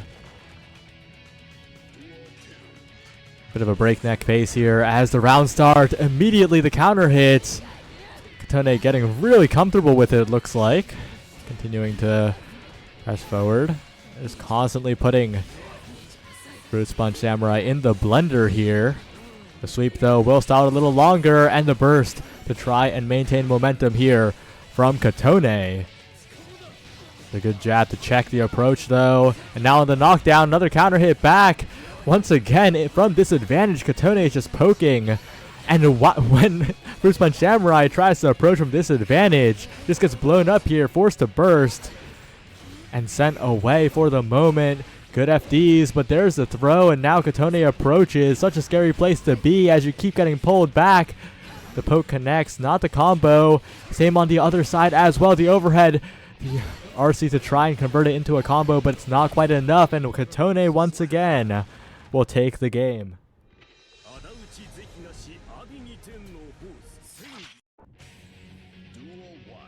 Holy moly. I mean, I miss granblue. Not because I think Strive's bad, but it's an anime versus Street Fighter type of pace right now. And it's definitely going. Finds the overhead, forcing the burst out here. And with burst so far off the table, checking the opponent's connection. Uh-oh, connection looking a little sus here as both players slow down. Throw misses as Katone continuing to press forward here. Another counter hit comes out. Just both players really hitting a disadvantage quite well so far, but Katone's definitely gotten more value out of it. Continuing to rush down Johnny, where the sweep's not connecting, but maybe something here. The overhead not getting a combo still. Katone once again, but counter hit on the approach. Staggered back, and a first round in a long while for Fruits Punch Samurai, and I'm saved. Hi. Gret. Yo, I mean, I didn't appreciate it until I watched it when tried to cast it, but like 4 more things are happening at the same second in Strive than granblue. Oof. Yeah, I mean, the pace of this game itself is also very fast. There are some slower paced kind of Strive matchups, but the way these two players are playing, the way the characters are playing too, they're just running at each other super fast, finding these hits, getting massive damage, and rounds are just flying away. And Tony's playing Baiken, who's especially of that variety, right? You either get in or you lose, pretty much. And we're seeing that right here. But a really good throw coming out from Fruits Punch Samurai. A bit of a long name compared to this gameplay right here. Gold Burst goes wide, though. No positive bonus for Katone here. No burst, but still getting a big combo. Gets the wall break as well. And suddenly the round turning around on its head. That's right. Eve Killmonk is looking like they're having a very strong situation here with positive bonus, and there is a follow-up on the Kabari, I think, and instantly Fruit Punch Samurai is just cornered. He finds a mash out, but he gets the all-iron seed. There's an instant overhead from Eve to end the set. Wow, and that is the end of it, and I've realized that's how people cast this. That they just cast with 2 people. If you ever try to solo cast Drive, well, bad things happen to good people. I do think you have to yap your gourd off to actually keep up with the pace of the game, so having that halved amount of speaking to do might be a great bonus. Yep. And now Katone Eve facing off against Spectric, who coincidentally is the 21st seed, not the 22nd that Fruits Punch Samurai is. They got here through a DQ from K22, but also took down Mexa Casual, and I think Mexi's pretty solid at this Drive game, so high expectations for Spectric. Mexa Casual is still in the bracket, so there's a chance we get to see more of them later. So what have you been up to before I called for help with the bad signal? Oh, I just had to go get water. Okay. My voice, this is the first time I've talked today. Really? You just haven't talked? I mean, I've talked to my family a few times, but haven't done any voice calls, haven't been yapping that much. Oh. So are we going to winners finals right away? Yep. We are not streaming all of top 8. We are trying to get done with this because we want to make this a regular occurrence and not get burnt out on the first iteration, you know? Right. Oh, got a ping Spectric. I forgot. Let's see. Spectric on now. Code is... What was the code again? Oh.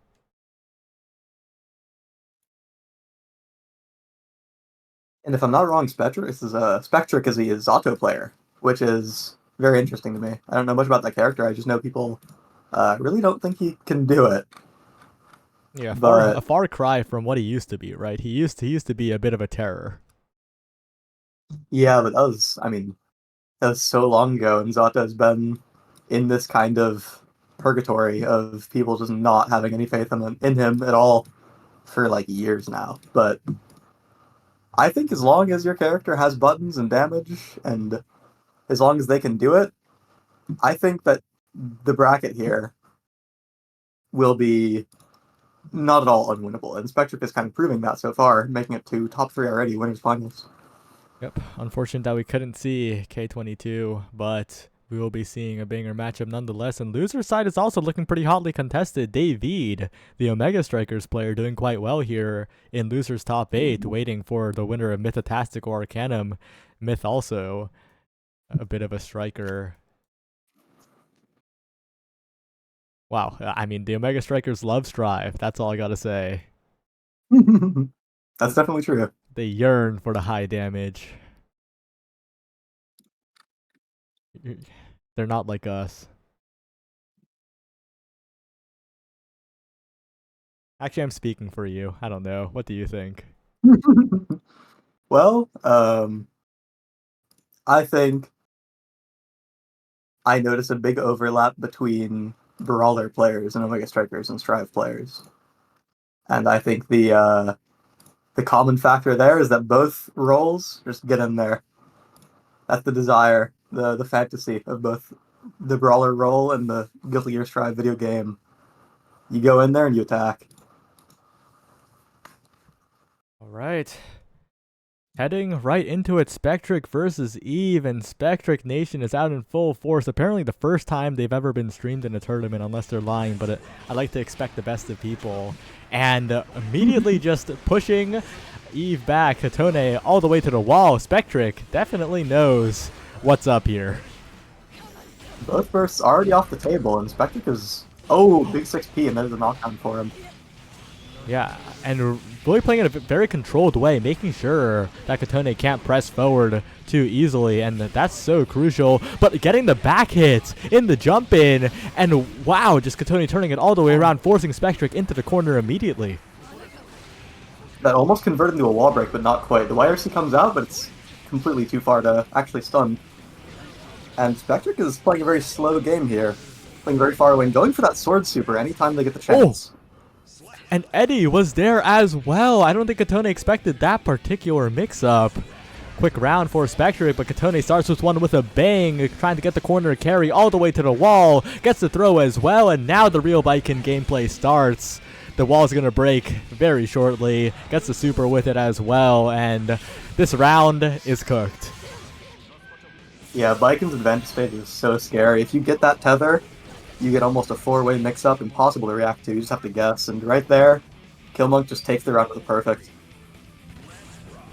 The pace. I'm still not used to the pace. I watched an entire bracket of rivals too, okay? Like, there are people just jumping across the map, and now we're here. We're in Strive, and Katone's continuing to run in. Spectric, though, with a really, really aware throw, forcing Katone into the corner, but it's not quite enough as Katone just counter hits out of the corner, and that might just be the round.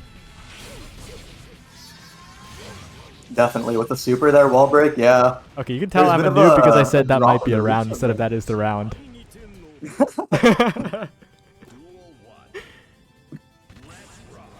But I really like how Spectric is playing, though. It's just that Katone is just keeping the pace up, right? So if Spectric can keep up the Zato agenda, just make sure that Katone doesn't get to... Okay, well, you know, my turn's over.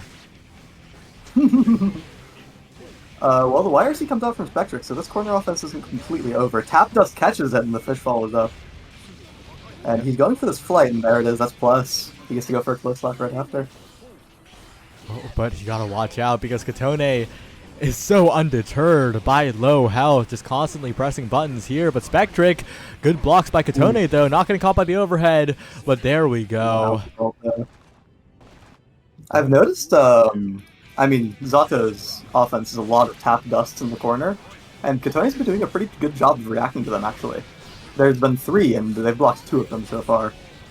Once again, Katone tried to get the reverse hit jump in, but this time it was counter hit, but still, Spectric stuck in the corner. Now, does have a round of leniency here, but it is so overwhelming. It just BRC's right past the poke. Wow. That was disgusting.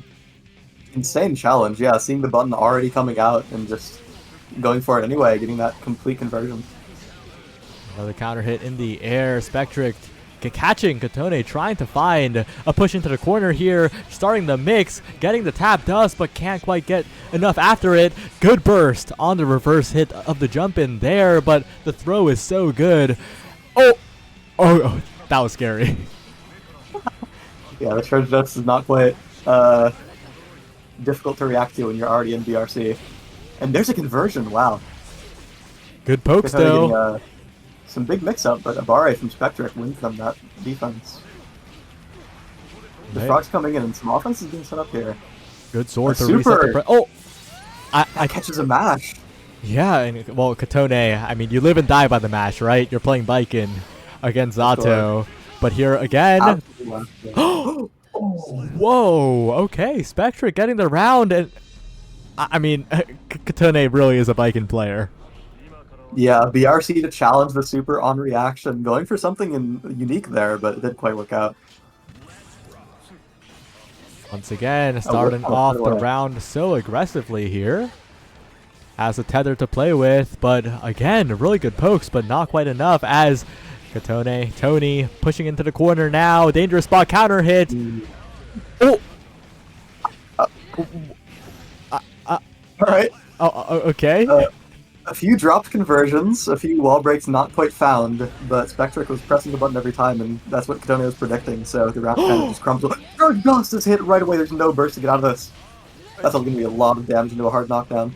You don't see that every day. Charge Dust combo getting hit, and this game is as good as over. One more opening. PRC gets the sweep, and Katone 1 game away from winner side of Grands. The tap dust into PRC, getting Spectric to block high, then going low right after. That was a criminally short game. Yeah, that's exactly right. I mean, Even for Katone's Strive trying a lot of standards. these matches. Add some Zato pressure. Like, a lot of these little pokes there just immediately interrupts anything Spectric is trying to do, it looks like. And there's a run-up grab again. That's a tether. Oh, but a good counter hit in the corner, and Zato. Oh, but maybe the super as a reversal here does connect. And that's huge for Killmonk. Why is he coming out from Spectric? The round isn't exactly over for him yet. He still has the corner. Even if he has no life lead, he's going to die from this for sure. 1 round away now to close out this best of 5. Killmonk so close. Eve barely a round away. Trying to go for the jump in this time. Catches the second, pushes to the corner, but a good counter hit away. Good timing by Spectric too to avoid any reversal coming out.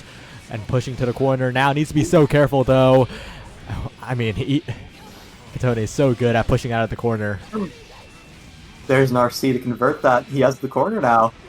Every YRC is connected so far. It's a very safe option looking like in this set. And there's a counter hit right there. That looks like it's going to be the entire set there. The wall break coming in. That's the round and the game and the set. Well played, and that will be curtains on this one here. Wow, 3-1, but Spectric looked good. Yeah, for sure. Very volatile and very impressive from both players. Big adaptations from Katone, I've noticed, actually. As the set went on, I was noticing more and more the buttons pressed out of pressure was really interrupting a lot of the things that Spectric was trying to do, and that got him so much like momentum throughout the set that he was able to find those massive like counter hit close slashes and go into so much damage. Yeah, it was really down to whether Spectric can adapt to Killmonk just mashing out of the corner, right? Like, as a Viking player, so good at picking the right times to just get out of there and start a corner carry of his own. And I think if Spectric can try to find some adjustments, maybe could bring it back in the grand finals if Spectric makes it all the way back there. Well, it's kind of difficult too, right? Because I mean, Viking has that parry, and Katone was representing it. They were going for those parries, especially early on in the set, representing the option. And having to guess between mashing and parrying and just blocking normally is really, really hard. Well, time to get the next lobby underway. This time, we'll be seeing losers quarters, Fruits Punch Samurai, the Johnny player, versus Head Receiver, the last-minute entrant. Head receiver, the Axel main. Johnny versus Axel is an interesting matchup, actually. Yeah, the Drop's a huge fan of that Axel player. I don't know why I wanted to say that. There was lore during the signups. That's all I gotta say. Dude. Quite the unique status on the profile. Fruits Punch Samurai versus Head Receiver. I'm a noob. Spelling receiver is so hard. It's EI, but I always think it's IE. Yeah. Remember I before E, except after C. That's such a common thing too, you know? Like, that mix-up, everyone gets caught by that one.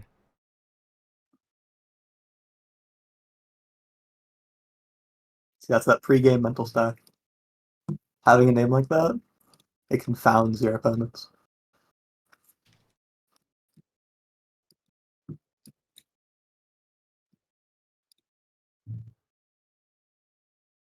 Right.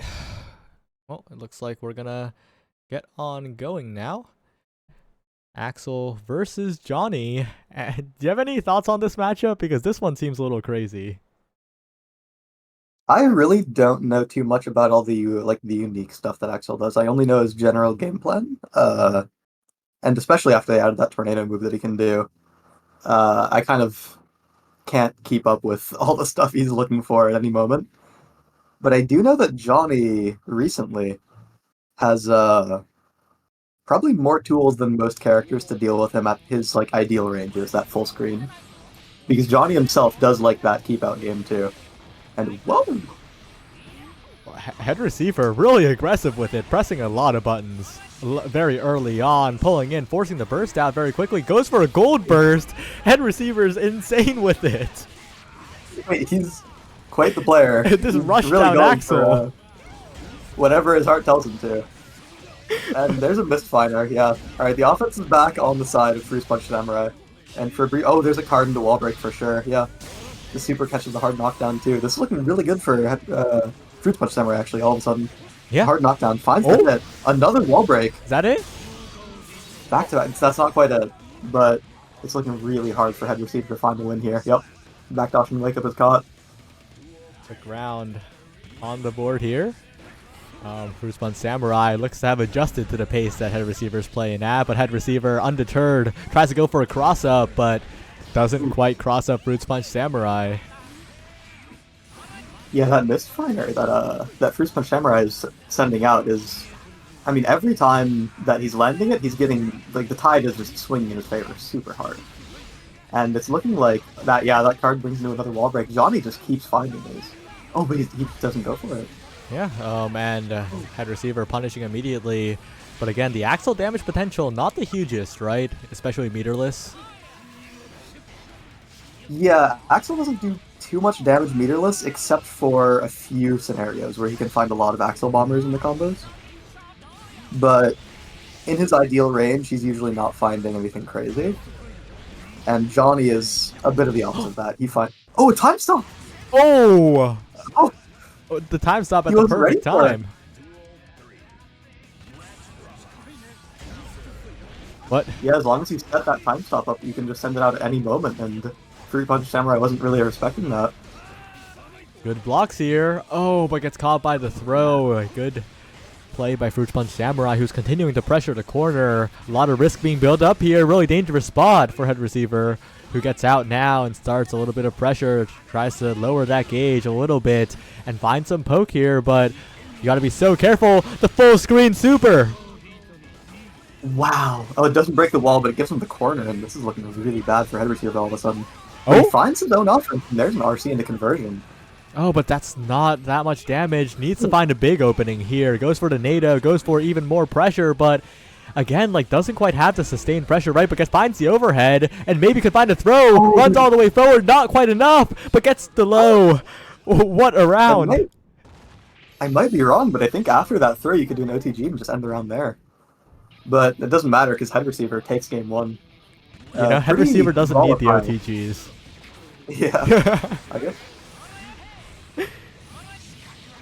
This is a really surprising Axel, though. I did not expect this at all. Ooh, misfinder right away. There's a scary time stop, but oh, head receiver is not blocking on the wake up, and Johnny's at this full screen range is still able to find these massive conversions for damage. Gonna jump in now. Oh, time stop, though. Big potential here, but not quite. Take But burst? Oh, get punished. yeah, gets the burst at the very least, but this round's looking very scary. Could be over here. This could be enough with the wall break. I think it is. Super into wall break, not even the super required. That's it. But head receiver always looks like they're on the back foot, right? Like, even last game, I didn't believe that they were winning until they won, so... Yeah, that's kind of surprising too, because that's not exactly how zoners tend to be. It usually feels like they're winning the whole game until suddenly they're not. But it's kind of the opposite for head receiver, who actually still won that game despite like opposing that dichotomy. Yeah, I think head receiver isn't a zoner. Like, Axel maybe, but head receiver is not. Yeah. Has the meter, but just has to make that dust safe. It's rough.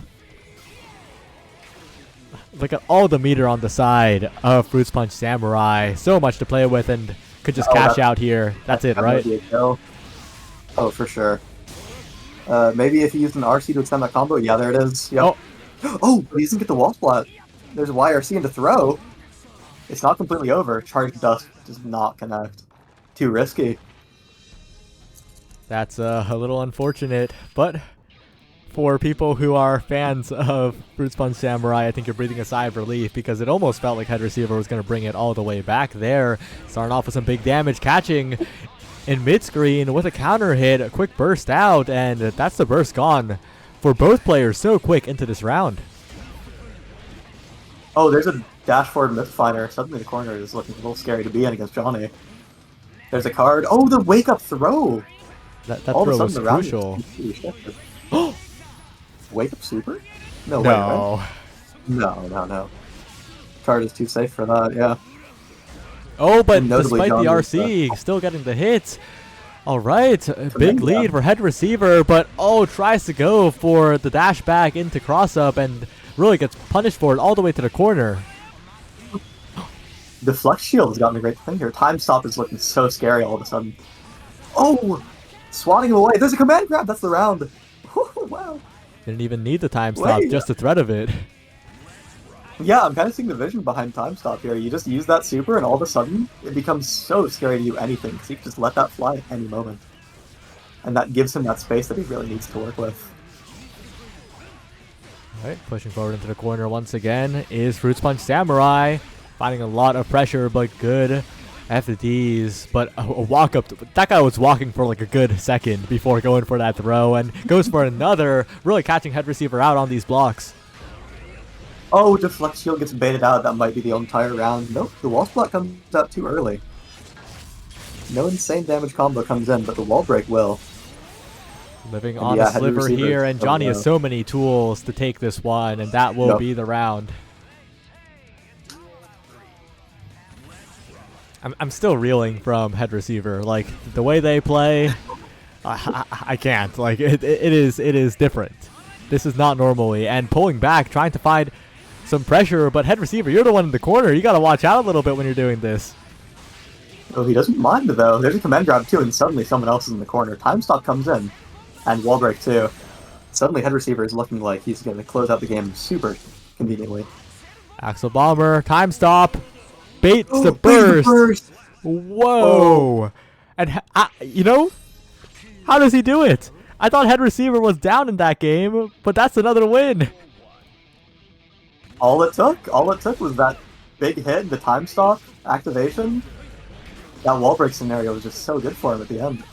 I'm so glad we let Head Receiver register late. Like, we would not have gotten this set without that. And with Punish comes in. That's going to be a full conversion.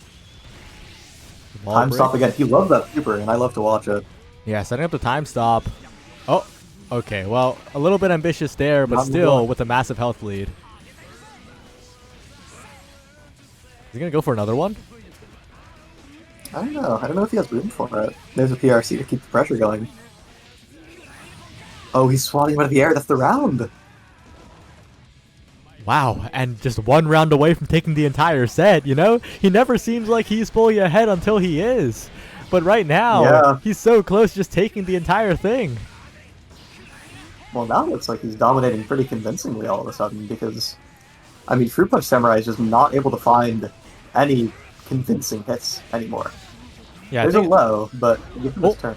Good weight on the deflect shield there. Finds a wall break with the super, getting a little bit of advantage, but really, really needs to clean this round up as soon as possible. There's a hard knockdown, though. If anything gives him room to work with, it might be this, and the conversion off of this is absolutely going to give him the round. And another must-win round for Fruit Punch Samurai. I think they need to go back to what worked, right? A lot of that misfinder pokes that really stuffed out Head Receiver in the mid-range, but the throws might be what they need too. Oh, the card explodes there, and right away. That's a wall break into super. Hard knockdown. It might be exactly what he needs to make this round work for him. Big knockdown We'll have to see here. how the hard knockdown plays. Jump in, but oh, that's a gold burst. Goes for the time stop. Everything that Head Receiver could have wanted, but misses the throw. And now it's the Johnny show. Jumping forward, but can't quite get exactly what they need. Trying to get a time stop is Head Receiver, but will there be space for it is the question. Gets a dust combo. The reset to charge dust caught him completely off guard. It's his turn now, but Fruit Punch Samurai just blocking it out. Jump in, a dangerous spot, finds a low, but still surviving, but doesn't block. Oh. And now we're on to game 5. It's just so scary to block there too, because I mean the guard crushes, and you're already so low on health. It really was a great setup from Fruits Punch Samurai. And once again, another round, another reset. Misfiner. The Misfiner pokes are coming in full force, and the burst's already burned, but head receiver in a decent spot with the NATO. When he's already in the corner and he lands that command grab, it just swaps the corners so fast. But there's a massive hit for Fruit Punch Samurai. That's going to give him positive bonus. No, it's not. It doesn't break the wall. No, wall breaks rough, but still a big health lead. One more hit will do it here. Trying to find an opening, good blocks, but the throw is even better. Catching head receiver out and getting caught by the card once again. Now Fruits Punch Samurai just 1 round away from taking it. Yeah, the wall break might be rough, but having the corner is definitely not something to complain about. He really made it work for him that round. And oh, whiff punish on the air dash coming in. This is looking really good for him. Grabbing the deflect shield. This is looking really, really scary. Yeah, immediately the wall break comes in. It's really sweeping in his favor all of a sudden. One jump in could be the end here. After the knockdown, the wall break coming in, the positive bonus arriving, and finds. Oh no! Doesn't convert, but the deflect shield isn't. Doesn't catch it either. And Fruits Punch Samurai will scrap it out and will take game 5. That was really volatile and really close. Throughout the set, I mean, it was swinging around looking like one person is sweeping, the other is like completely doomed, and then the next round, the dynamic completely swaps. What a crazy set. Wait, no. Fruits Punch Samurai, come back. We need you for loser semis. You're up next! You're the hero we need. But that was so fun to watch. Shout out to head receiver, because that guy went crazy with it. What an inspirational playstyle. What an inspirational player, but David not very inspired, because apparently this Omega Striker doesn't know the Johnny matchup. It'll be difficult, yeah. There's a lot of stuff that Johnny can do, and a lot of stuff you have to be ready for. And if David isn't quite ready for all of it, then the round could just fly away. I wonder who David plays. Oh wait, I can just like check. David has not reported a character, but I'm guessing. No, I'm not gonna make any predictions. I'm gonna guess it's Kai Kisk. I know it. Wait, you know it? You just know it? No. Okay. I know it in my soul, but I don't actually know it, you know?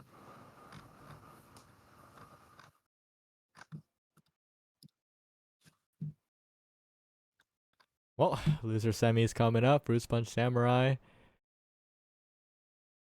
That's a crazy name too. It's not just Fruit Punch Samurai. Really? It's Fruits Punch Samurai. What a memorable. I mean, yeah, tag. there are multiple fruits. That's true, actually. Multiple fruits to punch. Is that how he got good at Johnny, by punching fruits, multiples of them? I mean, if any character would be Fruit Ninja, it would be Johnny. That's true, actually. It really is a Fruit Ninja out here. Fruit Ninja type. I haven't played that game in like 10 years. Yeah, it's the first time it's entered my my psyche in a very, very long time. They're like the The intro. Millia versus Johnny matchup is I mean, Millia has absolutely no health and doesn't do as much damage as the other characters. Though she does do more now than she used to. So if David can find these mixes, find these hard knockdowns, immediately goes into a conversion, and he's always going out electrically. I mean, I think David knows the game plan, right? You don't have to play the matchup if you're the one in an advantage state. That's exactly what's happening Yeah, here. I mean, Bursted away, but half health already gone and still stuck in the corner. David's going in. He's finding a lot of tiny little pokes here with these mix-ups, and it's continuing him. It's allowing him to do more. And these, yeah, the jump-in capel is really catching him off guard, but this situation is really scary, and it can like suddenly turn. And it looks like it might just. That's the wall break, and yeah, the round might have just completely flipped on its head, because all Fruits Punch Samurai needs is one hit. Yeah, all it really takes is one bad interaction, but there's a light disc in the PRC, though he might die off this after the RC conversion. Well played, and Fruits Punch Samurai looks very aware of what to do against Amelia. And apparently, Max LC giving the lore, Fruits Punch Samurai used to be Amelia player, so... Uh-oh, David might be in a nightmare matchup right now. Conversion. The absolute highest hit, counter hit of Close Slash goes into that massive combo into wall break. This is looking really good for David all of a sudden. But once again, all that can turn around in an instant. It is Guilty Gear Strive, where all it takes is one big opening. But a good burst out, and Fruits Punch Samurai might have had one more opening to play with here. The mix is coming out, but FD and blocking the right way as well. Not getting mixed up by the Amelia here, but gets caught. Still surviving though, forces out the burst. At the very least, even to round this loss, that's a resource gone from David as we move on to round 3. Yeah, getting the burst there is massive, because Milia without burst here, all it really takes is... Oh, big air dash mix-up, though. I was going to say, I was impressed with Fruits Punch Samurai's ability to block all, like, the especially dangerous stuff that Milia can do. He's only really getting hit by these tiny, tiny little pokes. And apparently, yeah, because he played Milia, so he knows what to look out for. But really, all these tiny pokes are what David needs to really just slowly chip down and win the round here. There's a wall break. Ooh, okay, getting the wall break now and making sure not to get caught by the sweeps afterwards. No hard knockdown, no super. Oh, what a throw into OTG as well, right? Yeah, the throw into OTG, he knew that's all he needed. He didn't RC the throw because then he knew it could burst. That was really smart, actually. That was really aware. And although it felt like David was on the back foot, like Fruit Punch Samurai was really counterplaying well, David just closes it out so cleanly. And now I think David might have got this. He does look like he's playing really hot right now. He's absolutely... Oh! H just punishes the attack there, and all of a sudden he goes into a wall break and he has a super. Things are looking really good for him. Yeah. Has the knockdown, gets the overhead as well. And that's the round. David looking even more confident. Looking like he's all warmed up and ready to just move on to the next round. But of course you can't count Fruit Punch Samurai out because he has more than one fruit to speak of. Forces the burst out there and is building up quite a bit of meter here. One good hit could lead into a knockdown or maybe a wall break, but finding that opening is going to be difficult when David is playing so confidently. There's an opening for David, and this goes into a super too. Winger coming in because he has the time for it off that wall break. Big knockdown now, jumping in, looking for a throw perhaps. Actually, David a little too fast with that, I think. Gets the hair car. Not the hair car. What the hell is the name of that super again? My bad. I'm a noob. You go. Whatever. Alright. Well, at counter hit trade, suddenly he has a really good situation going on here. This doesn't quite kill. Never mind! I didn't know that was a thing! What? I didn't know you could do that! Insane conversion, finding the OTG at the end too. 2 hair cars in a row. That was a crazy conversion off of the wheel super. Wow. David might be what Omega Strikers needs as a champion to maybe face off against Katone. The Katone, the non-Omega Strikers player. You know, he's the villain, you know? Like, even though he is an OS player, he is the villain. Let's be clear. Oh, blocks the instant overhead, though. He still gets opened up at the end after with the plus frames. But Fruits and Punch David's turn is still not over. Fruits Punch has been here before. He's been the Millia in this situation before, you know? Like, yeah. He can make it happen. Good defense here. Blocks all of that. Incredible defense coming out from Fruits Punch Samurai. And now pressing forward. But good blocks by David to not get caught, but the sweep is good. The pokes, and now stuck in the corner, but dashes away and just reverses the situation completely. Yeah, I mean, Fruits Punch Samurai is blocking a lot of these, like, scary mix-ups, but he's not using it to get out of pressure, it looks like. And David just gets to keep trying until eventually he finds that big hit into wall break. David is back. Big counter hit though. Maybe Fruits Punch Samurai can make something out of this throw with plenty of meter available to continue pushing forward, but David undeterred starts up offense. Good YRC. but another good burst out, and once again back to neutral, but David has been so confident when jumping in. Right, he has this meter to work with for any potential mix-up, but he's in the corner now. The jump into like the dive capel has been working really well for him, though. It's getting him out of these scary scenarios very, very much. It's bailing him out a lot. And oh, that time he doesn't do the capel, he just does a low. Absolutely, absolutely. Fruit Punch Samurai wasn't expecting that, and that takes the entire set for him. David, not looking too confident coming into this one, saying, I don't know the Johnny matchup, I don't know that. Yo! David, you're sick with it. What the hell? Yeah, that was insane. He's just flying around and finding these insane, like, stray hits, going into insane mix-ups. He just never had the block. That's exactly what you were saying. You don't need to know the matchup if you just never put yourself in a situation where you need to know it. Yep. And now it's David versus Spectric for a chance to challenge Katone, Killmonk, Tony, Eve in the grand finals winner's side. And I think I get why David wasn't too positive coming into this, because the one who sent him to losers was Fruit Punch Samurai. That does explain quite a bit, actually. Oh, it was, yeah. He got 3-1'd by Fruit Punch Samurai and then came back into this top 4 and 3-0'd him. Interesting. Well, now it's Spectric time, the newly minted fan favorite. We'll see what happens here. Spectric has had a pretty good run so far, but the question is, will they be able to make it back to Grands to re-challenge Katone? Oh yeah, I have faith in his ability to do so if he does win this match. I think as long as he makes some key adaptations, then he might actually be able to take it. But he does have to win this match first, and the Milia versus Zato matchup is a very interesting one. Milia has a lot of maneuverability, and both of them like to fly around. Zato has that hover. They both like to be in the air so much, and all it really takes is one person swatting the other down for the tide to significantly turn. Good corner pressure by Spectric, though, really forcing David to block and making sure that they're always on the back foot. I mean, the big fish coming out once again. And I think Spectric has a very good idea of how to play this one. Really good BRC to keep pushing the advantage state. Yeah, I mean, Zato's... Oh, there's a wild assault to get a massive combo and a reset. That's not quite the wall break, but it is looking really... Yeah, David just does not want to block because he knows what will happen if he does. Zato has meter. He has full gauge on Eddie. And if David is blocking that at low HP, the round is basically guaranteed over.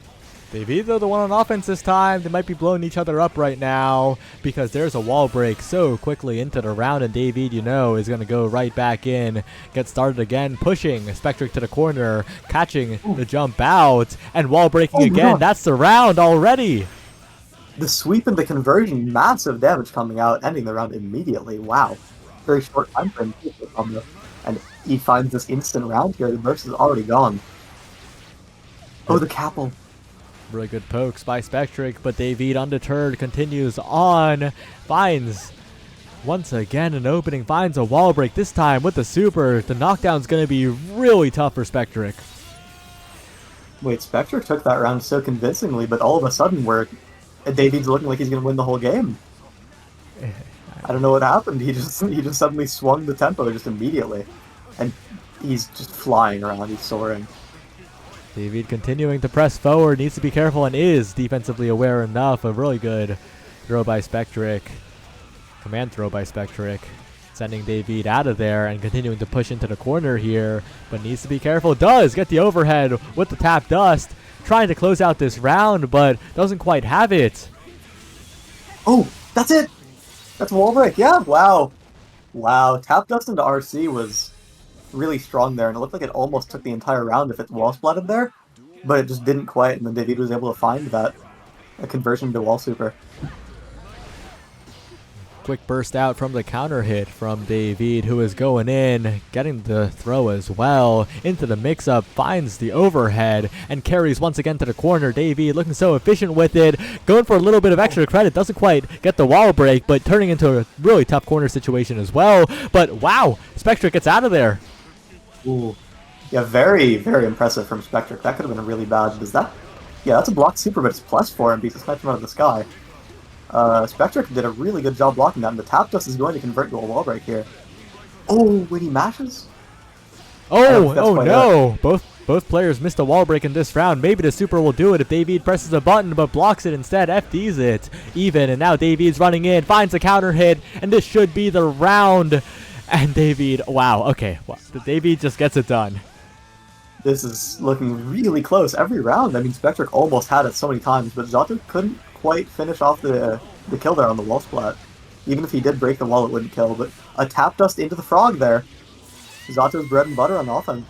Looking like a Bozo Bunch fan right now. Spectric's been 3 for 3 on the tap dusts. It's been really consistent here, and if David can start blocking it, that could turn the tables, but that super converts, and we're once again at the 3rd round.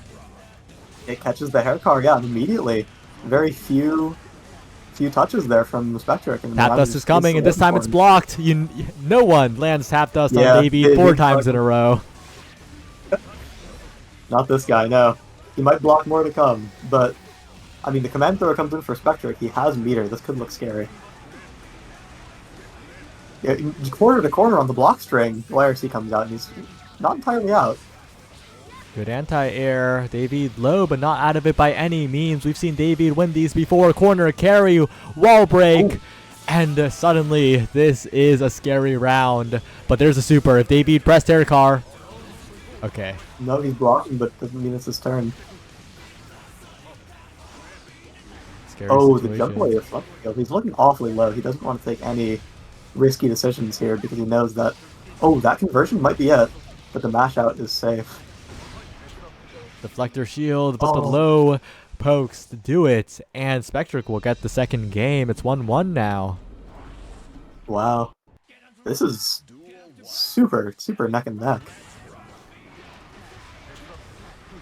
Once again, pushing to the corner early from Spectric. Tries to jump out David, not quite enough though, and gets clipped for it. Taking a lot of chip, taking a lot of pushback into the corner. Yet again, the wild assaults. Spectric finding a lot of value out of them here and finding the wall break as well. That could be massive for him. This positive bonus could really, really swing around just completely in his favor. There's a counter hit on the landing. That's going to be it. And yeah, I mean, Spectric is looking really solid all of a sudden. David might have to figure something out, but counter hit forward slash into hair car. It gives him a massive turn here. He can work with this. I think David in this round has done the secret technology of you don't have to play the matchup if you're always in advantage state, and that's what we're seeing here. A perfect round. That is a perfect because he found that early advantage and he never lost it. I think David's gonna be jumping a lot more at round start here. Maybe, yeah. And he's looking like he might take the corner here. His offense is looking very scary. Big knockdown, big side swap as well, actually. And getting the wall break, getting the super wall break. Wow, David might have just like steamrolled the rest of this game after the first round loss, but it's not over yet. That's right. This is Otto just immediately block string into the BRC. The burst is forced out here. He still has his offense, but it's not looking especially convincing. And yeah. 2K into 2D, that closes it out. David looking a lot more confident here. Probably going to jump at this round start too, high key.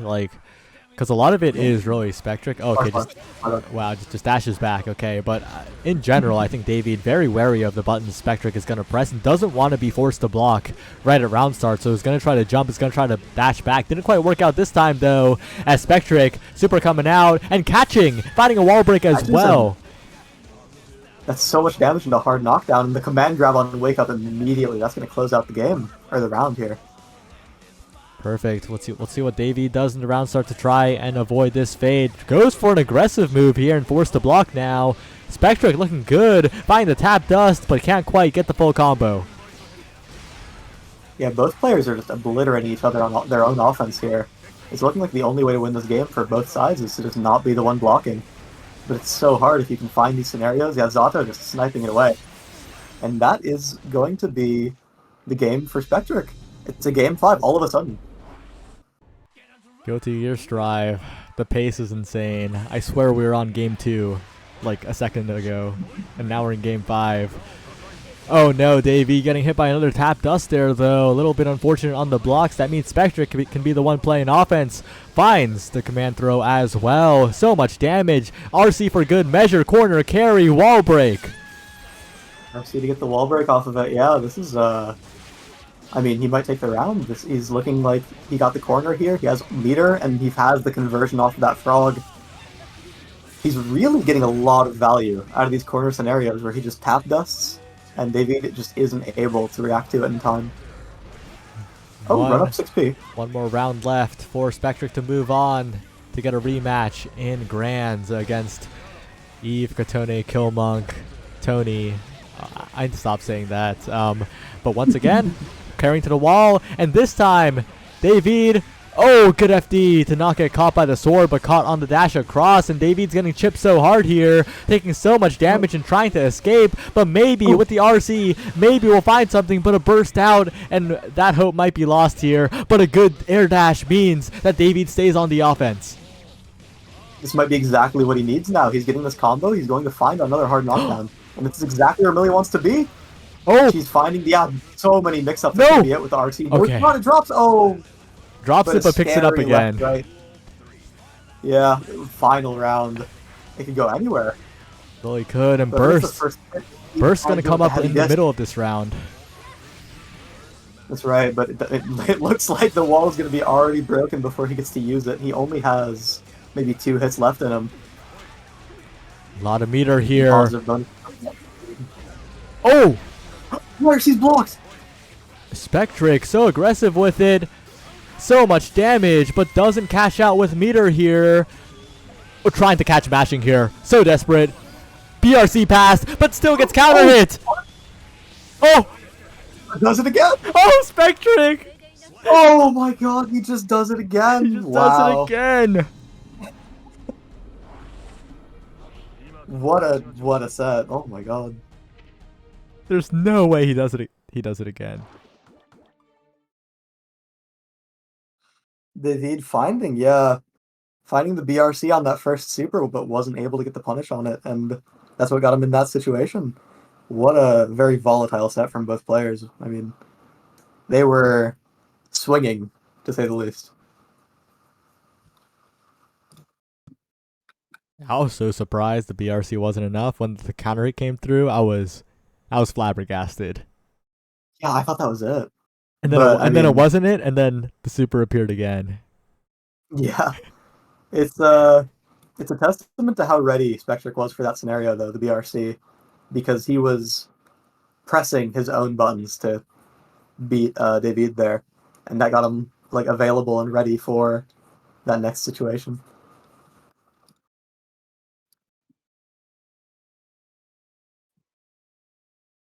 Oh no, It looks like OBS. Spectric will be going on in the Guys. grand finals, though, versus Eve Killmonk. Guys, OBS has crashed, but what if I pretend it didn't crash?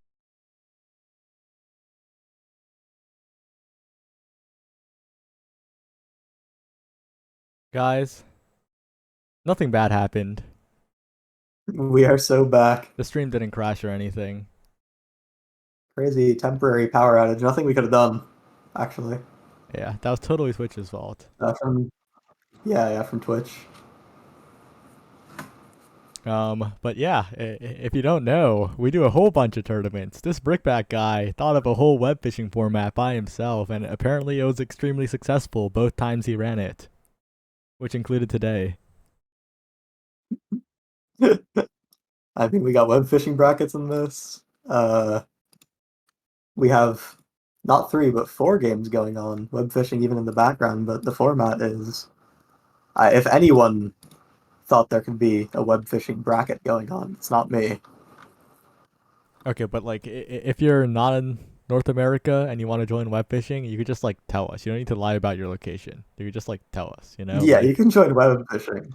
Yeah, the region lock is there for everything else. All of the yeah. I was about to say something bad, but then I realized we were about to stream grand finals of Guilty Gear Strive. I didn't say Very nice well. things about all of the games. all of the two-dimensional games. There we go. They're all 2D. Well, web pitching is 3D, an entire new dimension. Oh, exactly. And a good connection is not required for a bit of fishing. Kotone apparently is a little bit delayed, so grand finals will appear shortly.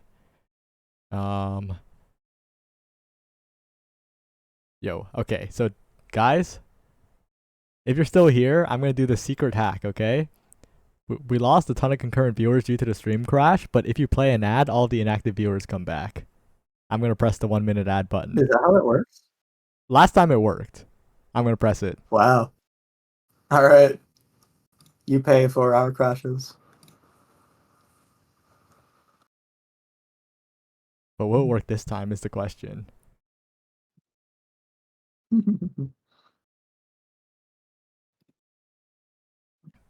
I can't wait to return from that and say, guys, it didn't work. Oh yeah, that's gonna be so funny. Wait, I have 5,000 points now. I can recommend an emote. I'm in so like poverty after I went all in. Wait, it's working. Oh wait, yeah, kind of is. We were at like 70 before, right? We've been at 50 for a bit. 50, right? Okay. Yeah, that's good. Oh, and the Gamba comes in for grand finals. Eve Katone Killmonk Tony.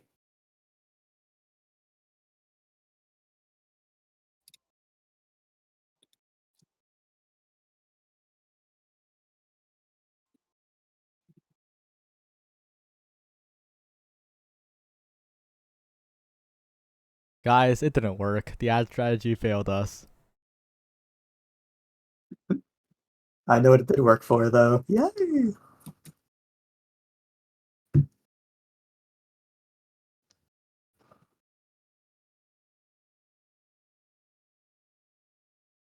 Well, just waiting on grands here. Get your channel point predictions in. This will be the last match of the stream. A 7-hour, 36-minute stream. I remember I had like one of those yesterday too. Wait a second. Might have even involved this guy might be over here. going. You might have been part of the problem. Hmm? Whoa, whoa! What have I done? Your series went to 3. That's true. It did go to set 5 twice. The quantity of set 5s yesterday might have been the highest in history. Yeah, that was I mean, the average length is definitely not 1 hour. It's only 1 hour if it's gonna be a pretty fast sweep. If it's a one-sided match. I might have gone all in on Eve Katone Killmonk Tony, but I'm not biased. I'm just playing the odds. I need my points. Guys, the Spectric fans, I know you're fans, but like this is not healthy, you know? Like you're just encouraging people to bet on the easy odds for Eve Katone Killmonk Tony. I wouldn't have done it. It's true. I wouldn't have done it otherwise.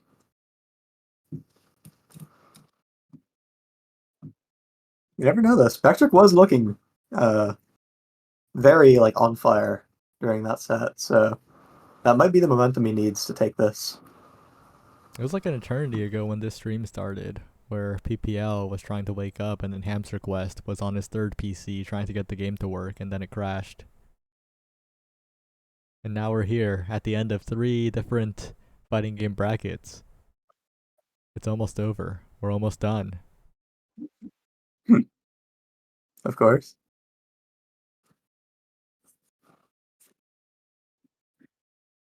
And going full circle, as some would say. We're back to a bit of a delayed match. But it might not be delayed for too much longer.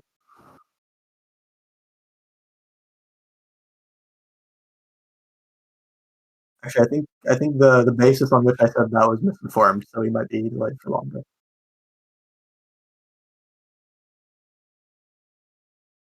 It's okay though.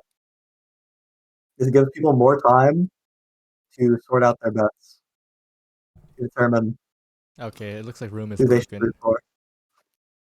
Really? Wow. Yeah, so I'll leave the See, room. this is what you can complain about Guilty Gear Strive for, and everyone will agree. Yeah, the room Completely system. uncontroversial. Holy moly, it is bad.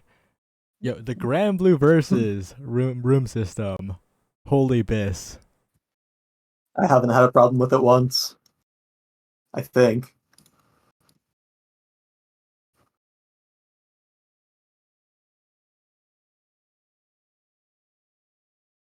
Alright, if anyone saw the code in the very tiny screen, then don't leak it, okay? Oh, you definitely can't read that. Yeah.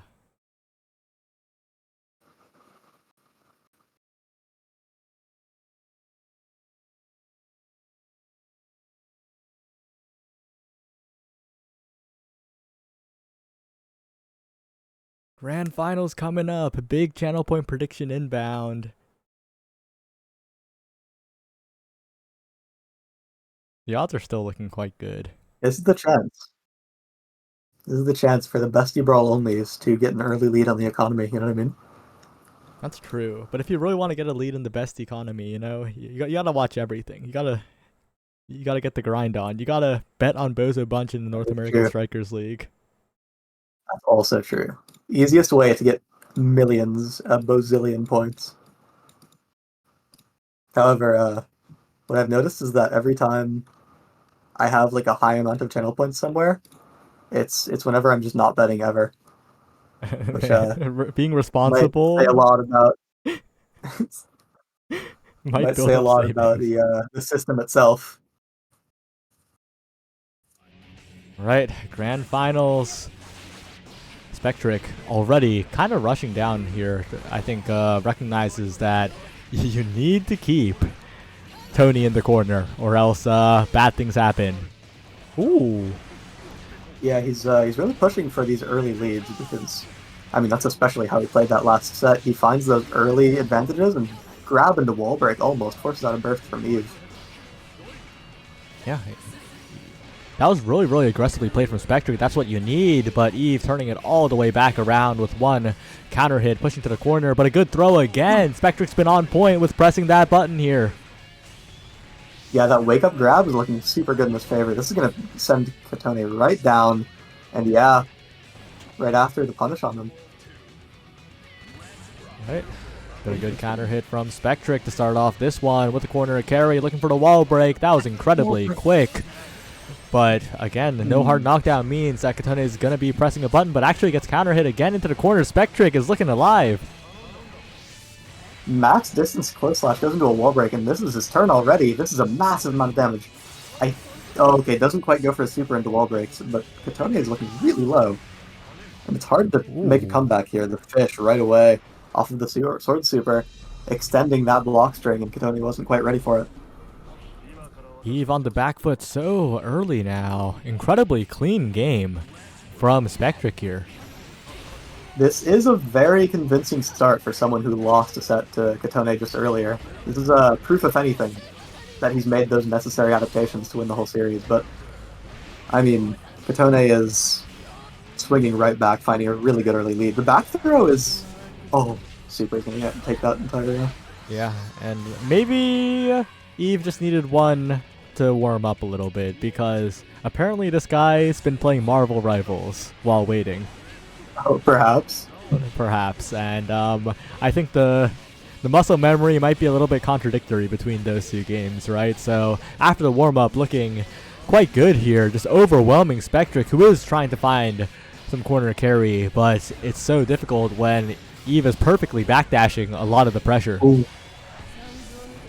Does that catch? I actually don't know if it does. Yeah, it whiffs there, but RC makes it safe, and to grab, that's the entire round.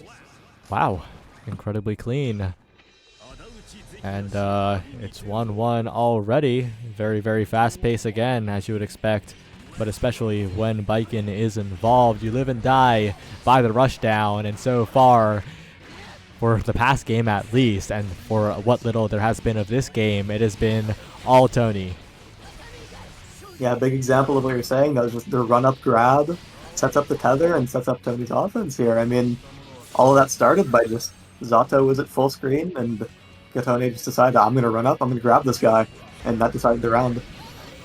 Komak doing the same thing here, finding another counter hit, sweep, and oh no, it was looking so good in the first game for Spectric, but the adaptations have been made, and Eve is unrelenting here, a burst out of the corner, but so little health to work with, trying to convert off of that as well, and just will find a final hit, 2 perfects in a row.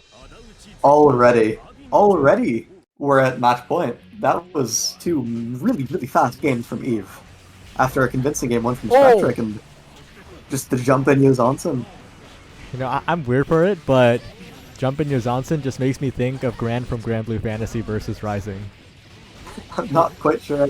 Jump unique hits behind. It. Okay, well. Wait, you're right. Yeah, I'm so right, aren't I? Oh, good sword though, finding a little bit of chip. Keeping up the pressure here, but oh, just gets hit, and that means you blow up. 1 round away now. YRC gets him out of that scary offense and puts him right back where he wants to be.